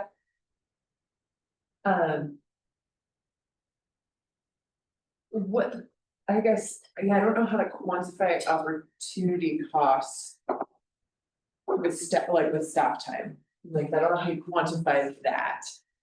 But that's perhaps my biggest concern here, is not monetary, it's what are our trade-offs, right? Do we have less time to put into a youth advisory council that's like a positive youth support? Or capacity to chase grants for a new baseball field, right? We think about supporting the youth in our community. The big question here is not dollars. It's like opportunity costs. Yeah. Well, we don't usually include the staff kind of time in the cost, but if we take staff time, then what are they not able to do? That's my Yeah, question. Ken says we can't implement if all of our ideas are. So I guess my question is, can we partner with Uray County Public Health? Can Becca take on a lot of the staff time and the issues? Well, and if This is kind of her baby. If then Uray wanted to, or if, like, I don't know if the store in Kelowna sells tobacco products. They just closed. Okay, yeah, never mind. But there's certainly makes sense if we said as a county. Yeah, we would do it, like, I don't know if that's something public health is going to tell Becca to merge with and run it in-house. Like, we would still have to, Do the licensing part. yeah, like. Yeah. I don't know how much says of our authority we could actually delegate to save time. Becca can provide TL or draft ordinance language to town staff. Well, that's a draft ordinance, like, Yeah. the ordinance That's- is a one-time, we're talking about.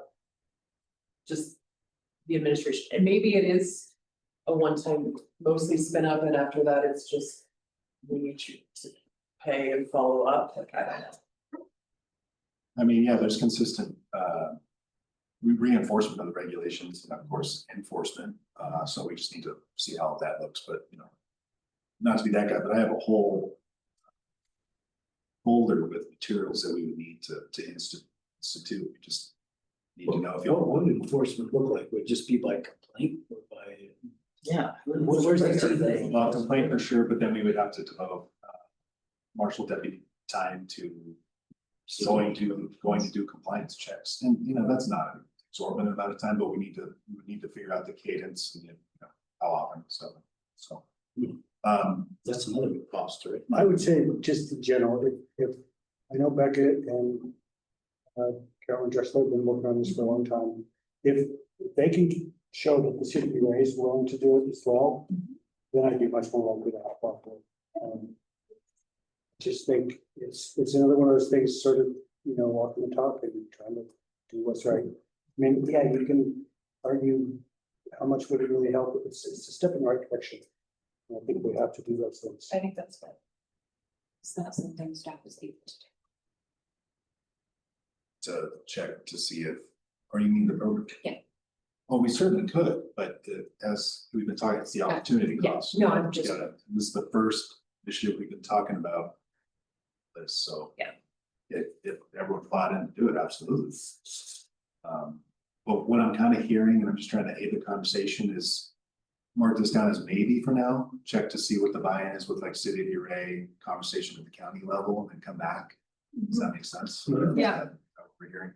I'll even bring it up with Dave Frank, the current mayor of Montrose, see, because I know they've done some similar things, and maybe the time's come for them to step up. Gosh, that would make That'd make it it easy. incredibly effective.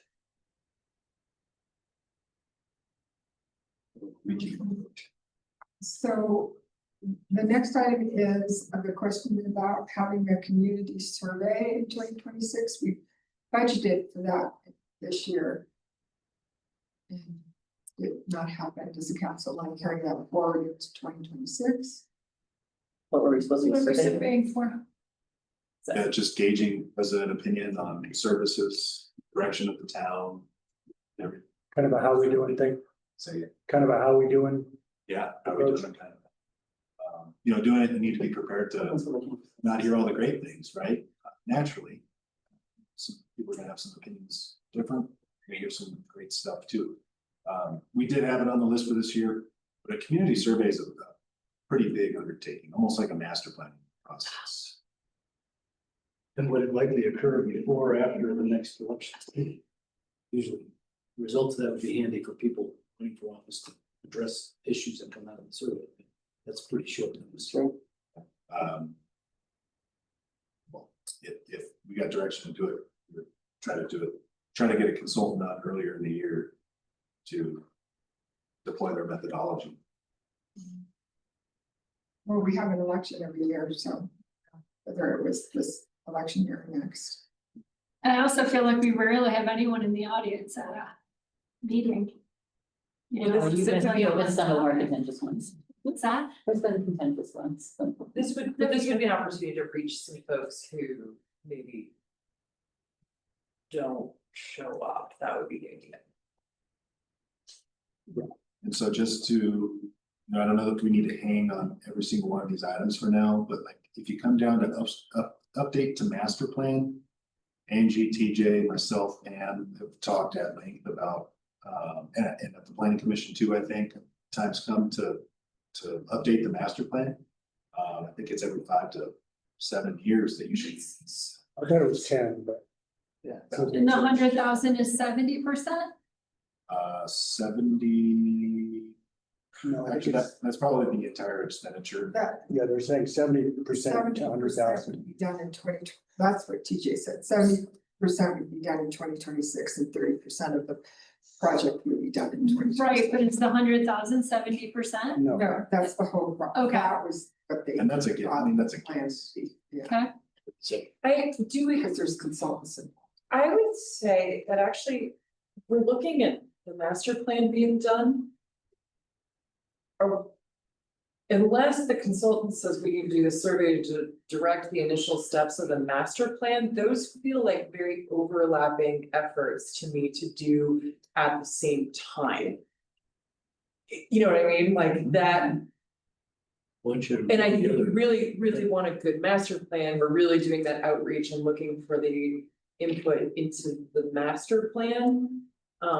Yeah, We kind of missed our window to do a community survey based on how we've been doing under the current master plan.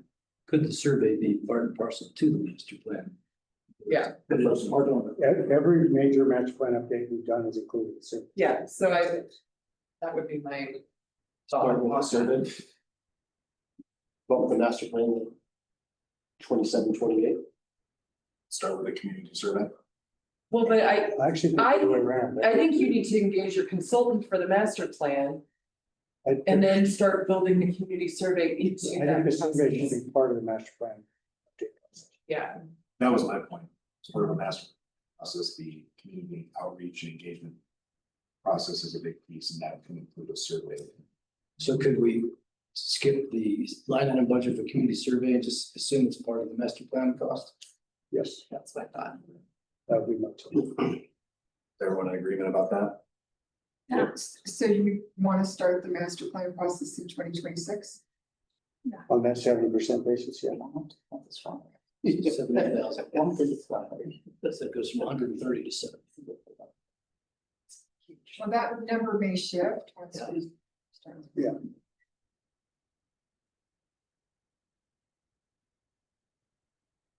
You can see the other items under consulting services. That accelerated grant expenditures. We won't know what's gonna happen with that, but if it's gonna affect the budget. we need to get some percent. So as a placeholder, the minimum, there's three, just as a reminder, there's three tiers to that. The standard budget would be 2 million, in which case our 5% match would be 100,000. If we were to get the full 2 million. The constrained grant is 500,000, 25% of which is 25,000. There's unlikely that we're gonna get the 5 million vision grant, which would require a $250,000 matching fund.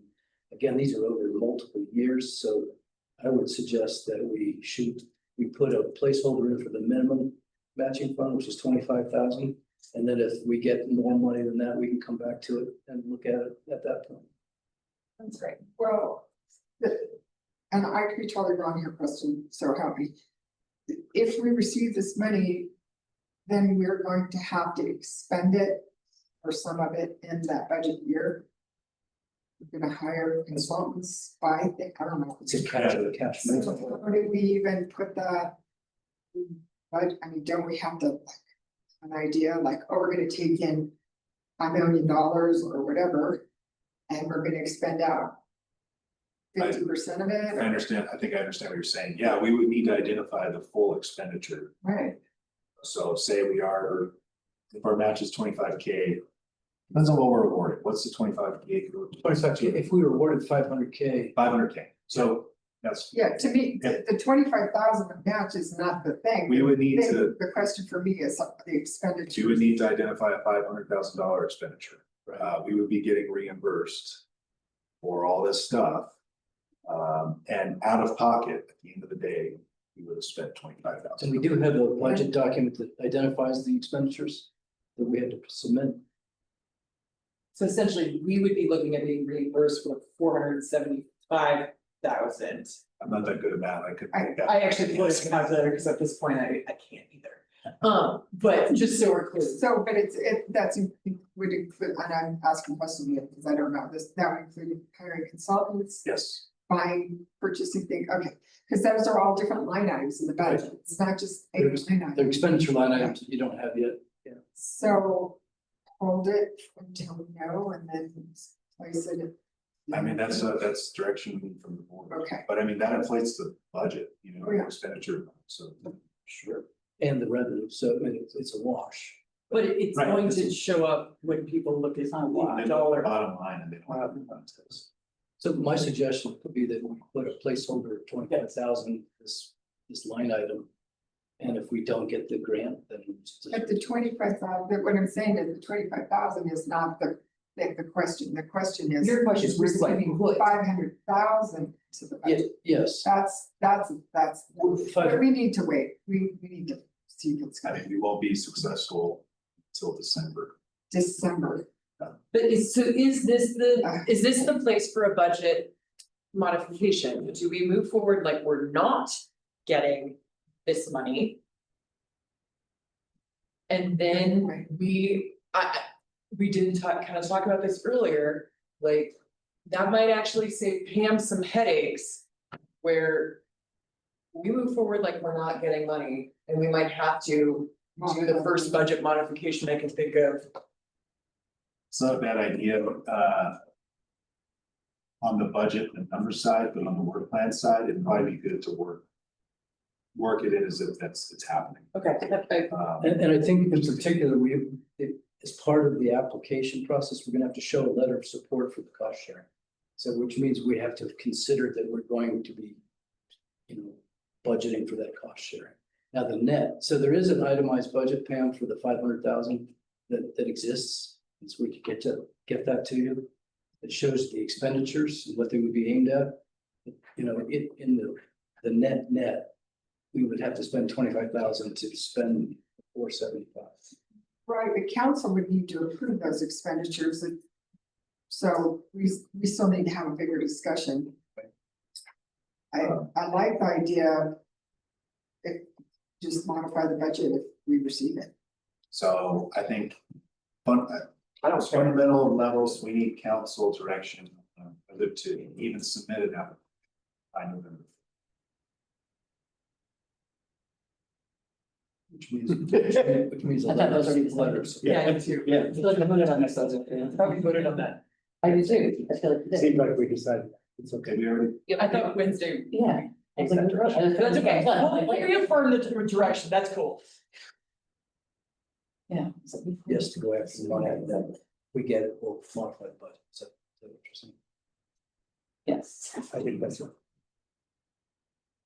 Well, and I think workflow wise, I feel open to Pam and Preston discussing how to best include that. If we need to do a modification or whatever, I don't want to make your lives harder.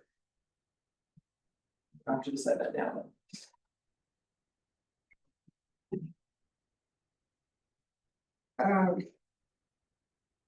ADU permit, ready plans. That's something we've I talked can't about for speak to that. years. Okay, yeah, now it's, there's a potential dollar grant that can help. Because it's somewhat expensive doing multiple plan sets for variation. So just so everybody knows, the idea is, we talked about for years, it's initially, we talked about having a competition with local architects and designers to come up with sets of pre-done plans for an ADU on top of the garage or various options. And the cool thing about it would be, in the end, you'd have a set of plans that would be pre-approved. That you could basically, when you said you want to do it, you would come in and pick one of those plans. You would need to go through the building permit process, which is never state. And that's, again, trying to make things that we want to have happen easy to happen. Easier to happen. That was pretty. So that was the idea that we talked about for, and actually, Citizen State Bank, Doug Price was involved in that community builders workshop we did before you even came along over in Glenwood. He came along and he committed to trying to help finance that. But that was probably 6-7 years ago. Anyway, I think I was really glad to see that back in here, especially it sounds like there's a grant. option to do it. Well, remember, these aren't in there, so we need direction to. Yeah. I'm foreseeing my thumbs up. And I don't know if anybody else does. Yeah, no, I think, So I think it's kind of contingent on maybe the grant. I don't think we would move forward on it without the grant, but to plan for said grant. I think that Yeah, sounds great. I think it would be, the grant would need, is an important part. But we still have to budget for it, Yes. still going that's amount of $700,000 we go Okay. to in the budget. Yep.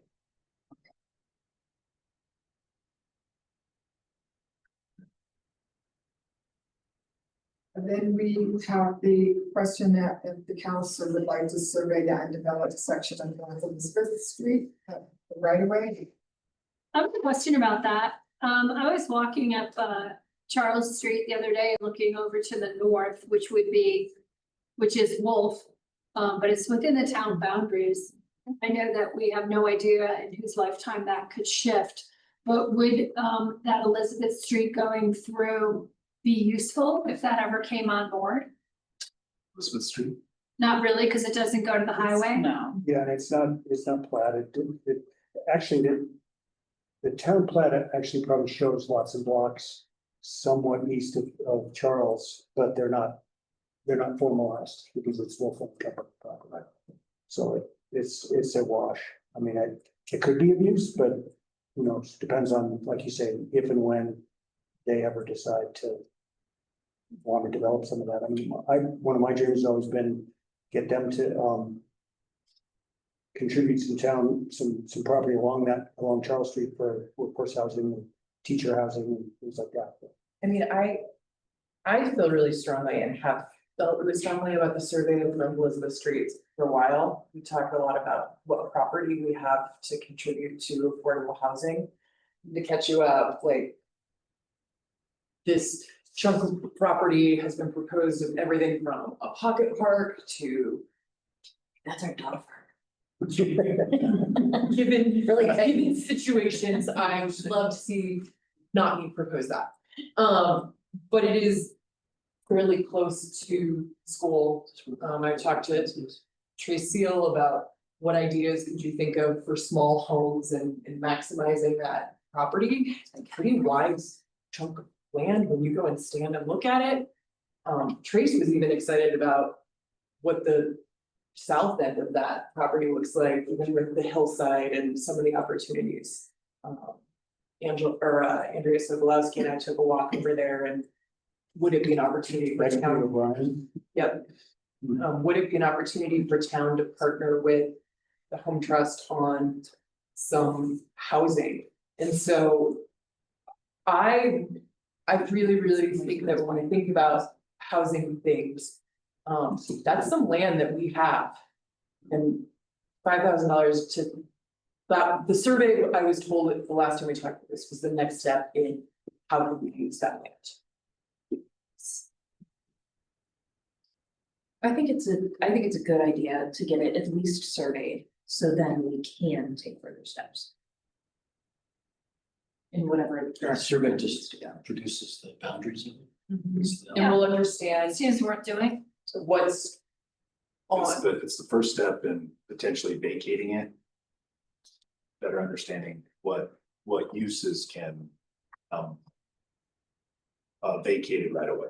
You're right. I guess we can't really discuss what comes next without the exact. Because I think there are some limitations based on the research that Bo did. I can't remember what they were. Yep, and it was pretty clear that in order to understand those limitations, we need to do a survey. So is everyone in agreement about Yeah, moving forward with that? Say it, Are we sure there are no utilities? That's all, yeah, I mean, not sure. No. but it is, and if there are not though, makes it a great place to potentially build, because we don't have to extend services like. Unless it's like my house where it was like, I had to. Yeah, right. Yeah. There are places. But we had vacated all of the lot lines to the north of the Charles, Which is, yeah, interesting. in like 1913. Yeah. Long. So next item is the master plan public outreach, and it's located there because it's in a different line item, so since you gave the thumbs up on the master plan, we're gonna include that dollar amount. Okay. Is that separate and distinct from the money for the master plan? Yes, Yes. it's a different line item. I see that. Doesn't need- And then under affordable housing, the contribution, you, during the previous discussions, we got 50,000 with a pin in it, but I'm still gonna include it for now. Yeah. Traffic study. Traffic I'm wrong about. That would be a lively conversation. As it was like 62. Counselor talked about this. I think I lost you all. Sorry. Wrong about. Is that a cost that the town has to bear rather than CDOT, since it's on a state road? Well, CDOT already did a ICAT analysis for us, remember actually a year ago in this setting, presented the ICAT. Yeah. Actually joined it. Oh, yeah, I remember. And then out of that came, doing a full blown signal or traffic study on, we just haven't got to it this year, but. Do you remember in the ICAT, there were a whole host of options to pursue, on about, requires additional land on the south side and be the most expensive. Transfer station. You got other options like a signal, Which is now percent light, or it wasn't. and then of course a right turn lane on southbound North Railroad Street. Which was Yeah. the most realistic That would be of the so nice. options, so. Anything to add, Joy? I hadn't thought about it myself. Yeah, I haven't thought about it in a year. Yeah, well, no, I looked into trying to find somebody to do the study and kept hitting roadblocks, and that's where that sort of fell apart. Um, Hopefully CDOT will have some better recommendations than this. Tangent to that, Jake Neese and I met with some CDOT representatives. Maybe a month ago now, to talk about the Alpenglow property. Terry, you were just mentioning that parcel's been on the market for a while. They just dropped the price about a month ago, maybe 2 to 1.9. Jake had put the idea about partnering with CDOT to acquire the parcel, housing for CDOT workers, potential county offices, area for us to create along about transit mobility. Yeah, I was gonna say, how about transit parking area? That'd be a great CDOT pick did up not seem. This was my opinion, they seemed very perfunctory and they appreciated the idea, I just don't know how far it's. What if we, and it's pie in the sky here, if the town purchased that parcel and then you could align your own street correctly, do whatever you wanna do there. Have that be like the bus stand and whatever drop offs for all the community people with a parking lot, and then that's where our, if we still wanna have like a chamber, like a. Visitor center building, the visitor center building, right, like there's a lot of really cool uses that No, we have of that space. It is, I get it, the pie in the sky. Maybe we could buy that. Not like pie in the sky, but it's also It's a like. really important location. It's the location when we talked to San Miguel Transit, we talked to Smart and we're begging them not to put their bus station across the highway. Right. That's the spot we were looking at. And buses being able to turn into a transit center off of a roundabout, I mean, What about it's pie in the sky, but it's actually kind of. Separate It's a spot thing for that all would the things. set such a tone for Ridgway to have multimodal transportation.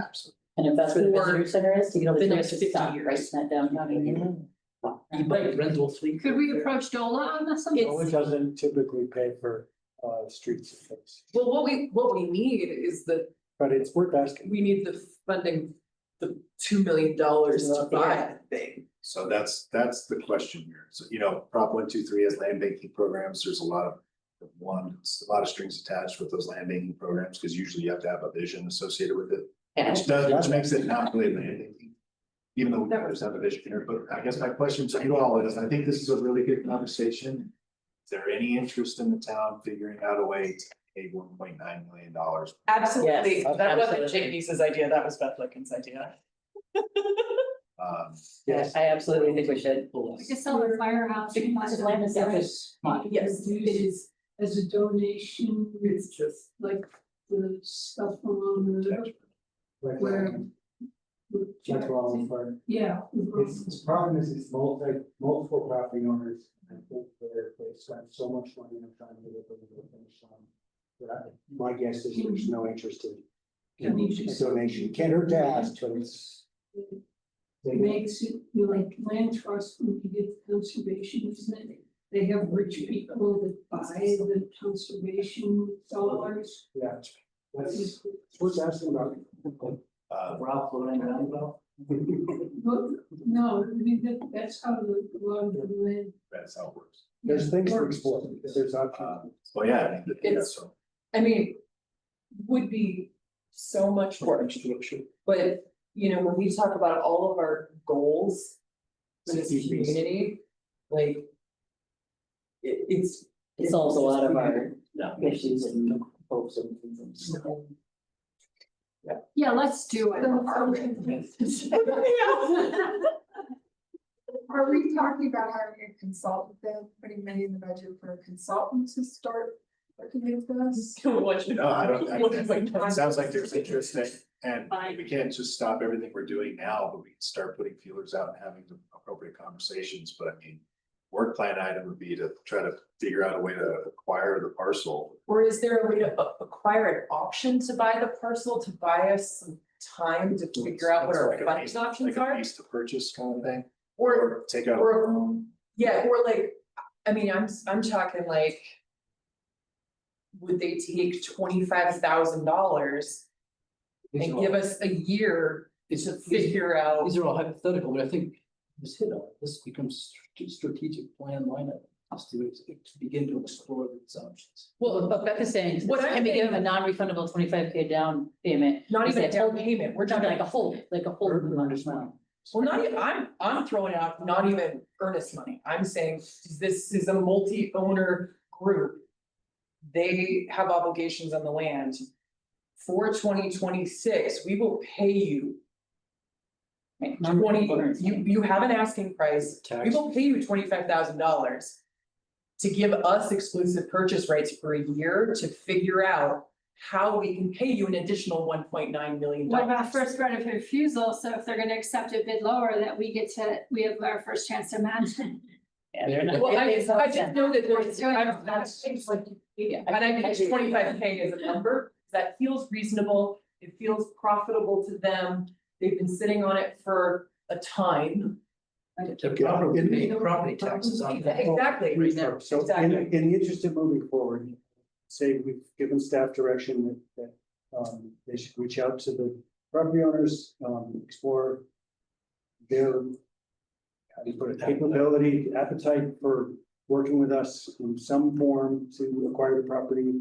Ask them if they have the, I don't think they do, but if they have the interest in exploring some creative things that would get them tax write-offs or if they put it in a land trust that somebody buys that Joanne was talking about. Just seriously explore the options to be able to acquire. We could get down it. Say again? So, I got the direction. Then down it. On a very similar note, the town has a right of first offer on 4 workforce housing units, very nice units in the firehouse. Oh. They are currently for sale now that it's been formally condominiumized. And I think Charles Miller told me that they're going for 1.5 or 1.6 for Each referral. all 4. It's one units. unit. Not all, it's one unit with 4 rental units. Right. Well, remember, it's a 20-year deed restriction on that, and we're already a year into it. And then it would go away, and we saw that at planning, we were like, well, we would like the deed restriction to stay on it.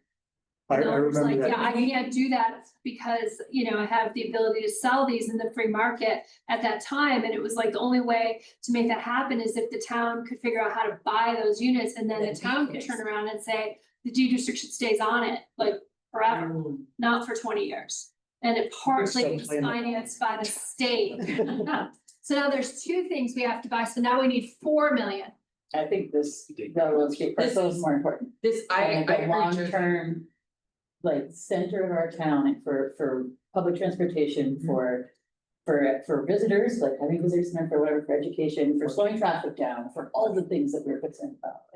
You know, if we want to avoid a stoplight in the middle of town. Yeah, We're gonna have to figure some things out. And I agree, as much as it would be nice to get those 4 units permanently done, There's some time. there is some time, I think for the benefit to each and every individual in this community will be a higher return on investment for the railroad street property than those 4 units. Well, and I think you could also argue that this is a very one chance opportunity, whereas we've got another 18 years to figure that one out. because someone else buys Railroad Street area and develops it, then that's that. Yeah. Okay. Is everyone in agreement with everything that was just said there? Yeah. Okay, Sounds like. I'm just gonna jump back into the list. We have on here also. It's the question for council, if you're interested in doing some more turf removal and xeriscape, that'd be 35,000.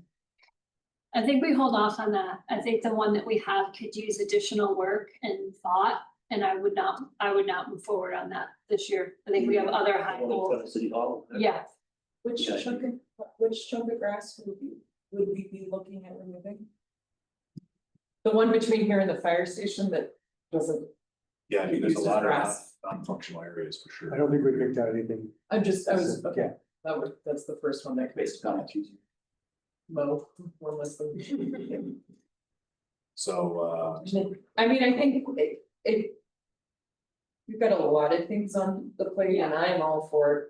I think I'm much more pro turf removal and xeriscape than a lot of folks in this council, but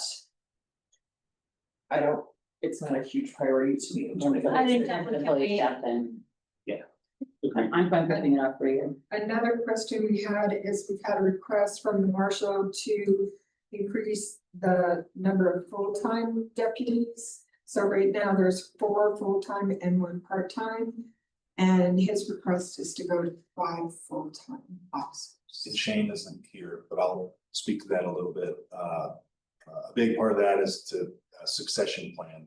We have some deputies who, quite frankly, are, not that far away from retirement, one suspect, and so it's just all part of succession planning and not being in a position that we've been in several times in the last 3 or 4 years and being understaffed and really trying to recruit, find another police officer.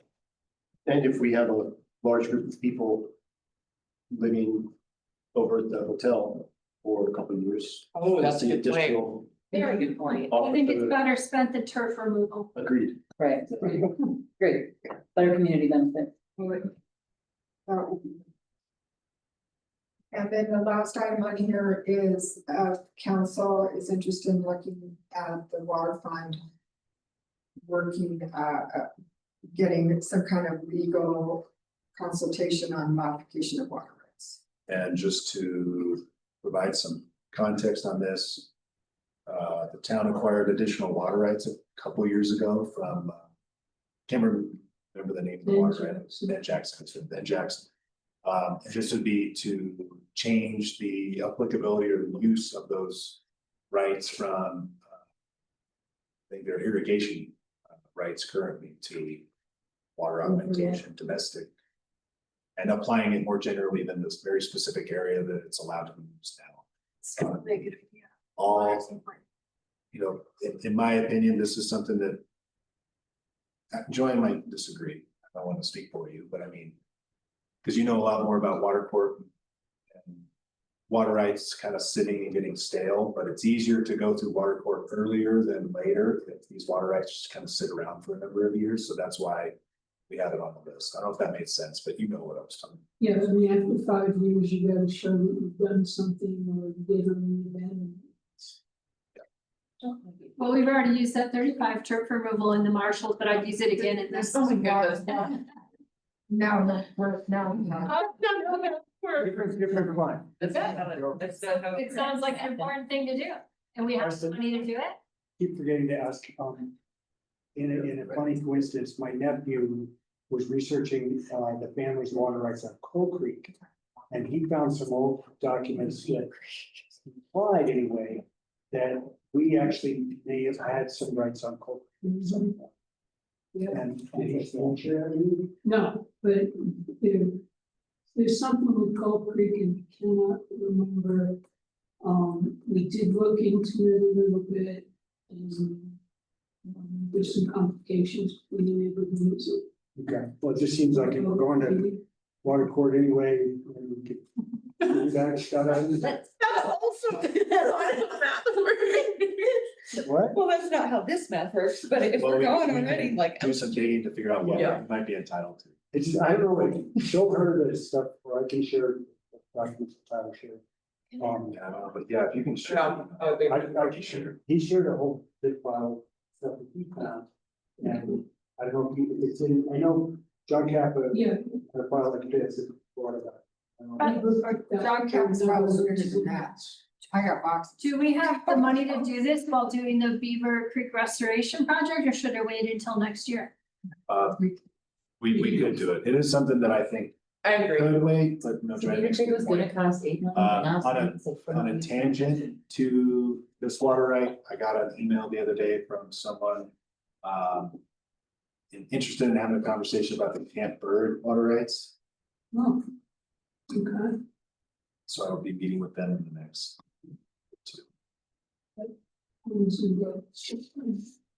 So maybe this dollar amount will grow up a little bit. Like back to the budget. Yeah, I need to know. So I think we're all thumbs up on the water rights stuff. Yeah, and So- I just throw out one more time, I've been kind of this almost day-long thing yesterday on the Colorado River District Water Seminar. Water rights are more important than ever, and they're never gonna get less important. Yeah. Well, Yes, that's, Older. well, that's what I would be, this water rate. Yes. More water? Yes. Okay, now we're behind budget schedule. Yeah, so in the general fund, the total that you just nodded your head to was $192,500. Just so you. Plus your inflation, everything else in the budget. Oh, now you're going to the 1.9. Yeah, but I love that 1.5. So the 5-year capital improvement plan. We usually come to you with some items that we yellowed, and we did not do that in the general fund. We did keep some items yellowed in the water fund, but you can't say no to those because it's Beaver Creek. So on the general fund, most of these were. Yeah, most of these were carryovers from previous year. And I added on, the first item I added on was the replacement of the truck in the street department. That's, we were talking about that earlier. That's Jeff Rivera's truck. Then the patrol vehicle for the marshal's department, we already discussed. There was a request to purchase a lift to replace the lights and the street lights and for the banner installation for the banner pole. And did they say we could replace that banner every 14 days? So that seems like it would be a time intensive thing if we don't have a lift. Can't we just do it with ropes and pulleys and? That was the idea, but. We don't have a system yet, but I'm telling John this the other day, Beaker has a very similar banner structure and they totally abandoned their pulley system because it didn't work well and they bought a lift. Okay, so we're That's just one, preempting Yeah. doing a pulley system and just gonna buy the lift. we need one anyway. That's perfect. Okay. Anyone anyway. And then the other 3 items that we added on that came up during staff discussions are all in the parks. They're fairly large. It's replacing the restroom in Mullins Park, replacing the restrooms in the athletic park, and updating restrooms here in Harlem. I think that's a great idea, and if we could, maybe if possible in this, I'd love to see a couple more stalls.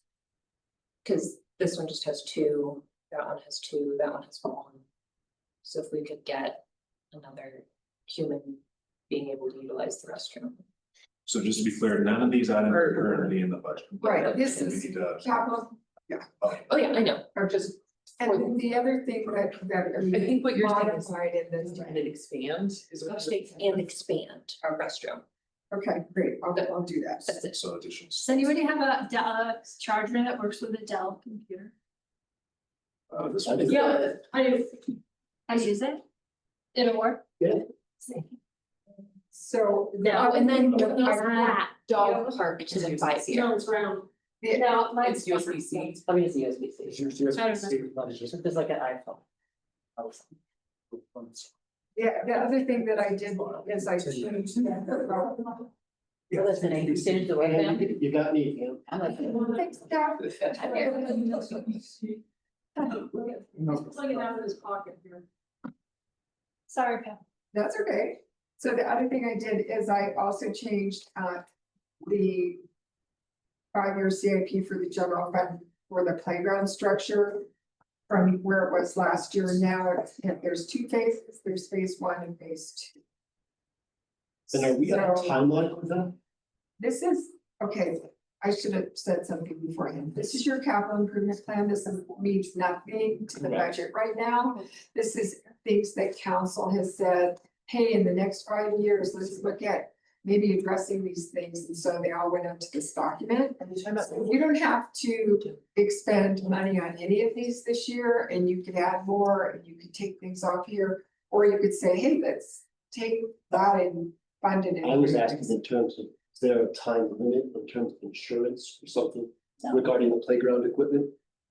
Is there- Insurance? Oh, you mean there are insurance carriers and happy with it? Yes. No, Okay. no, they write us up. Can we just Okay. change it? It's Ridgway. Can we actually just change it to playground structure and strike the core in place foundation part, given, just in case something. Just given some of our conversations around turf, and if we're going to outlaw turf. I understand that there's some maintenance desires around the core in place, but. We could also look at cork. We're gonna look at the fixing on all of it, like if we need to just do more wood chips more regularly. But that's a whole discussion to have when we get to that point. I just don't wanna assume core in place is all. So take out core in place. Yes, just leave it as is, but Playground structure. playground structure, phase 1, phase 2 is great. Okay, I just would like to strike the core in place as an assumption. Can we also take the dog park off of the 10-year and put it upon the 5? That would be a great idea. I thought that when I saw that too. Thank you. And in terms of like park, So that whoever's up for reelection in the spring can get reelected. Is that part? well, I think actually doing our Green Street master plan or getting Green Street thing going, the dog That works, park, thank the you. athletic park. In terms of all the different park spaces we have going right now, I think replacing this playground structure is low for my priority list because this one still works great and yes, they'll need to be updated, but when there is no dog park, when there is no baseball field, when there is no Green Street area for kids that are in Rivers Parkside and Riverfront, not Riverfront, Park. River I Park. have- Not that I wanna make more work for you, Pam, and we could just not do it for past things, but something that might be really helpful is a column on here for when things were added. Just, or like, just what year, and we can just like put an NA for everything, I can do that. everything that's already on here. I can tell you when they were, but you could know that. So Yeah, I think that, I just think for But us, what do you want me to do now that if we were starting it now? Every week You could just becomes call- 26. I would just put NA, so it's like, or like something. Just so that we would then know it predates the doing that. I just think it would be really helpful to know if something's been on the 5-year plan for 15 years. Cause I don't remember last year Pam said that her and Preston made the executive decision to take a bunch of stuff off that had sat there for so long and it had never been. I think it'd be really Before. But good. that's okay. I'll make a column called you're added and everything is gonna have 2020. That's okay, that's Yeah, cool, that's we can fine. do that. Thank you, Pam, I appreciate you. So, yeah, if council could just take a look at this and see if there's anything on this general fund CIP for the 5-year that you would like to be removed, anything you'd like added, and have a discussion about anything you would like to see maybe placed into some 2026 budget. I think part of this is what Terry was saying at the beginning and myself about in terms of the athletic park and continuing to move through those phases, like how like right now, instead of the onus has always been on the user groups to start fundraising, but at what point, what? Is there a percentage of each phase that the town will be covering, or like, how are we? Like, what are the goals that user groups should be going after for the tennis courts, for the pickleball courts, for the baseball fields, for the, whatever, all the different phases over there, like.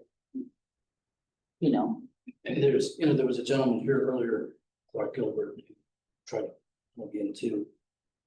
I'm sure the baseball group and the soccer group all have their special interests, but they're very motivated to push the, the acceleration of the build out of the pickleball court, because they have just recently had their tournament, they raised more money, they now have over $100,000 in a dedicated fund to be used to provide to the town as a result of their successful tournament. They had 103 people from 8 states, and half of them were under 60, half of them were over 60, blah, blah, blah. They've got all these bullet points that they want to present in support of, accelerating the build out of their particular special interest, just like the baseball, soccer, et cetera. But I didn't know where that discussion was going to enter into today's discussions. I guess it's not in the capital improvements, it might have been earlier on. But what, and this also goes to the point that Teresa made the other day about, and John supported the idea of possibly building on the trail portion of Green Street Park or something. When do we discuss that, and where do we put that into this budget discussion? Now. Yeah, so this is going backwards to the previous general fund budget, or is this part of, is that capital improvement? This is capital improvement okay. planning. Right. So So we're in the right place. anything you can dream of, we can put on here, like we can put we should Talk about it 1.9 million. Right. Well, Yes. Anything that you would like, we can add to here. This is your working document, and then from there you can decide if you want to look at any of those items in this budget year. So essentially, Fine, if we have the funds. in doing some research and looking at both the master plans for the athletic park and Green Street Park, if we were to budget what we budgeted last year, roughly 125,000, to begin continuation of phase 2, it really doesn't buy much. The next phase from the 60% construction documents we got an athletic park, somewhere around $1.5 to $3 million. So I don't know what we would budget for. The only thing I could suggest we budget for, even as a placeholder, is put some money in place to act as cost sharing for the potential grants that these groups can identify. So for example, if we gave guidance to the pickleball club or the baseball club that, hey, these things aren't going to be built in the next 20 years unless you can come up with some independent fundraising. But that's likely going to require some matching funds from either the town or the pickleball club in the case of the pickleball courts. They have $100,000 sitting in a dedicated, untouchable fund dedicated strictly for the build out of pickleball courts to donate to the town, that they could match our matching funds, for example, or contribute towards the next phase of build out. But they don't know what to do with it. They don't know they don't have direction from the council as to how they should, how the council gives them guidance on their desire to accelerate the process. I had a lot of concern when you lumped pickleball courts and the baseball field into one set of construction level documents, because when we look at our budget, I understand there's savings on mobilization costs. I cannot conceive of a world in which we say, build a little league a high school baseball field and these pickleball courts all in the same go. I just cannot conceive of that world. To that end, the pickleball people contacted DHM, the people who did the construction drawing set, and got confirmation that 2 can be separated. Well, They can build out the pickleball court irrespective of the baseball court or vice versa. I understand that, and my other unpopular opinion is I am much more willing to spend money on youth sports than the and I know youth play pickleball too, but my priority would be funding the baseball field first, which is not what anybody on the pickleball courts, and they've worked so hard and raised money. But I mean, I guess in some level it comes to who gets grants first, and you're just kind of playing both ends, and you have to decide when you get the money. But these are two high dollar I appreciate that opinion for sure. What they would counter, because. I understand. Conduit is that they have 400 visits to that park a month.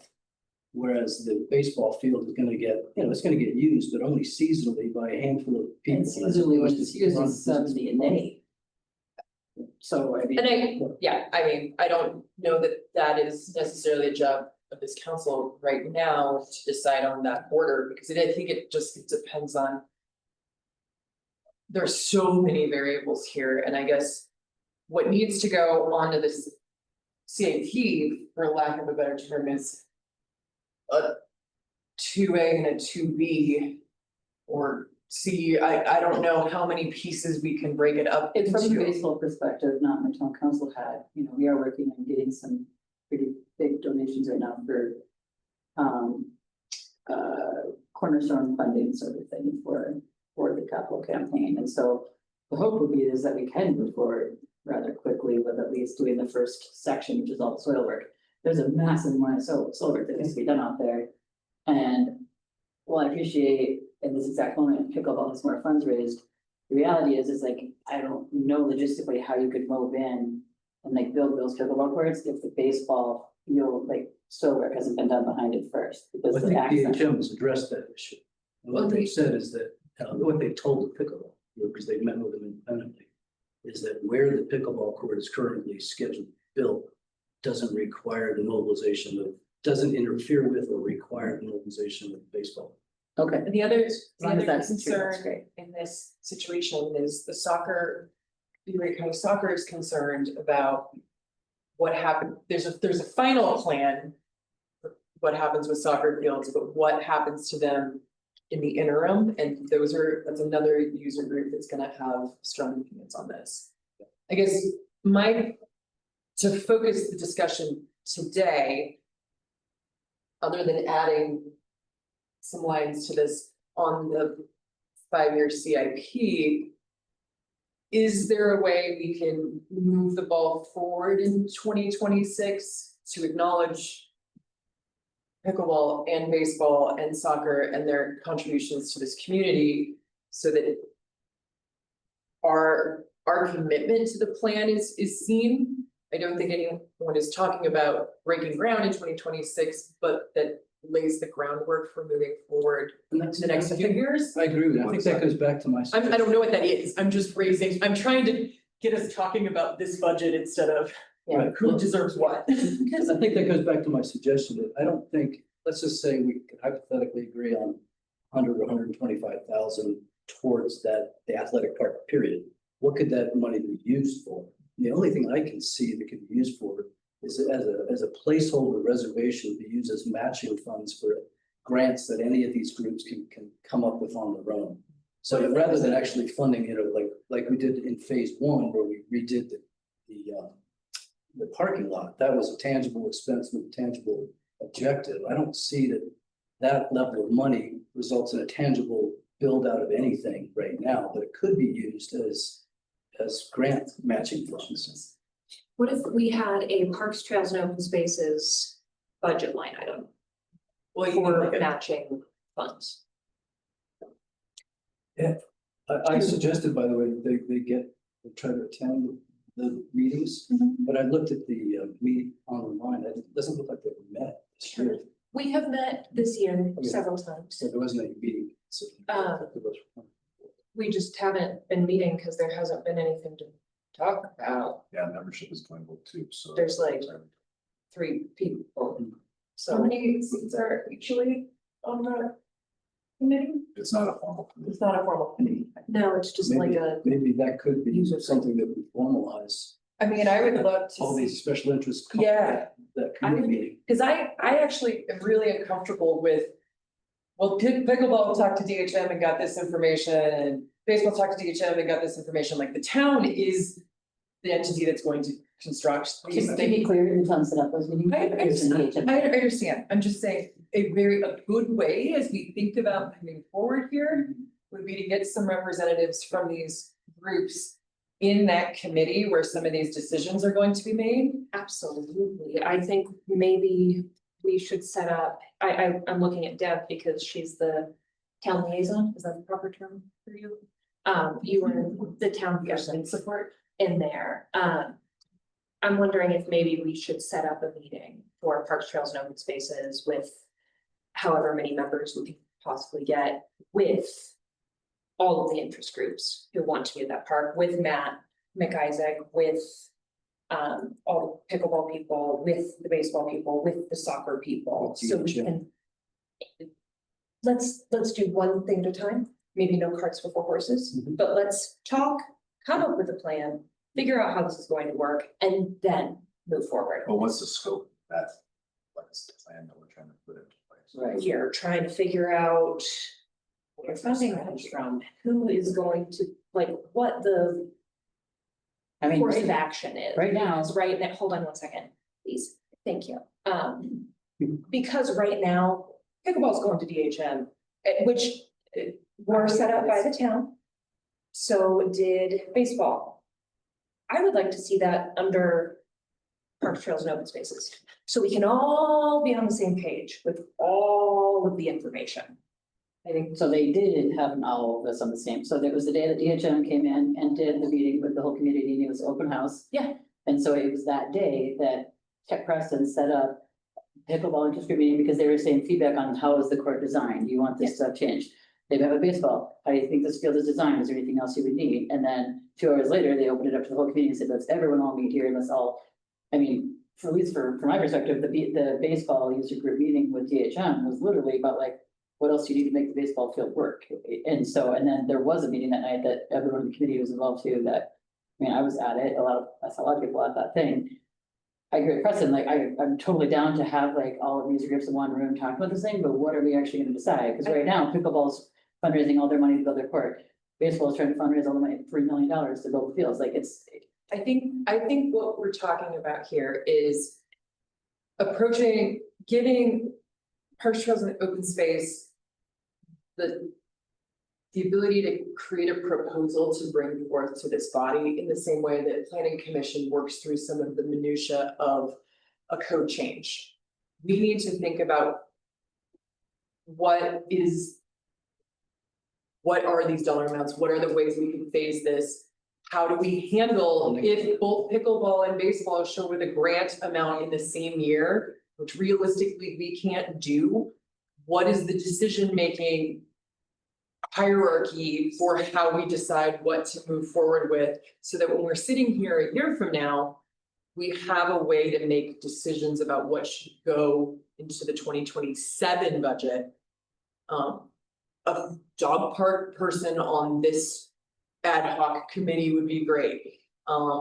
Someone from the community garden or the apiary, like these are all folks affected by the heavy planning year we had in 2025. So I think Parks and Rec person. what's that? That's why I keep going back to, I really wish that we had a Parks and Rec person, which I know means hiring a whole other person, but having like a central person who has all the knowledge from all those user groups. It still would not solve the community engagement problem, and what we need here is every group to feel heard. Does that help And resulting define that? in an action plan. You know, honestly, it's still, no. Okay. But I hear what you're saying, and I think we can. I mean, this is for 2026, so we can start putting together, outlining some Parks, Trails and Open Space Committee meetings in 2026 with greater user group representation to start figuring out. Just talking generally based on the way my mind was reading it. Funding plans, prioritization to recommend to the town board for preparation of 2027, how things should go, how we should plan. Is that?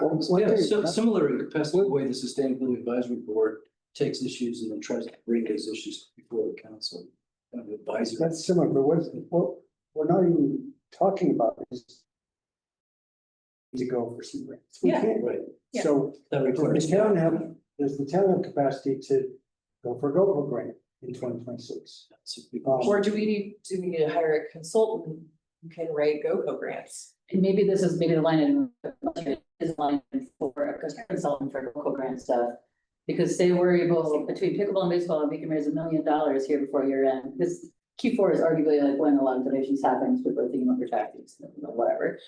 So say we, all of a sudden, like Q1 of 2026, there's $1 million ready to give to the town, get this project moving forward, but we haven't line itemed anything, like,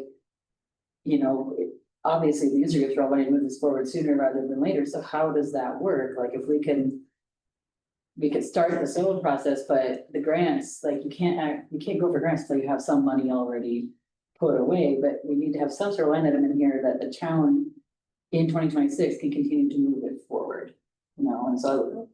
If anyone's disagree. No, I'm agreeing with that, I'm agreeing with saying like, maybe that's what the line item is, I don't know. Which was my point of having a parks, trails and open spaces line item.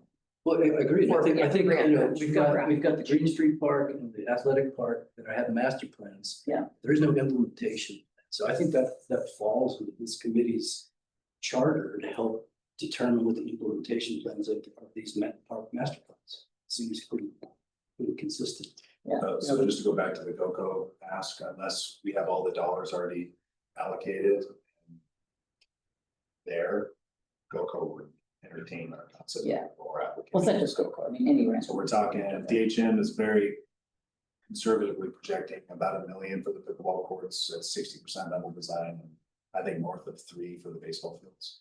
So we would need to be able to showcase to GoCo. We have all the funding. Some money. We have to have the funding in place before we can ask for the funding. I mean, it was asked a question, will this project happen without the funding? Our answer would be no, but then they really start asking questions about why. Because it's too much money. And they're like, so where the last, GoCo's very specific about the gap funding. Oh. There's a lot of pieces. GoCo's way more competitive than it used to be. I guess. And I don't want to misrepresent anything, but. No, So that's everything we've A heard. couple years ago, we spent a lot, Steven and I spent a lot of time on concept paper for the playground. And we got a lot of great feedback. We went to webinars, there was a thing here at the 4-H Center. And it was driven home to me what we need to do in the future. So that's why I'm just trying to. Okay, well, that's See how that's new from when we got our local funding passed. Well, the school has got a big GoCo fund similar. And it was the final piece. Wonder how they did that. Yeah, I don't know about it. Yes. Okay, well, So back to a budget item, is there an amount that we could set aside for either hiring a consultant or putting money aside for grant funding? Are we gonna put any money in these two parts this year? I mean, the last couple of years, we've been around 125 mark, and not that 125 is gonna build $4 million worth of stuff, but if that's maybe the consultant to help with financially moving this forward, or like grant matching, or, I mean, I don't know. I don't know the number, whatever. I'm just throwing up because that's what we did the last 2 years. And Teresa asked me yesterday, preparation for this, what she should do with her 100 signature petition to try to advance. Pardon me? Well, that's what I advised her, but as it relates to the Green Street Park, which is part of the town master plan, if we were looking at putting in trails, where would the funding come from that? In the 5-year capital plan, we have a $30,000 line item for construction drawings in the 5-year capital plan. But do we want to advance some money this year into that construction plan like we did for the athletic park? I mean, in an ideal world, yeah, for sure.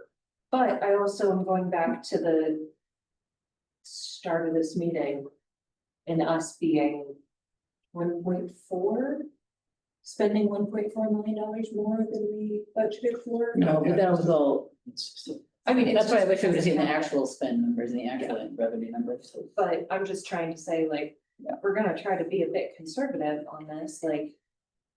Of course I want trails, of course I want more outdoor activities, of course I want the baseball field and the football court and the pump track. And the rock climbing boulder and all of that built tomorrow.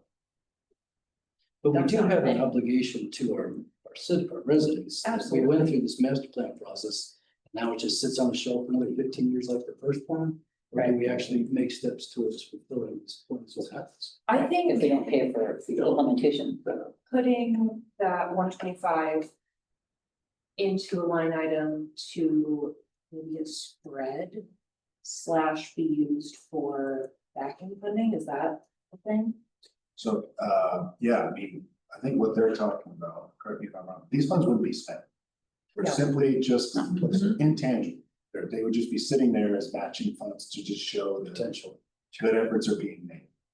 Throughout 2026, they'd be sitting set aside. Correct. That would be all. Unless the grant comes up or like, and someone forces the table to help.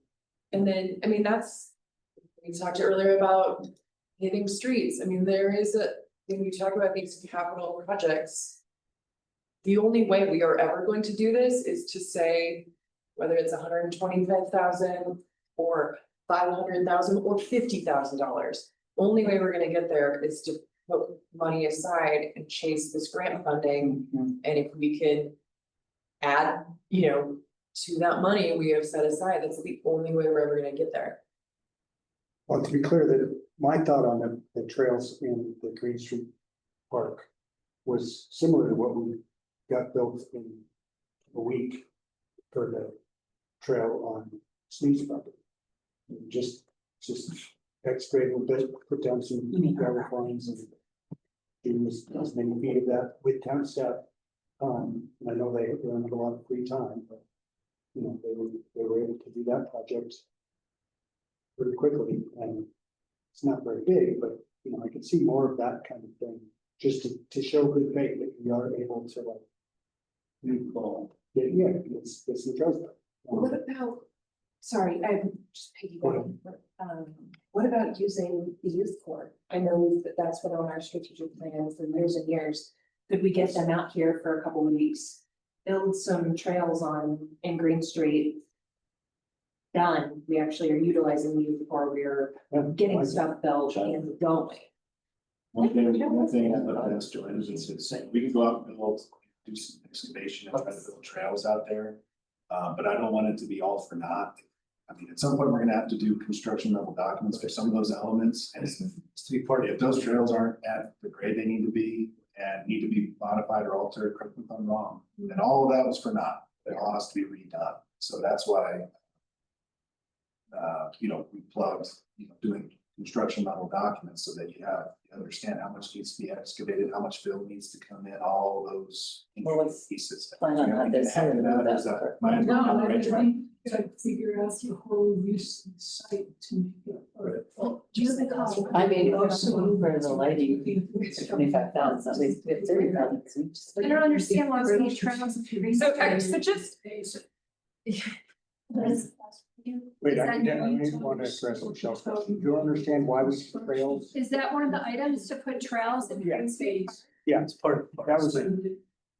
So can I just propose that We have the whole Dennis Weaver trails. Let's have a conversation. I don't It's understand. just a place that the people of the Parkside and River Park subdivisions would like to be able to walk their dog or The something. plan has They trails can't- throughout the park. They Yeah, but can't, then there's a whole drainage ditch, there's a whole irrigation system. yeah, it is part of the plan. That's all we're trying to Can I say. just propose, because the simple answer for Green Street Park in 2026 is we put the $40,000 for construction documents in the 2026 budget. I second that. Because that, otherwise, we can't move forward with the plans that we just talked about tasking Parks. It's 30,000, yes, So okay, we let's. have that in there as at 30, do you want to agree with that? Oh, I'm looking at Heritage, no, It's- do it, it's what it's 30. on there, sorry, I was thinking. Yeah, let's clarify that. That's interesting. Excuse me? That was left over from last year, the master plan construction documents for Green Street at 30, should that? Yeah, and I don't know where 30 came from. I mean, I would, with how expensive, I would up it to 40 or 50. 45? Okay. Yeah, I just think that is a tangible step forward that's gonna dovetail weirdly with Frontier and the whole parks vision for Ridgway. We actually did a lot of really great underlying work this year. Totally. So let's. Could we then, so I agree with that, 30 or 40, whatever it is. Could we do the balance of 125 to set aside for just as a good faith effort towards the athletic park for using as something to be determined through the Parks Committee in the next year, whether it's matching funds for the grant or.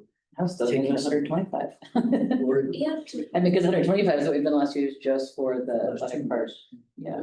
I think, going back a couple of conversations and then we can move forward. Something that would be incredibly helpful from all the user groups in the athletic park. How much money have you raised? How much money are you planning to raise? I just would like to know that information, that would then I You should can, bring that to the table to next meeting, sure. yeah, well, I'm asking you guys now.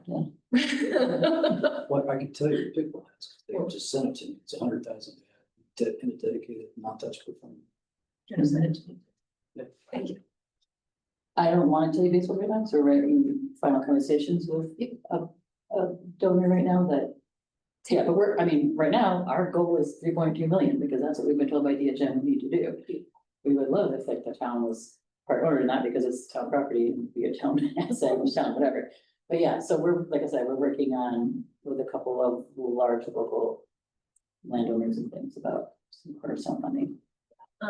Just. And we do have some, I think there's, I don't know, 4,000 or 10,000 or something in a dedicated fund right now, but. Yeah, if possible, if I could just get that. Mhm. Yeah. That would be amazing, and then, Deb and I can start getting together and figuring it out. So is there agreement about setting aside 125,000 has been set out for next steps in the athletic park or TBD. just good efforts, TBD, matching, to showcase matching capability for potential grants and stuff in the future. So much a thumbs up. Yep. And what, 40? 45? Green Street. What'd you put for the Green Street? I put 40, do you want 45? Let's put 45. So. On this list, we also have the, two things that I don't want you to forget is the request for the lift for the light replacement and banner installation at 50,000. I think that's probably gonna get us. Yeah, we talked about that. Okay, we said yes to that. Agree to that. Yeah, that seems low, is that? But right for a lift. Yeah, And what about the trucks in the truck for the streets department? Hybrid. We already covered that earlier. Yeah. Really? Where Yeah, I was think that? at the end of Shane's part, we talked about it. I'm smoking outside. We all do like this. Okay, when we have Green Street Master Plan Construction Documents at 45, we're replacing the track and streets at 45, the lift at 50, and the matching grants in the athletic park at 125. Yeah. No sidewalks, no street paving. Okay. What about, I saw drainage, I saw improving storm drainage systems on there, wasn't it? What was it, Michelle? Storm drainage, That's in regular, I'm sure. There's no item. maybe that was on this document I was looking at, 10-year capital improvement, We're still stormwater we're still on the 5-year. Oh, sorry, I moved on. I know, okay, we will move on. So the 5-year water fund, the things that were added on here from last year is the hydrovac machine, split between water and sewer, that's a $200 machine, and the piping. 200,000. I'm sorry, 200,000, and piping Ridgway ditch to County Road 5, that was added on here. It's not really an option. What's that? It's not optional. Yeah. Should they That's highlight what- that? Yeah, already clarified, she's like, the ones in yellow you have to do. Oh, she said, sorry. No, No, you're But right. that's not in yellow. The thing that's in here in yellow is from last year, and that's. Okay. Pipe Ridgway ditch to County Road 5, it's it's the one on the bottom there, 750K, that's what Joanne's saying is an optional. Okay. Purely because we're not allowed to, after construction, we're not gonna be able to use the Wolf Ranch Road. Which means we're gonna have to follow the ditch, and there's no road on the ditch. Really. I think we can kind of make our own road, it's kind of. Rob's working on this design. He can haul stuff up there, it's not funny. So there's just a lot of things. Yeah, okay. This is a joke. I mean, That was a what's funny though is money, but we had, piping the Ridgway ditch on the 10-year CIP forever and ever, and we just magically had to do some of it much faster than I think we ever anticipated, so, I've been talking about piping the Ridgway ditch as long as I've worked. Yeah. Yeah. Like I said earlier before you got here, the Colorado River District. don't know where they're at with this. Okay. And then, yeah, maybe they can also help give us some more. 23-minute warning. Yeah. What's that? 23-minute warning. So we've also got the 5-year sewer fund.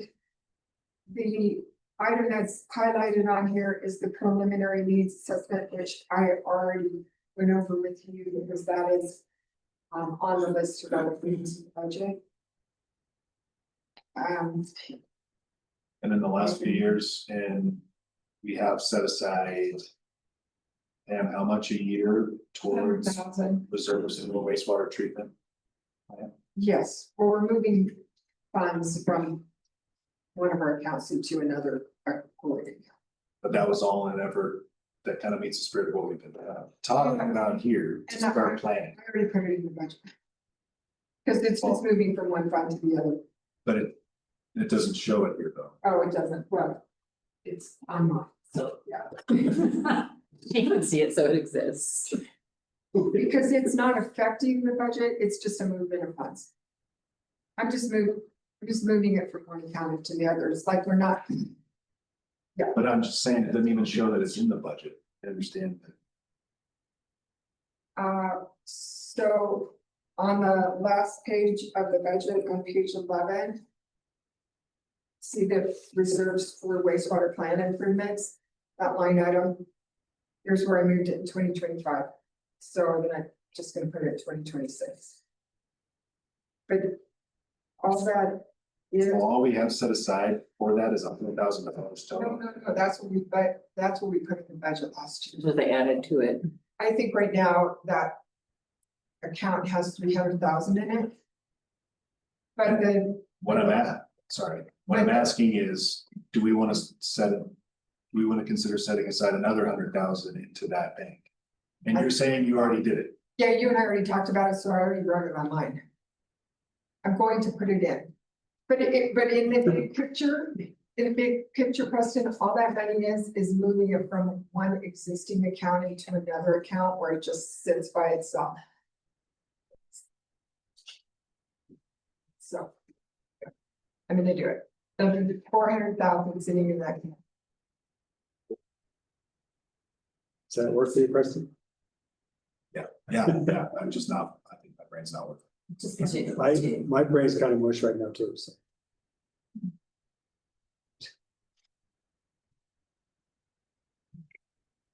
Okay, and really quick, do you want to look at the 10-year? Is there anything on there that you would like? From the three funds, I moved the dog park off the general fund, I put that on 5-year. Is there anything on here that you would like to move to the 5-year, move or add? I was wondering about the stormwater, drainage improvements. I don't know what that entailed. I just see it on here and it seems like it's important. Joanne, could you trust that? I haven't put it together. Joanne, can you come over here because we can't hardly hear you over here. Are we on the water fund 10-year? Is that? We're on a 10-year. General fund 10. And we're in the general fund. Michelle had a question about what stormwater drainage improvements. We did a stormwater master plan. Early in your tenure? Yeah, 2020. Yeah, and it has a whole bunch of projects. And really done some improvements on Amelia that really highlighted the need to start at the bottom and work up. And it's a real big expense and we haven't got very far. And it just keeps rolling on the 10-year plan. Right, that's why I bring it up. I just know there's a lot of open ditches in town that stormwater runs through or sits in. And I just question, kicking the can down the road, like are there small pieces of that we can start to address, or is it just a big undertaking? It's a pretty big undertaking. Most of the problems are farther from the river than, and you need to have a transport to get it across town. And so we kind of try to do fixes as Public Works can to fight the urgent problems. Are we talking 50,000, 500,000? I mean, I think I even talked. No, I think we're talking millions. Million, yeah, so Yeah. 5 million, yeah, I mean. And there aren't a whole lot of grants. First, Yeah, that's not a big sexy thing that people like to grant. yeah. Or, Anyway, there was some money years ago under the same money for wastewater plants, but all of that money's getting tight now. so we're okay with just patching it up as we go? It's not ideal, but it's what we get, it's what we got.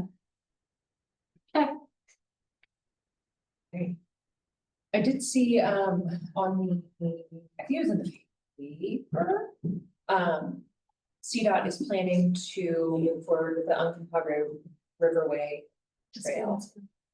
And then can I be reminded what the acquisition of 2 blocks of North Laura for right of way was? Yeah. I thought we saw this. Rachel, do you mean the Aqua stuff? Aqua Chupa shoulder widening, is that? No, I don't, River Trail from. Yep. This is the idea of the rails to trails project all in Montrose. It was in the paper, wasn't it, just this last week? That's what I just said. Laura Street is, the town gave away a section of right of way at, that section between Frederick and Otto on North Laura Street to Wolfland. It'd be nice to have that back. And would be nice to have it back, but it's very narrow now and it works as a natural. Although not everyone drives slow, but naturally with it, condensing right there, it's kind of a Especially with. mitigation of speed, but. Do we know why the town gave that to Wolf Cattle? It wasn't a wolf cattle. It was over 100 years ago. Did you hear her? No. With over 100 years. That was part of the shop. Yeah. So, Got it. Yeah. It was 100 years ago when someone else owned it. For some reason that no one really. We vacated all of those. Town platted, Joanne was saying earlier, in that same thing, all of the town platted streets in that Wolf Cattle property. So it was that same time. Because the person that What- owned that property was We on probably town just council. didn't ever foresee it being a thing. Okay, Is that back when we called 100 years ago. it prior to? Is there anything else in the tenure that anyone can see that they would like to move, remove, add? We already got the dog park moving in a fight. We already moved the park to the 5 year. Cool. Yeah, he's got signs. No, I feel like we have enough pie in the sky, big things to do about 5 years right now, so. I mean, a couple of these would be great to me about, but I feel like we gotta focus on the actual. But yeah, we do it. We on the waterfront? I think so. 10-year water fund, what do we got? So I've got a proposal, maybe it's a question for Preston as well. On there is it's been on there for the 6 years I've been here, the micro hydro construction. I had a conversation with SMPA actually 2 days ago.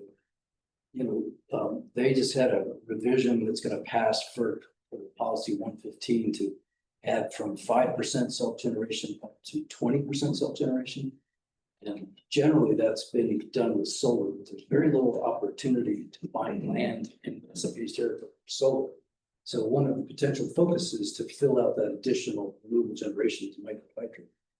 Which means that SMPA might be able to help fund planning grants or other studies to look at how to find other sources for impactful microhydro. So quick question, and then I'm going to propose two proposals. One is, it's probably too late to even think about microhydro in the ductile iron pipe, which means it'd have to be added later you know, if we were to try to use that head from our water treatment plant down into town as the source of the energy.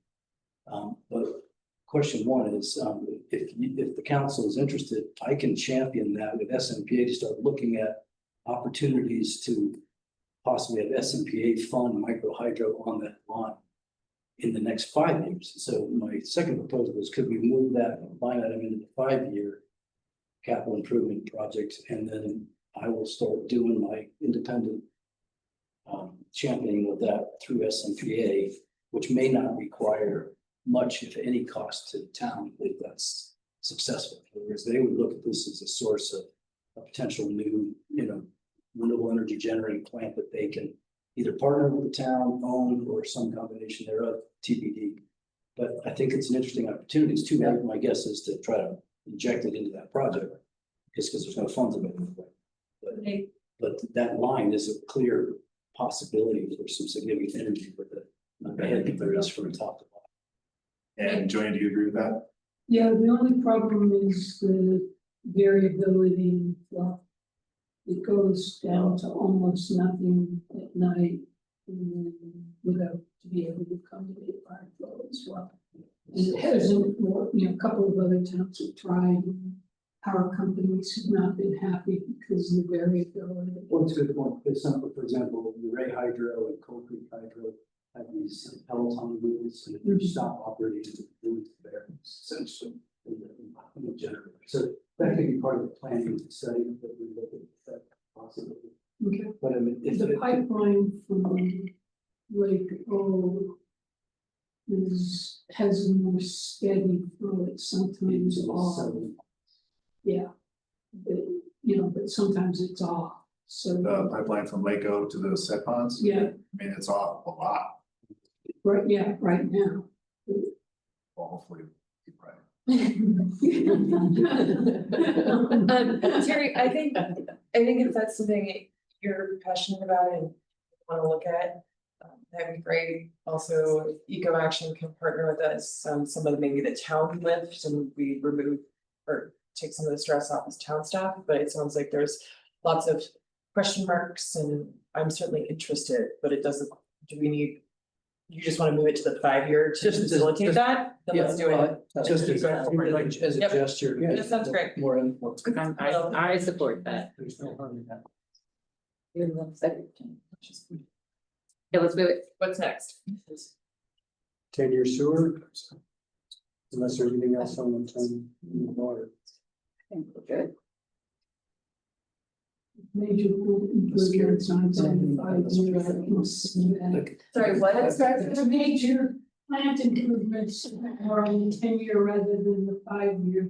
Probably do. Is this the upgrade treatment system Yeah. line? Okay.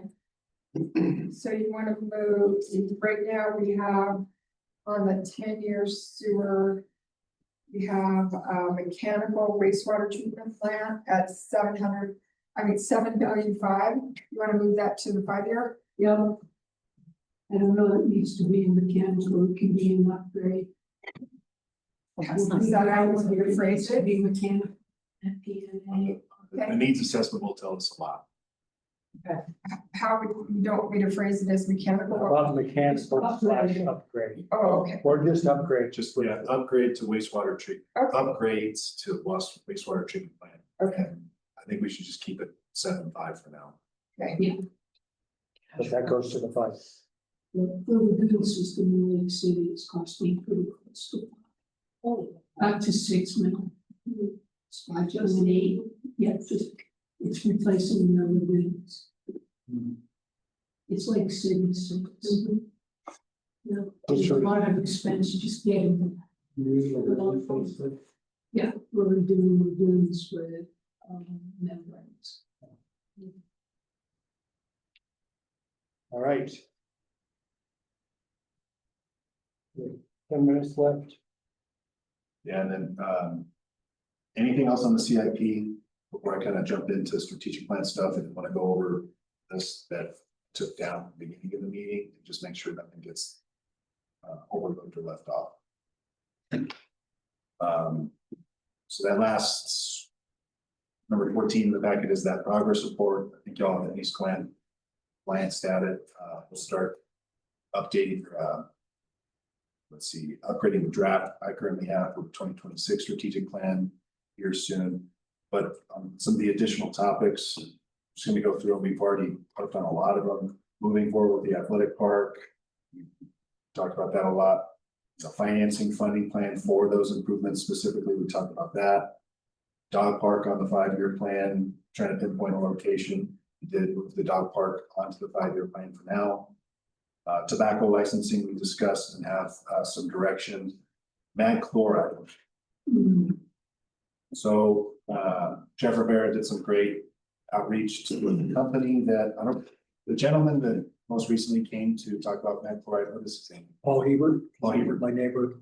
Yeah, he mentioned Sent us some resources. Yep, and we looked into those resources, Permazyme specifically. And when Jeff Rivera gets back from vacation, we're interested in trying out Permazyme on a specific section, not section, but like maybe half a mile to a mile of roads just to see. It'd be about $9,000 to do that. It is not inexpensive. Compared to mag chloride, Permazyme, which is Ebert was mentioning, would be about triple the cost of mag chloride. And I say that loosely. Jeff and I crunched some numbers before. I forgot to write it down. I don't have the numbers and Jeff's out of town. But it's a lot more expensive than mag chloride. 2024 for mag chloride, we spent 50,000. 43,080 for mag chloride, and then I looked at the line. yeah, and in 2025, 50,400. So, but I, You got bought out. So it'd be 150,000 for. what's that? So it'd be potentially 150,000 for this. Yeah, but I don't want to. Right. I do a lot of guessing. I apologize, but I don't want to misrepresent the amount. But it's a lot more expensive. We want to try this out because it's supposed to be touted as holding up for multi-years and not just There you one. go. And so that's the kicker too. So if it's all right by you all, we'd love to try it out, see how it holds up over winter, spring. And then, well, maybe not spring, but just kind of gauge it and then figure out how to go. Does it make sense to try it this late in the year? That's a good question. I don't know. Ask them and see what We'll ask them. If it is, I'd love to pilot it Yeah. anyway. I think we've got a lot of. I don't know if it'd be a lot. We have some very local demands that we at least examine other options. Thanks to Jeff for being open and willing to look at some of these other ideas. I think mag chloride is far from perfect. What I've always said is the alternative as far as Yeah, we've we can't- known so far is just using a water truck, which makes no sense at all. No way we can go around with a water truck weekly all summer long. So we have to do something. If we can find something better that costs 2 or 3 times as much, but lasts a couple, 3 years, then Yeah. it sounds like it's worth it. That sounds, I think, But we would be testing applying it sounds great. Permazyme ourselves and using a lot of water to do that in the water truck. It wouldn't be a third party contractor coming out like they do with mag chloride. We'll try it out and we'll report back. Okay, sounds good. Just going down that list, more trash cans, hand covered. As part of what we plugged into the budget, the remaining trash can replacement in park areas, we can see about adding another trash can too. I think you mentioned here in the park here. Yeah. Your playground is. Between the play areas, just because Yeah. I hang out a lot, but Makes sense. a lot of different people. Hang with the little ones. Short-term rental administration and enforcement software and data. We've talked about that last couple of years. Be happy to resurrect the information from the rental scape on costs and those modules and what they bring to the table. We can do that for another workshop if you all are not workshop, but like another budget setting, if you all would like. I think it's a good idea, simply, if not just for knowing how many beds we have, if Mount Lodge is gone for a couple years. Is everyone in agreement with that? Yep. Resurfacing tennis courts. I mean, we just went over the CIP. That 5-year for the general fund. Yeah, resurfacing the tennis courts at 40. Sorry if I'm rehashing stuff that we already talked about and missed, but I just want to make sure. The thought was there to move it to 731 PO, which is maintenance on the park facilities. But it would still fall in a capital. As opposed to a maintenance item, I guess that was my. Well, just given the amount. It would take, so need to agree upon whether to take it on in 2026 or not. Do you think that that would be something that the pickleball community would contribute half of? They had that discussion and they decided that if it was viewed as a maintenance item, they would reserve the money for that, so try to separate the issues since it's just maintenance on an existing park, but capital improvement. Understandable, but as president decided it's a capital improvement. Well, and again, that was the point I was trying to make, is that we maintain the grass, we maintain all the other amenities in that park, but we don't maintain the sports. So it's just, to me, it's a maintenance item, capital item, that's. I would say it makes more sense for them to put their money towards construction. Yeah, well, that's what they decided. Just curious. So that item is in the 5-year, you wanted to pull it and expend it in 2026, is that correct? That was my proposal. 40,000 to resurface the tennis courts. The 25 for tennis courts, I think the rest of it was for the basketball courts. And I don't know if there was a need resurfacing as urgently as the tennis courts. I sort of wonder,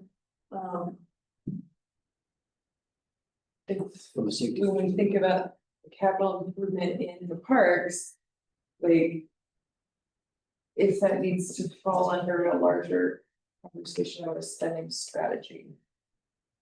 Like, you know, I don't, yeah, I don't wanna. Really need for that maintenance to happen. But given all of our other. Priorities of bringing groups to the table. I don't know. Well, again, I was looking, new builds to me is capital improvements. This is. So this, a maintenance Terry, we item. covered though that this will be treated as a capital improvement. You can think about it however you want. It's just, it meets that threshold. It's already in the CIP. It's a big ticket item, bigger ticket. It's long overdue. Terry, has there been any discussion by the pickleball group of potentially still looking for other options for other places? To where if we put these investments into, say, resurfacing, might they take their focus elsewhere? Or For what? for just use for pickleball courts, if we put this money into resurfacing, are they sticking around? They would assume it not be resurfaced if it meant taking money away from the future build. My point was, I think it's a safety issue from the existing park amenity. People are starting to trip or cracks. And it's getting a lot of use, just like we mow the grass for the soccer fields. If I didn't mow the grass, people would trip. So to me, that's what I suggested, it's a maintenance issue. But it's just like, it's maintenance at the wastewater treatment plant when we do biosolids removal, but we budget for that as a CIP. It's Yeah, exactly the same. because of the money involved, yeah, it's maintenance by Matter how the it's CIP. colored. But I was trying to disassociate it with capital with the build out of new courts. Yeah, they are two separate things, I agree with that. It's just this existing parking lot that needs repair. Well, It could be a liability issue for the town, that's part of the issue. you can just keep thinking about it to make a decision. It is 3 o'clock. Be respectful of everyone's time. The last 2 items on my list were the Hartwell bathrooms, which we talked about as part of the CIP, and then dog parking. And so we moved that on the 5-year. One other thing I told Tanya Shigawa I'd bring up is the Watershed Partnership is interested in a community engagement effort that could lead to a community-supported strategy for improving or at least preserving current water quality and sustaining the positive economic impacts of informed recreational use at Rollins Park. Projects like river renovations and wave structure replacement may be proposed for 2027 and beyond. And just to be clear, UWP, I didn't really solicit town input on this, but it sounds like they went for a grant opportunity to take on these engagement efforts to figure out how how we should all proceed with potential improvements at Rollins Park in 2027. So Tanya's looking for buy-in from the town to participate in that community engagement effort and just be, a pretty important partner since it is town property. So And so by buy-in, are we talking dollars or staff time or partnership? Like, good question. I think it's all the above: council time, staff time to participate in these listening sessions, engagement efforts. All to inform potentially more bigger ticket items on the CIP in future years for improvements to the wage structure or way more gravel removal and bank stabilization work down in Rollins. So Tanya sent it to me, I think Friday, and so I haven't responded yet because I got it last minute, brought it up. And Does this include the signs out by San Miguel Power along the river that are all faded out and should either be replaced or removed? we did remove those signs. They're sitting in my office, but yeah, that's another one that right now we need direction from. It wouldn't be included in this grant. That would be a separate initiative, if that's your question, but we could work with them potentially in 2026 on restoring those signs, doing new signs, something But like yeah, that. thanks for removing them because you couldn't read them anymore. Yeah, Bobby did that.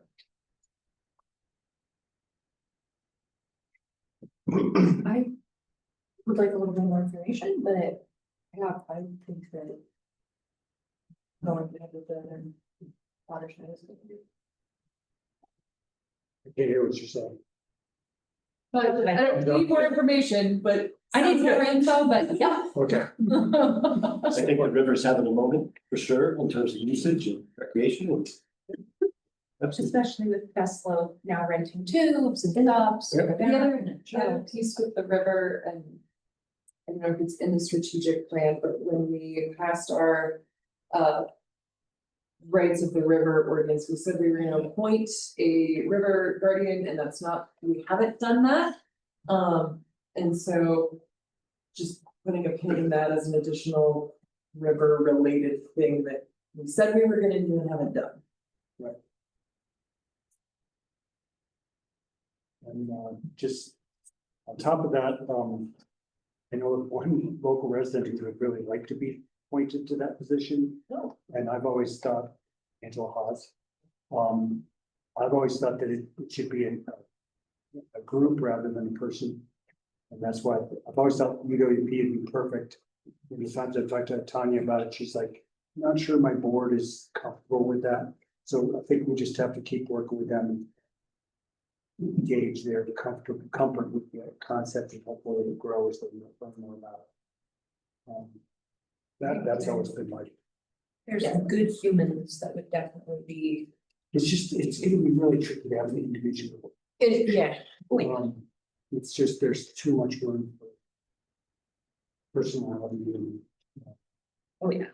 Strangely though, it also takes a certain personality. I think we're wrapping it up, but I just wanted to, I know because you're not seeing numbers and I'm seeing numbers. I just want you to know that right now with the council directives memo and the CIP items that we're putting into the budget, including the resurfacing of the tennis courts, we're at $497,500.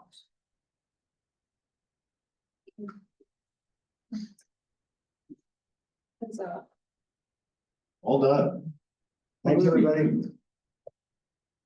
Thank you all. It's always a long day, but it's a good one.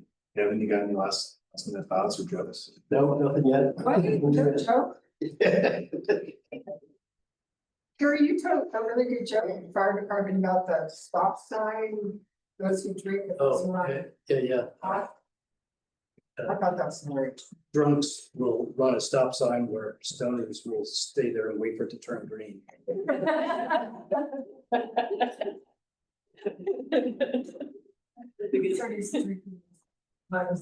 Thanks, Aaron. Bye, Erin. So don't forget to put you to sleep. She's absolutely. That was down. good. Think so? It's always the Yeah, plug you for the dream, but.